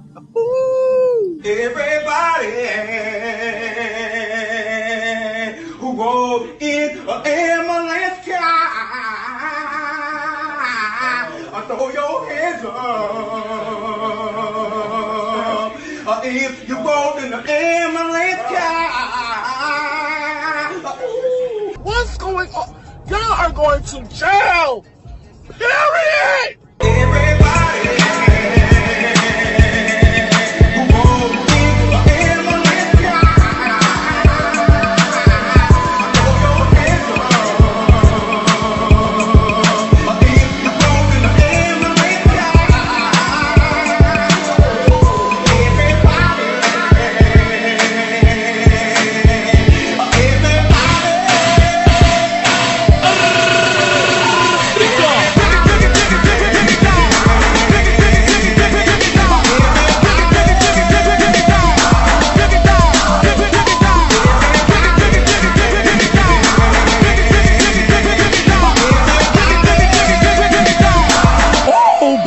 It's so ready.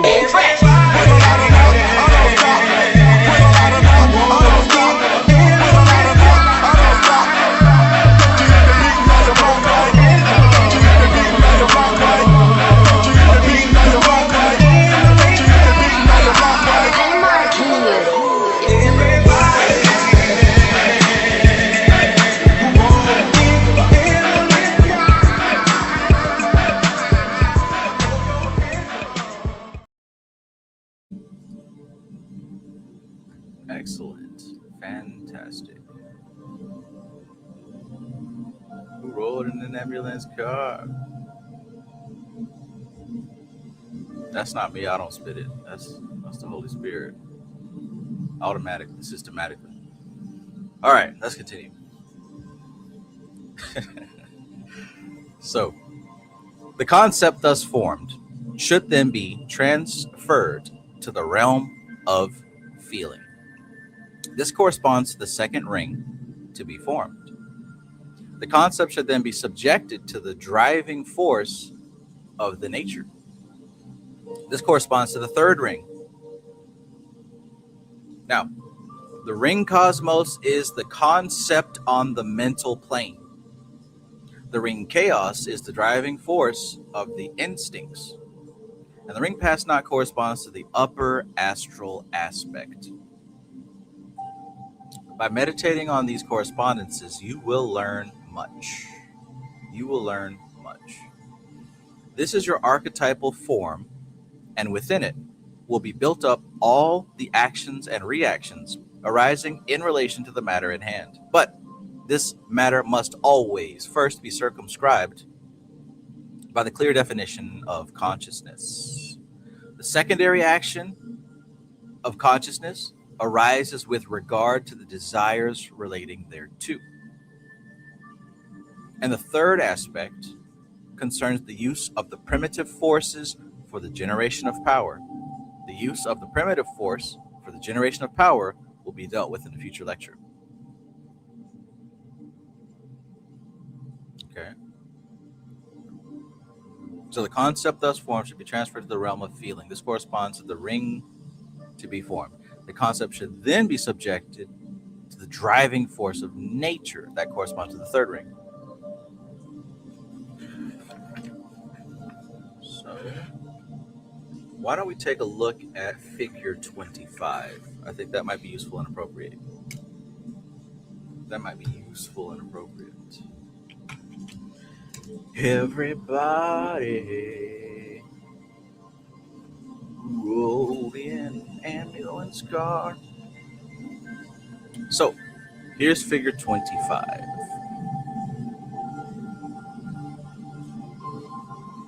And here we have again that chalice.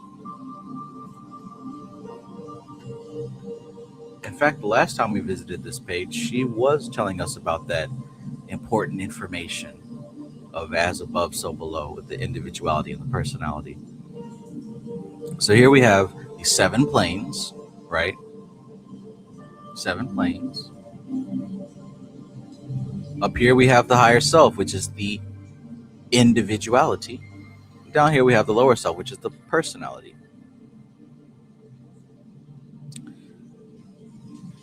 We've got the cosmos, which is the 4th plane, the ring past not, the ring chaos, and the ring cosmos. Interesting. So, okay, our 7 planes, huh? Ring cosmos, ring chaos, ring past not. Oh, no, excuse me. Ring cosmos is the 4th plane. Ring chaos, ring past not, ring cosmos.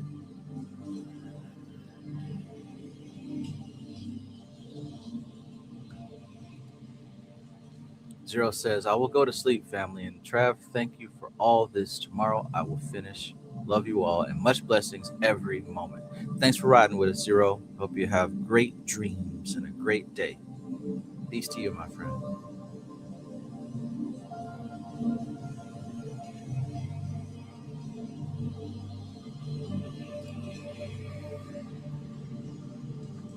So we've got this reservoir of power.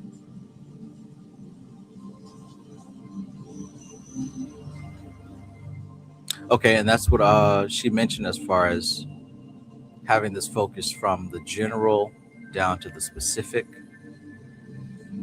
and then back up from the specific to the general.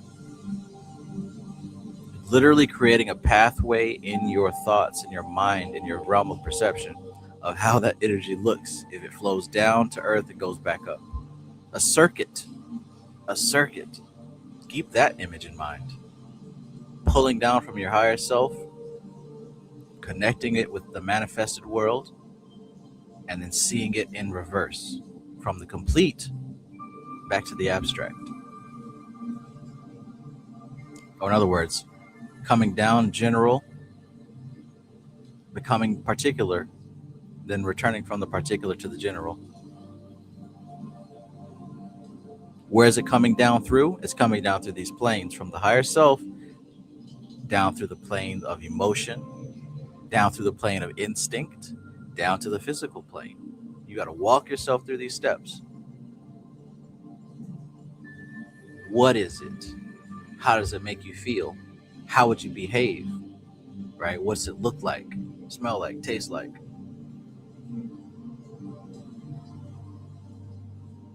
This is some quality stuff right here, man. This is some quality stuff.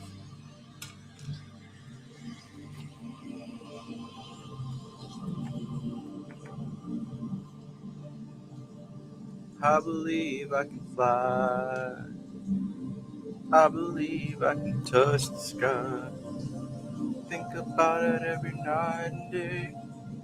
Spread my wings and fly away. I believe I can soar. See me running through that open door. I believe I can fly.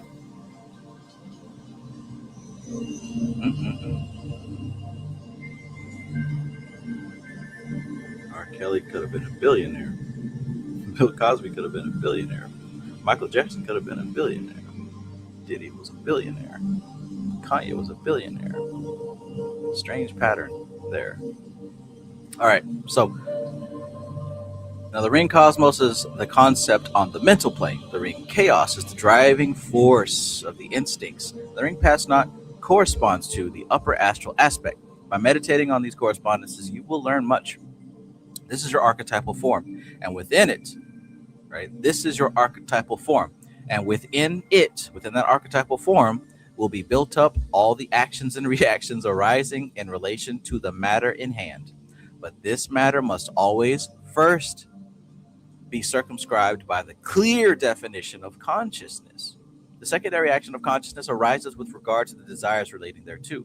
And the third aspect concerns the use of primitive forces for the generation of power.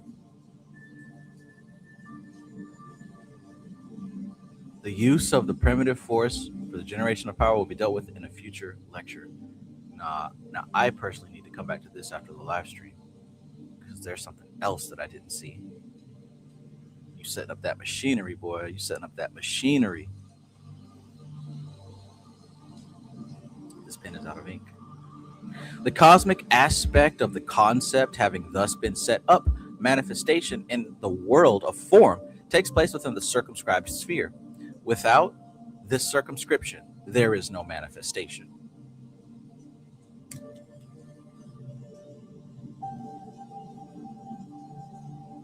The prime law of the involutionary arc is the law of limitation. The prime law of the evolutionary arc, right? So coming down from heaven to earth, the prime law of the involutionary arc is the law of limitation. Now going from earth to heaven, the prime law of the evolutionary arc is the law of the 7 deaths. That's the next chapter. We'll get to it next week. Maybe sooner if I can't hold my horses. The law of limitation has for its basis the law of action and reaction. The law of action and reaction has for its basis the phenomena connected with the curve. The curve.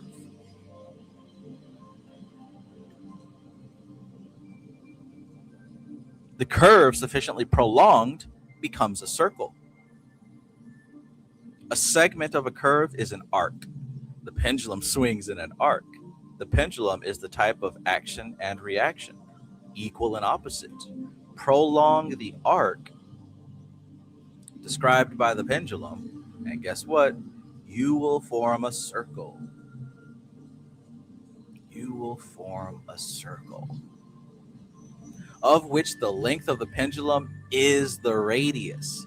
This explains much in relation to the transmutation of forces from plane to plane.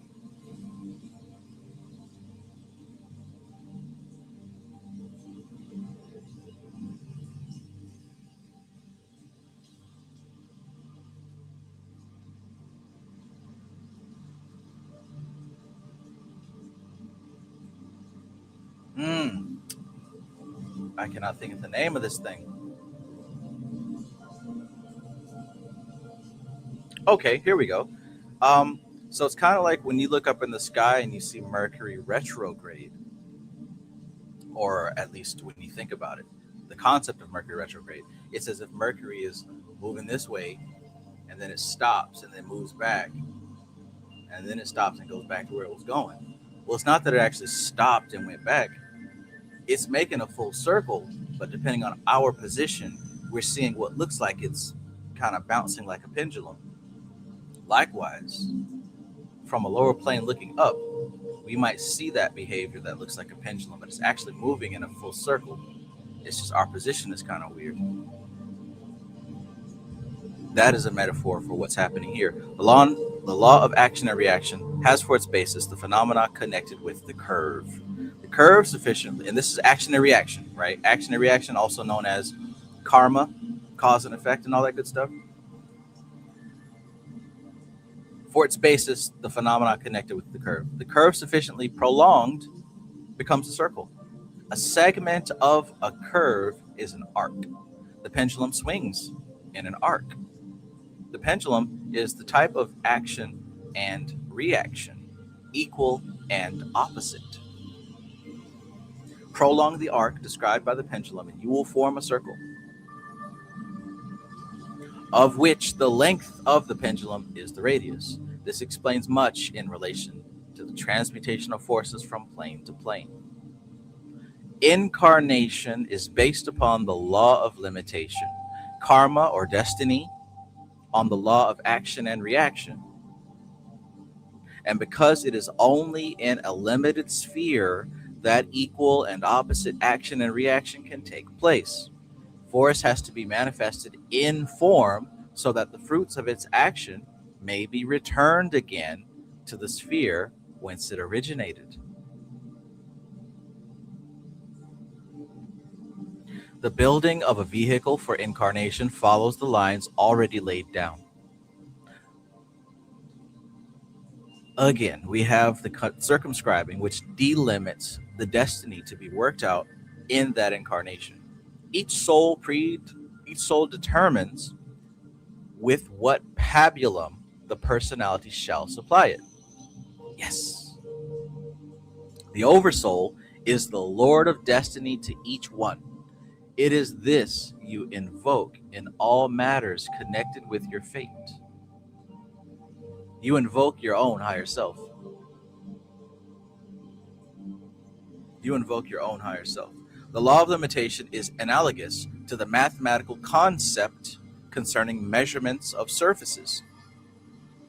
It has a two-dimensional aspect. It is by the introduction of a third dimension that we transcend the law of limitation. And man, having a consciousness of three dimensions, can use the law of limitation by transcending it. Upon whatever plane the law of limitation acts, it can always be transcended by the addition of a dimension to consciousness. This is the secret of the control of the law of limitation. There's this really cool video. It's a computer-generated animated video. It's really old. I want to say it's like the 90s. And it's a woman explaining dimensions, what it looks like, how they look like. Obviously, I don't remember the title of it. Maybe one of you have seen it. But man, I have to go back to that video every so often. Hopefully somebody knows what I'm talking about. But anyways, the premise is like, okay, so on one dimension, you have a circle, just a circle. That's the second dimension. But if you go up a dimension, it's a sphere. So that new dimension now gives new angles, new experiences. So what you'll see is that sphere, the circle is the shadow of that sphere. And if you're to just operate on that realm of the two dimensions, you're limited in your movement, limited in what you can do, right? Like that circle has to be open at both ends if anything were to go into it, like food, and come out. It's not three-dimensional, it's two-dimensional, it's flat. But if you add that third dimension of a circle, or if you add that third dimension, you can now see down into that second dimension from a different perspective, from different angles. You can do things. Or like if you were to press your finger, we've all seen these animations. If you press your finger down to that second dimension, it doesn't show up as a 3D finger. It shows up as a circle that might expand with your width and then contract. So with that being said, the law of limitation is analogous to the mathematical concept concerning measurements of surfaces. It has a two-dimensional aspect.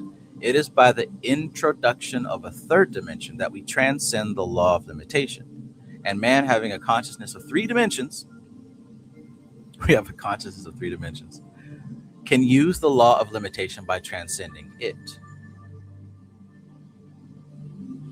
Upon whatever plane the law of limitation acts, it can always be transcended by the addition of a dimension to consciousness. By the addition of a dimension of consciousness. This is the secret of the control of the law of limitation. Moldbox says 10 dimensions explained. That's a good one. Okay. Lord, I cannot remember that animated video, but I mean, shit, if you look for it, you'll see it's like an older looking 1990s computer generated. It probably has like a little spaceship in there as the thumbnail. It's real simple and it's real short. I want to say it's like 6 minutes, maybe 8 minutes. But by golly, definitely useful and appropriate if you want to consider 4th dimensional, 5th dimensional stuff and why it will be relevant to your practice.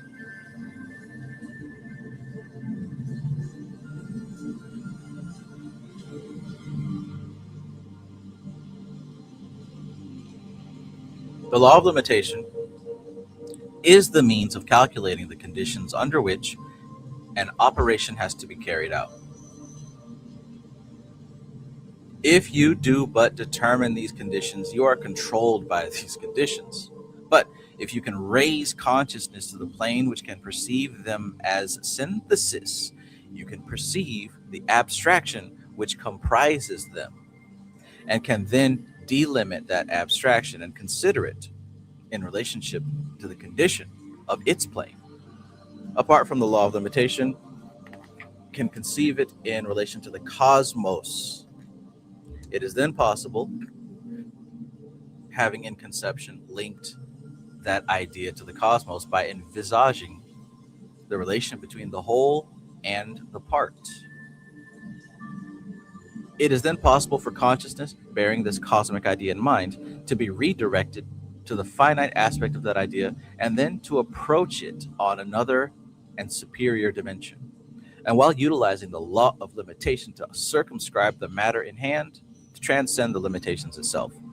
This method can be applied not only to the handling of any matter or affair, but also to the building of the bodies in an incarnation, and to the handling of karma during an incarnation. For do we but once see our predestined fate in its relationship to the cosmic law, we have mastered our fate. The higher self always sees it thus, because the higher self has a cosmic relationship by means of the logoidal imprints on the divine spark. The lower self, having a terrestrial relationship, sees all things in relation to birth and death, beginning and ending through the 5 senses. You got to see things through patterns. You got to see things through archetypes. The spark of what we call the spirit, like the true self, the self that is above even the soul, that is the part of the self that comes from beyond the simulation. It comes from beyond the solar logos. It comes from the center of the cosmos altogether. So it carries special information of the actual truth, of the reality outside of the game. Now, since the soul is closer to that aspect of us than the physical body is, the soul also has an awareness of the reality outside of the game. The physical body doesn't really so much have an awareness of that. And this is the exact same reason why I made the metaphor of the conscious mind being the one who has to go out there and fetch the carts in the hot sun at the grocery store. The unconscious mind, the subconscious mind being more like the store manager, and then the unconscious mind being like the entire company owner. The entire company owner sees from a perspective that the guy fetching carts can't even comprehend yet, if at all.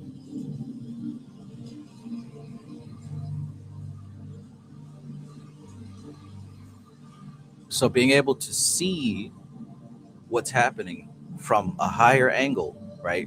Instead of being the guy pushing carts, if you could see the situation from the store owner's perspective, in a way you can transcend karma, because you see the bigger picture. You see how all the different parts stack together. And if you were the company owner at large, you'll see an even bigger picture that the store owner can't even see, because you're seeing the statistics, that you're seeing a different set of statistics, a different set of data. So the spirit has a memory that goes all the way back to the beginning of time. The soul has a memory that goes back to the beginning of the solar system, the sun. And the incarnation has a memory that goes back to its time in incarnation. The conscious mind has a memory that goes back to its incarnation. Your subconscious has a memory that goes back to the solar system. And then your unconscious has a memory that goes back to the beginning of existence. So being able to shift your perspective is very much the same as being able to operate on a different dimension. You literally see different connections because you're looking at a different data set.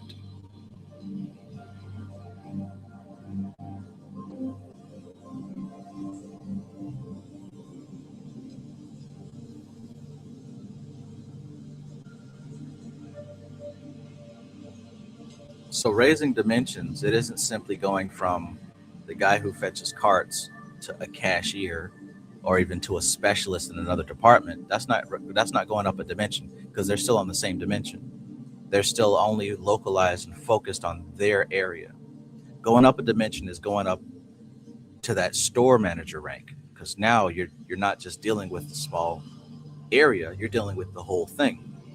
And then raising up a dimension from there, you're expanding to the point where you're dealing with all of it. I hope that metaphor puts that paragraph in perspective. So long as consciousness dwells in the senses, it will view things from the standpoint of the senses, of pain and pleasure, beginning and ending. But when raised to the elevation of cosmic things, it will see all things in relation to evolution, to the curve that comes round the whole circle, not to the straight line of the partition in infiniteness. The personality is what it is by virtue of the law of limitation.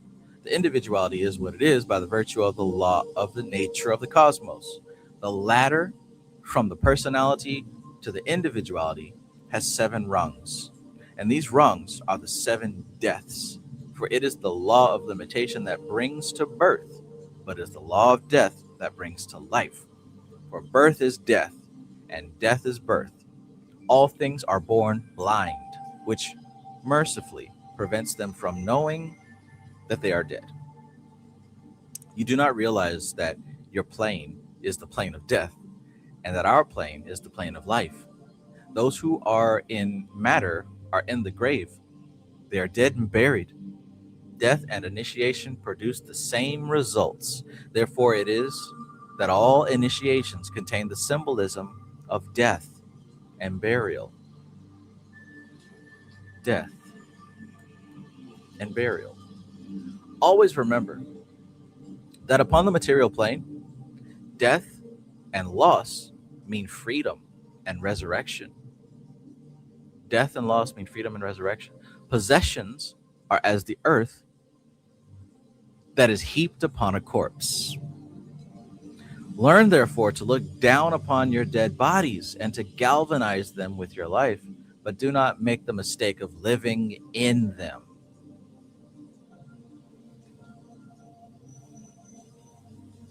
I told you.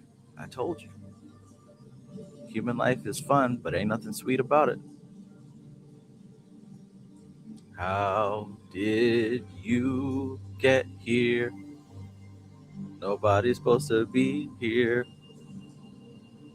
It is very useful to be able to project consciousness onto the mundane sphere, but it is very disadvantageous to be fettered by the conditions of that sphere. You are held to that sphere by 2 things, fear and desire. You are held to that sphere by 2 things, fear and desire. What do you fear? What do you desire? What do you fear?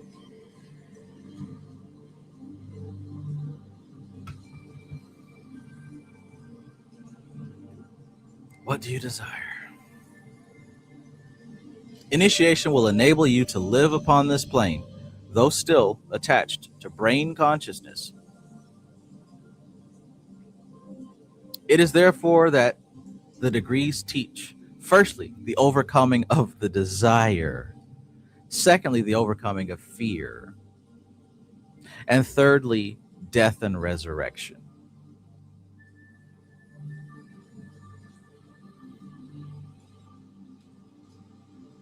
Initiation will enable you to live upon this plane, though still attached to brain consciousness. It is therefore that the degrees teach, firstly, overcoming the desire, check, secondly, overcoming of fear, check, and thirdly, death and resurrection. By knowing the law of limitation and transcending it, you can use it. Having circumscribed the task you have set yourself, see it in relation to the cosmos. By seeing the cosmic archetype, you will draw in the force. You will draw in the force of that ideal. By seeing the cosmic archetype, right, going from the cart fetcher to the store manager to the CEO, owner of the business. Not CEO, the owner of the business, different titles. By seeing the cosmic archetype, you will draw in the force of that ideal. And by seeing the circumscribed form, which it is desired to manifest, you will focus that force. Gosh, this is good stuff, man.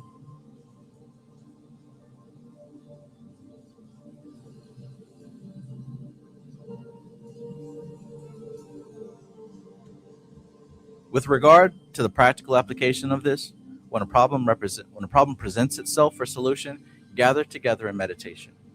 First, outline the problem in debate, then meditate upon its cosmic aspect, and invoke the cosmic force.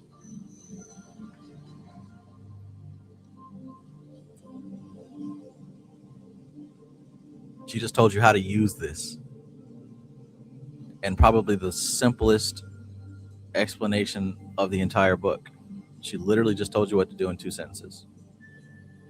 With regard to the practical application of this, when a problem presents itself for solution, gather together in meditation. First, outline the problem in debate. Excuse me. Then meditate upon its cosmic aspect, and then invoke the cosmic force. Notice how that invoking of the force always comes last. It always comes after you clarify and flesh everything else out. Good stuff. Great stuff. Honestly. Great stuff. All right, now. I would have loved to get to chapter 27, but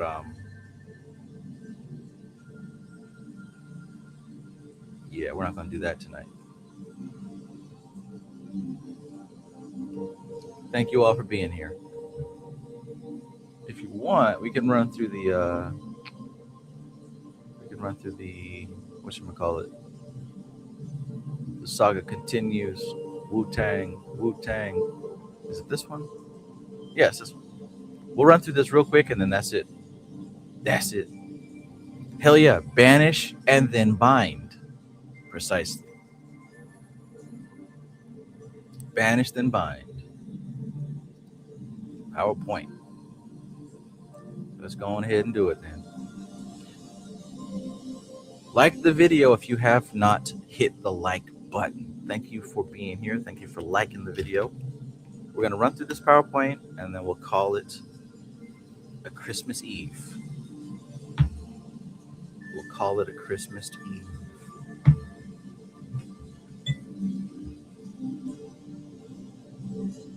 Ashanti. Murder Inc.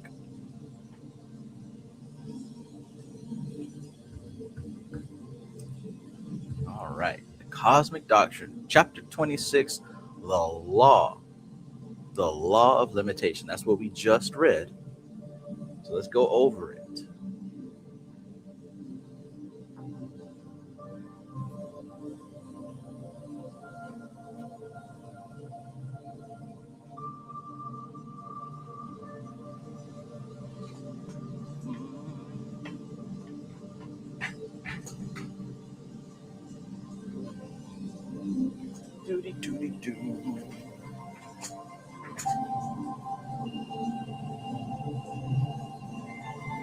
Chapter 26, the law of limitation. Why limitation is not the enemy of power, but the condition that makes power possible. And we see that a lot in this book. That concept there is not about enemies and allies. It's about conditions. Conditions, man. It's about conditions that allow things to grow, to blossom and bloom. The same way that the solar logos, after it went about the universe bouncing up and down and everywhere collecting data, it finally got to the point where it could stop and dream. And within its dream, the first thing it did was create the conditions that made itself possible. It's running a simulation of what it knows. And that's what we all do. When we're born, we run a simulation of what we've seen, of our parents and the people that raised us and the people around us. We simulate that as an adult life. That's what we simulate, what we think adulthood is. Everything is a simulation. Simulation does not mean we live in a computer somewhere. That sounds interesting to debate about, but truly a simulation is what happens when you put these pieces of data together. What's the result? That's what a simulation is, and that's what reality is. A massive simulation within a simulation within a simulation. And the higher up you go, the more simple it gets, until it becomes unfathomably simple. Space moving, right? What is that? Space moving in a spiral? That makes no sense. Not to a human brain. Not to a human brain. Just like a lot of stuff that happens in our world wouldn't make sense to a sim in The Sims 4.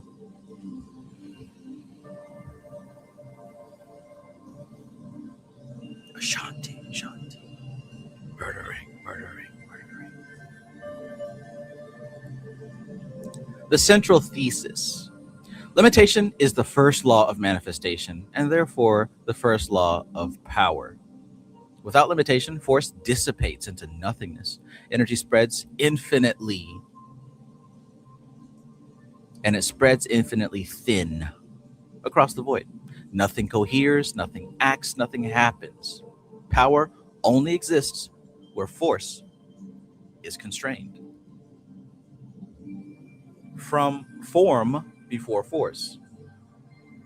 In order to bring any energy into manifestation, it is necessary to provide it with a form or a vehicle. We have to provide it with a form or vehicle. Energy by itself is inert, potential without expression. For energy to act in the manifest world, 3 conditions must be met. A structure must exist to receive it. A boundary must be defined to contain it. A vehicle must be prepared to direct it. Force follows form, never the reverse. Force follows form, never the reverse. Limitation as a corollary of power. Action and reaction. Explain what force does once it's set in motion. Limitation explains how force becomes usable in the first place. These are not separate principles. They are inseparable laws. 2 faces of the same cosmic mechanism. One cannot invoke power without simultaneously invoking limitation, right? The law of limitation is the necessary corollary of the laws governing the invocation of power.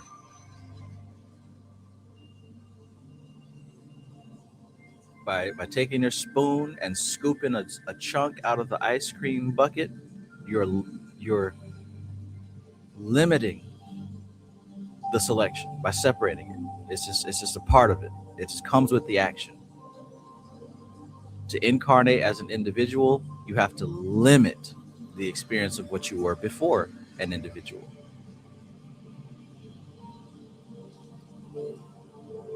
Lady Justice says the name, language is a limitation. A lower language is more limiting.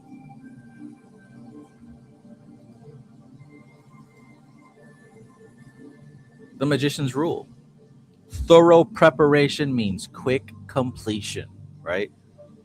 Thorough preparation means quick completion. Or the opposite is true. Piss poor planning produces piss poor results. Thorough preparation means quick completion. Preparation builds the form in advance of the working, right? In advance.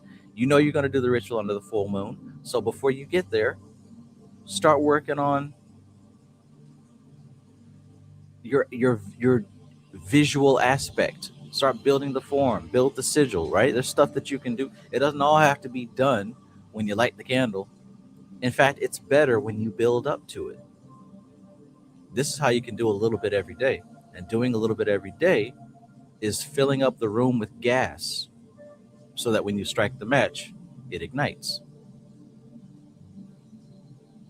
Filling up the room with gas might not be the best metaphor. I don't think you want to fill up the room with gas, but you get the point. It creates a fertile void that can be impregnated. Preparation builds the form in advance of the working. When the structure exists before force is invoked, energy flows cleanly through prepared channels. Resistance is reduced. Results appear rapidly with precision. Rushed force fails and scatters. Prepared structure succeeds inevitably. Prepared structure succeeds inevitably. So in truth, man, magic and manifestation, it's not like, oh, I need to quickly do a ritual to pay my bills. Nah, it's having a fertile platform already seeded, having soil that's already vitalized and filled with nutrients, so that whatever you plant, basically it's dig your well before you're thirsty, right? Dig your well before you're thirsty. Thorough preparation.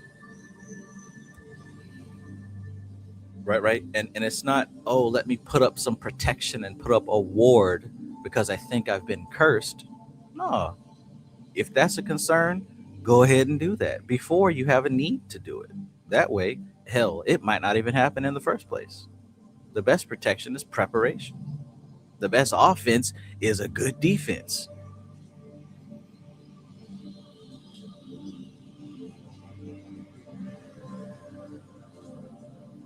In fact, if you're quickly scrambling to put up protection because you feel threatened, you're already too late.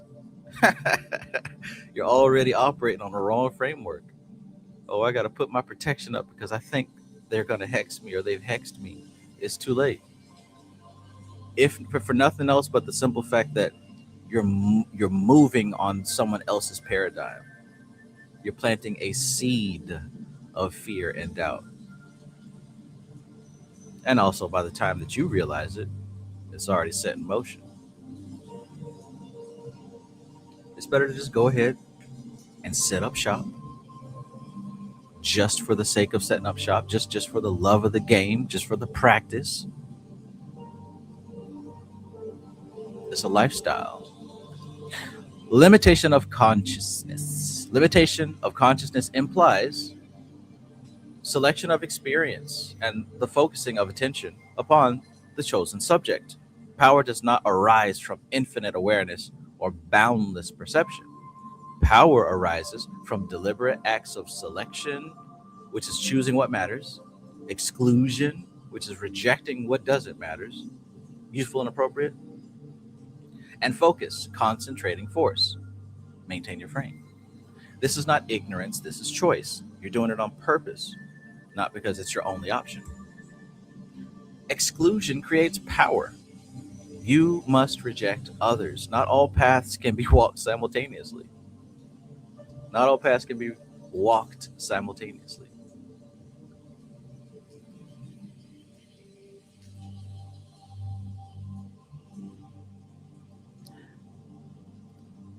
You must narrow attention. Concentrate force on a single point. Focus, like a laser beam, not like a scattered light bulb.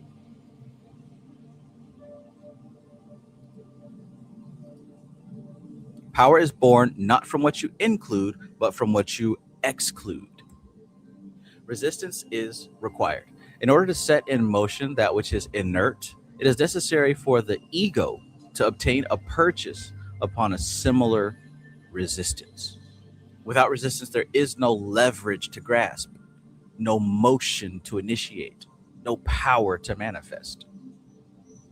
With resistance, force finds purchase, energy concentrates, and action becomes possible. Resistance is not obstruction. Resistance is the handle. Cosmic alignment and strict boundary. Always correlate your effort with the cosmos itself, but rigidly circumscribe the section of that cosmic whole which you take into your hands. Hold the whole in awareness. Act on a clearly defined part, right? If you want to experiment with ocean water, you don't do it with the whole ocean. You take a portion of the ocean water, run your experiment, and understand that the same that works in the part would work on the whole with the right proportions. Hold the whole in awareness, act on a clearly defined part. Think universally, act locally. This prevents inflation and collapse, the twin dangers of magical work. Where to find the leverage? Look for these on the astral plane among the emotions involved in the matter. Do not divide problems conceptually. Concepts overlap and blur boundaries. Emotions reveal true structure. It's never about that surface level thing. It's always about what's behind that surface level thing.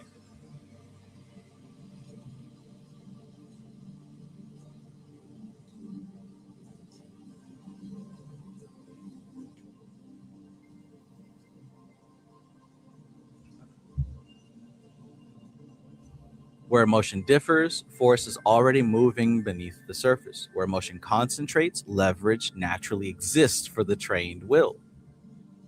This is how the masses are manipulated by their emotions. Like, this is the science to it. Magic is used everywhere. So much and so often and so commonly that you can't even really call it magic anymore. It's just the way of consciousness, or the way of the wise. Emotion shows where work can actually be done. The three rings explained. The ring cosmos, concept, meaning, direction, the mental plane. Ring chaos, instinct, drive, propulsion, the lower astral. Ring pass not, image, boundary, cohesion, the upper astral. The ring cosmos is the concept on the mental plane. Power requires the alignment of all three rings. Concept without image is sterile. Image without instinct is static. Instinct without concept is blind. Right? So you need your concept with your instinct. You need your instinct with your image. You need your image with your concept.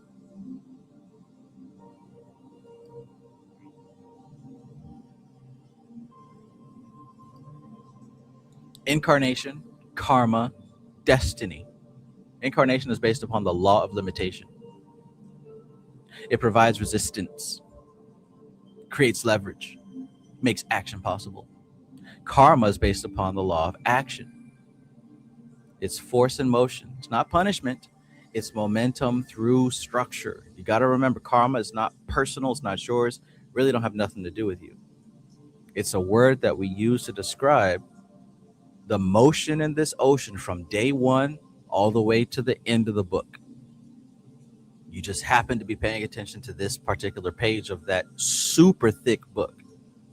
We haven't seen the beginning of karma, and we won't see the end. It's actually none of our business. It's none of your business, none of my business. Karma is nothing to do with me. It has everything to do with matter and energy. And again, it's not a punishment or reward. If we could change the word karma to something else that doesn't have emotional baggage, that might be easier for people to understand. But we're going to stick with the word, and it's your responsibility to sanitize your preconceived beliefs.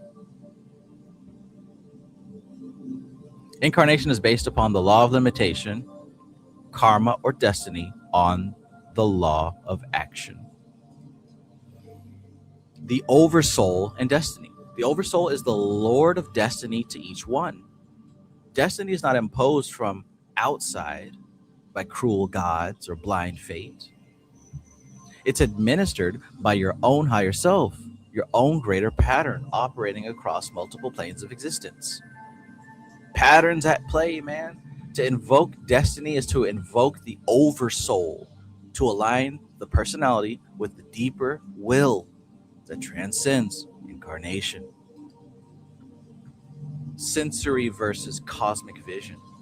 Sense-bound consciousness, you're looking at it from your eyes, from your ears, from your nose, tongue, from your skin, versus cosmic consciousness. And what have I been saying? Cosmic consciousness, you're seeing through patterns, through archetypes. You're seeing the evolutionary arcs, the cycles, rather than lines. Meaning rather than comfort, right? To see it from a cosmic level, you got to move you out of the way completely. There is no you. To see it from the cosmic angle, it has nothing to do with you because you don't exist at that level. This is where people get hung up on because they try to take themselves up to that level. And that's why you keep seeing right and wrong. This is evil energy. This is good energy. No, that don't exist outside of you. Scale transforms perception. What appears as tragedy to the senses reveals itself as necessary transformation to the cosmic view.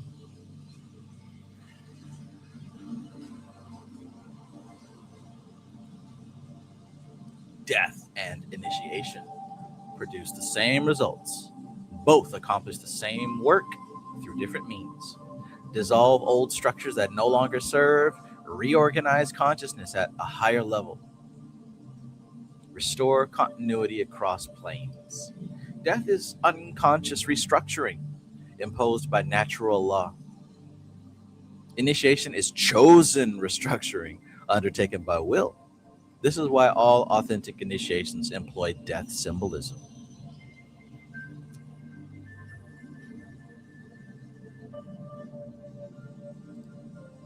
The practical pattern.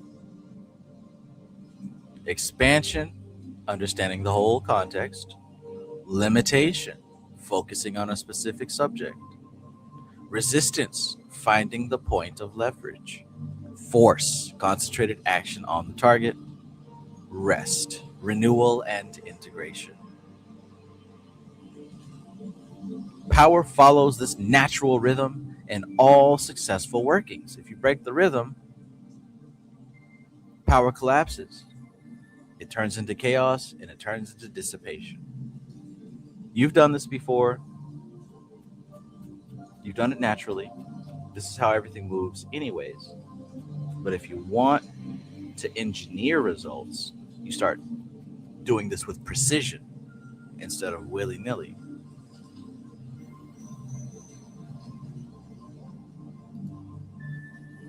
Super 711 Zone says raining down, another word for precipitation. Oh, I know where you are in the video. You about 3-4 hours back. But hey, that's all right. Here's a message from the future. We did realize what raining down was, what precipitation was.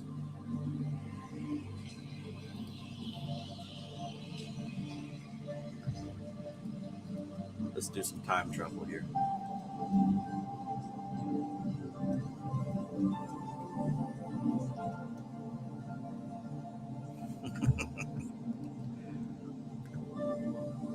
All right, let's continue. The hidden warning. Seeking power without accepting limitation leads inevitably to destruction. Dissipation. Energy spreads too thin to accomplish anything. Inflation. The ego expands beyond its capacity to integrate. Burnout. Force exhausts itself without renewal.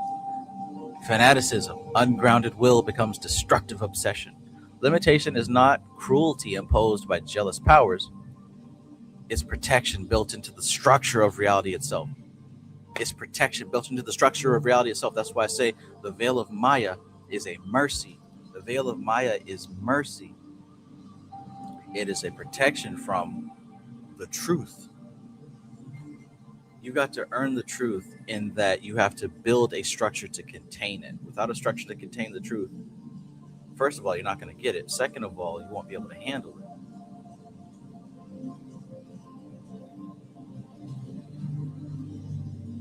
Limitation is not what binds the soul. It is what gives the soul something to act with. Limitation is not what binds the soul. It gives the soul something to act with. It gives it material. It gives it tools. Orientation moving forward, right? So next time we get on here, we're going to go to chapter 27. Chapter 25 taught how force moves through action and reaction. Great. Chapter 26 teaches how force becomes usable through limitation. Awesome. Chapter 27 will show the consequences when limitation dissolves. The next chapter reveals what happens when limitation is stripped away, why death and initiation are inevitable phases of development, and how evolution proceeds through successive dissolutions and reorganizations.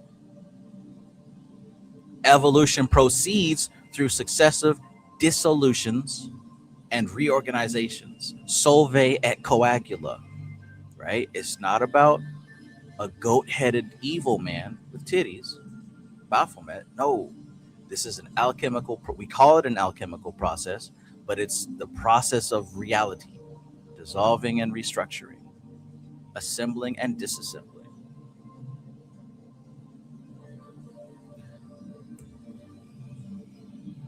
Cool beans, huh? Integration and practice. Study the pattern. Observe how limitation operates in successful magical work in nature. Find resistance. Identify where leverage exists in the emotional structure of your goals. Define your boundaries. Practice conscious limitation in your own workings and daily life. Honor the rhythm. Follow the natural cycle of expansion, limitation, action, and rest. The law of limitation is not theory to be debated, but principle to be lived. Power awaits those who learn to work with limitation rather than against it.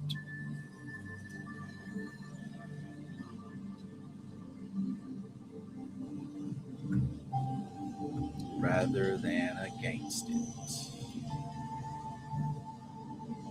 All right. Thus concludes tonight's lesson. 6 hours. Not only 6 hours, but 2 hours later than usual. Good stuff, right? Good stuff. It's currently 4:30 a.m. Yet there are 56 freaking people here still. Amazing. Amazing. Thanks for watching. Thanks for learning and listening. Figuring out this cosmic stuff. I really, really, truly hope, and it's my desire, that this information benefits your life and it allows you to think in new ways and thereby have new options with how you can steer your reality. Because that's what this is all about. Developing these new options and these new ways to direct the outcome of your energy, of your effort. So keep on grinding, keep on shining, keep your head up. This is the end of 2025, moving right into 2026. Yeah, so the next time I'll see you will be next year. Well, technically the new year starts in April. Shut up. You got the calendar on your wall just like everybody else, and you gonna be watching the ball drop just like everybody else on the 31st. I don't want to hear that shit. It starts in April, spring. Technically, you gonna be at the ball drop like everybody else. I don't want to hear it. Anyways, appreciate you being here. This is always the best usage of my time and my energy. Click on the link in the description and pin to the top of the comments to download these slides, because who knows, they may not be here forever. You never know. Bill Gates and the Illuminati might take them down. If you feel in a giving mood with this holiday season, also pinned in the comments, at the top of the comments in the description are my Cash App links, where where you can send a donation if you'd so like to. I'd appreciate that greatly. What a great time to be alive. What a great time to be alive. I love it, man. I'm happy. I hope you're happy. I hope that you're really, really finding out who you are, the energy that you represent, and live to the fullest, man. Live to the fullest. You don't have to be grumpy and upset. You don't have to be sad, right? You don't have to suffer. You don't have to let people beat you down. You don't have to let any of that stuff happen. You can make life what you want it to be. And it might take some time, but don't give up. Keep doing it. You got all day. You got nothing else to do. Manifest. You got the keys. And like I said earlier, when we talked about looking at it from a cosmic level, if we zoom out, you have literally by far already been through the absolute worst that your soul, that your incarnation can go through. You've been through the worst already. You already been through hell. You already been through the worst incarnations that you'll get. It's up from here. It's up from here. It's up from here. So understand that and enjoy it. Enjoy it. Enjoy it. Life does not have to be hard anymore unless you want it to. I know that you understand what I'm saying. Anyways, love you. Keep doing what you do, man. Keep doing what you do. This is TK Trav, aka Travis Magus, here with LVX777. Thank you for being you. I love you. Peace.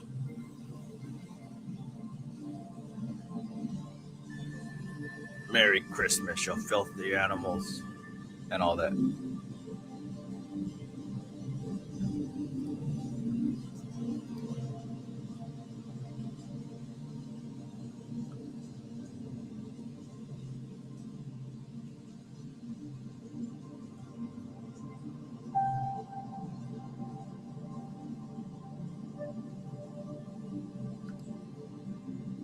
Thank you, Moldvox. I appreciate it. I'm gonna see if I can find your band on YouTube.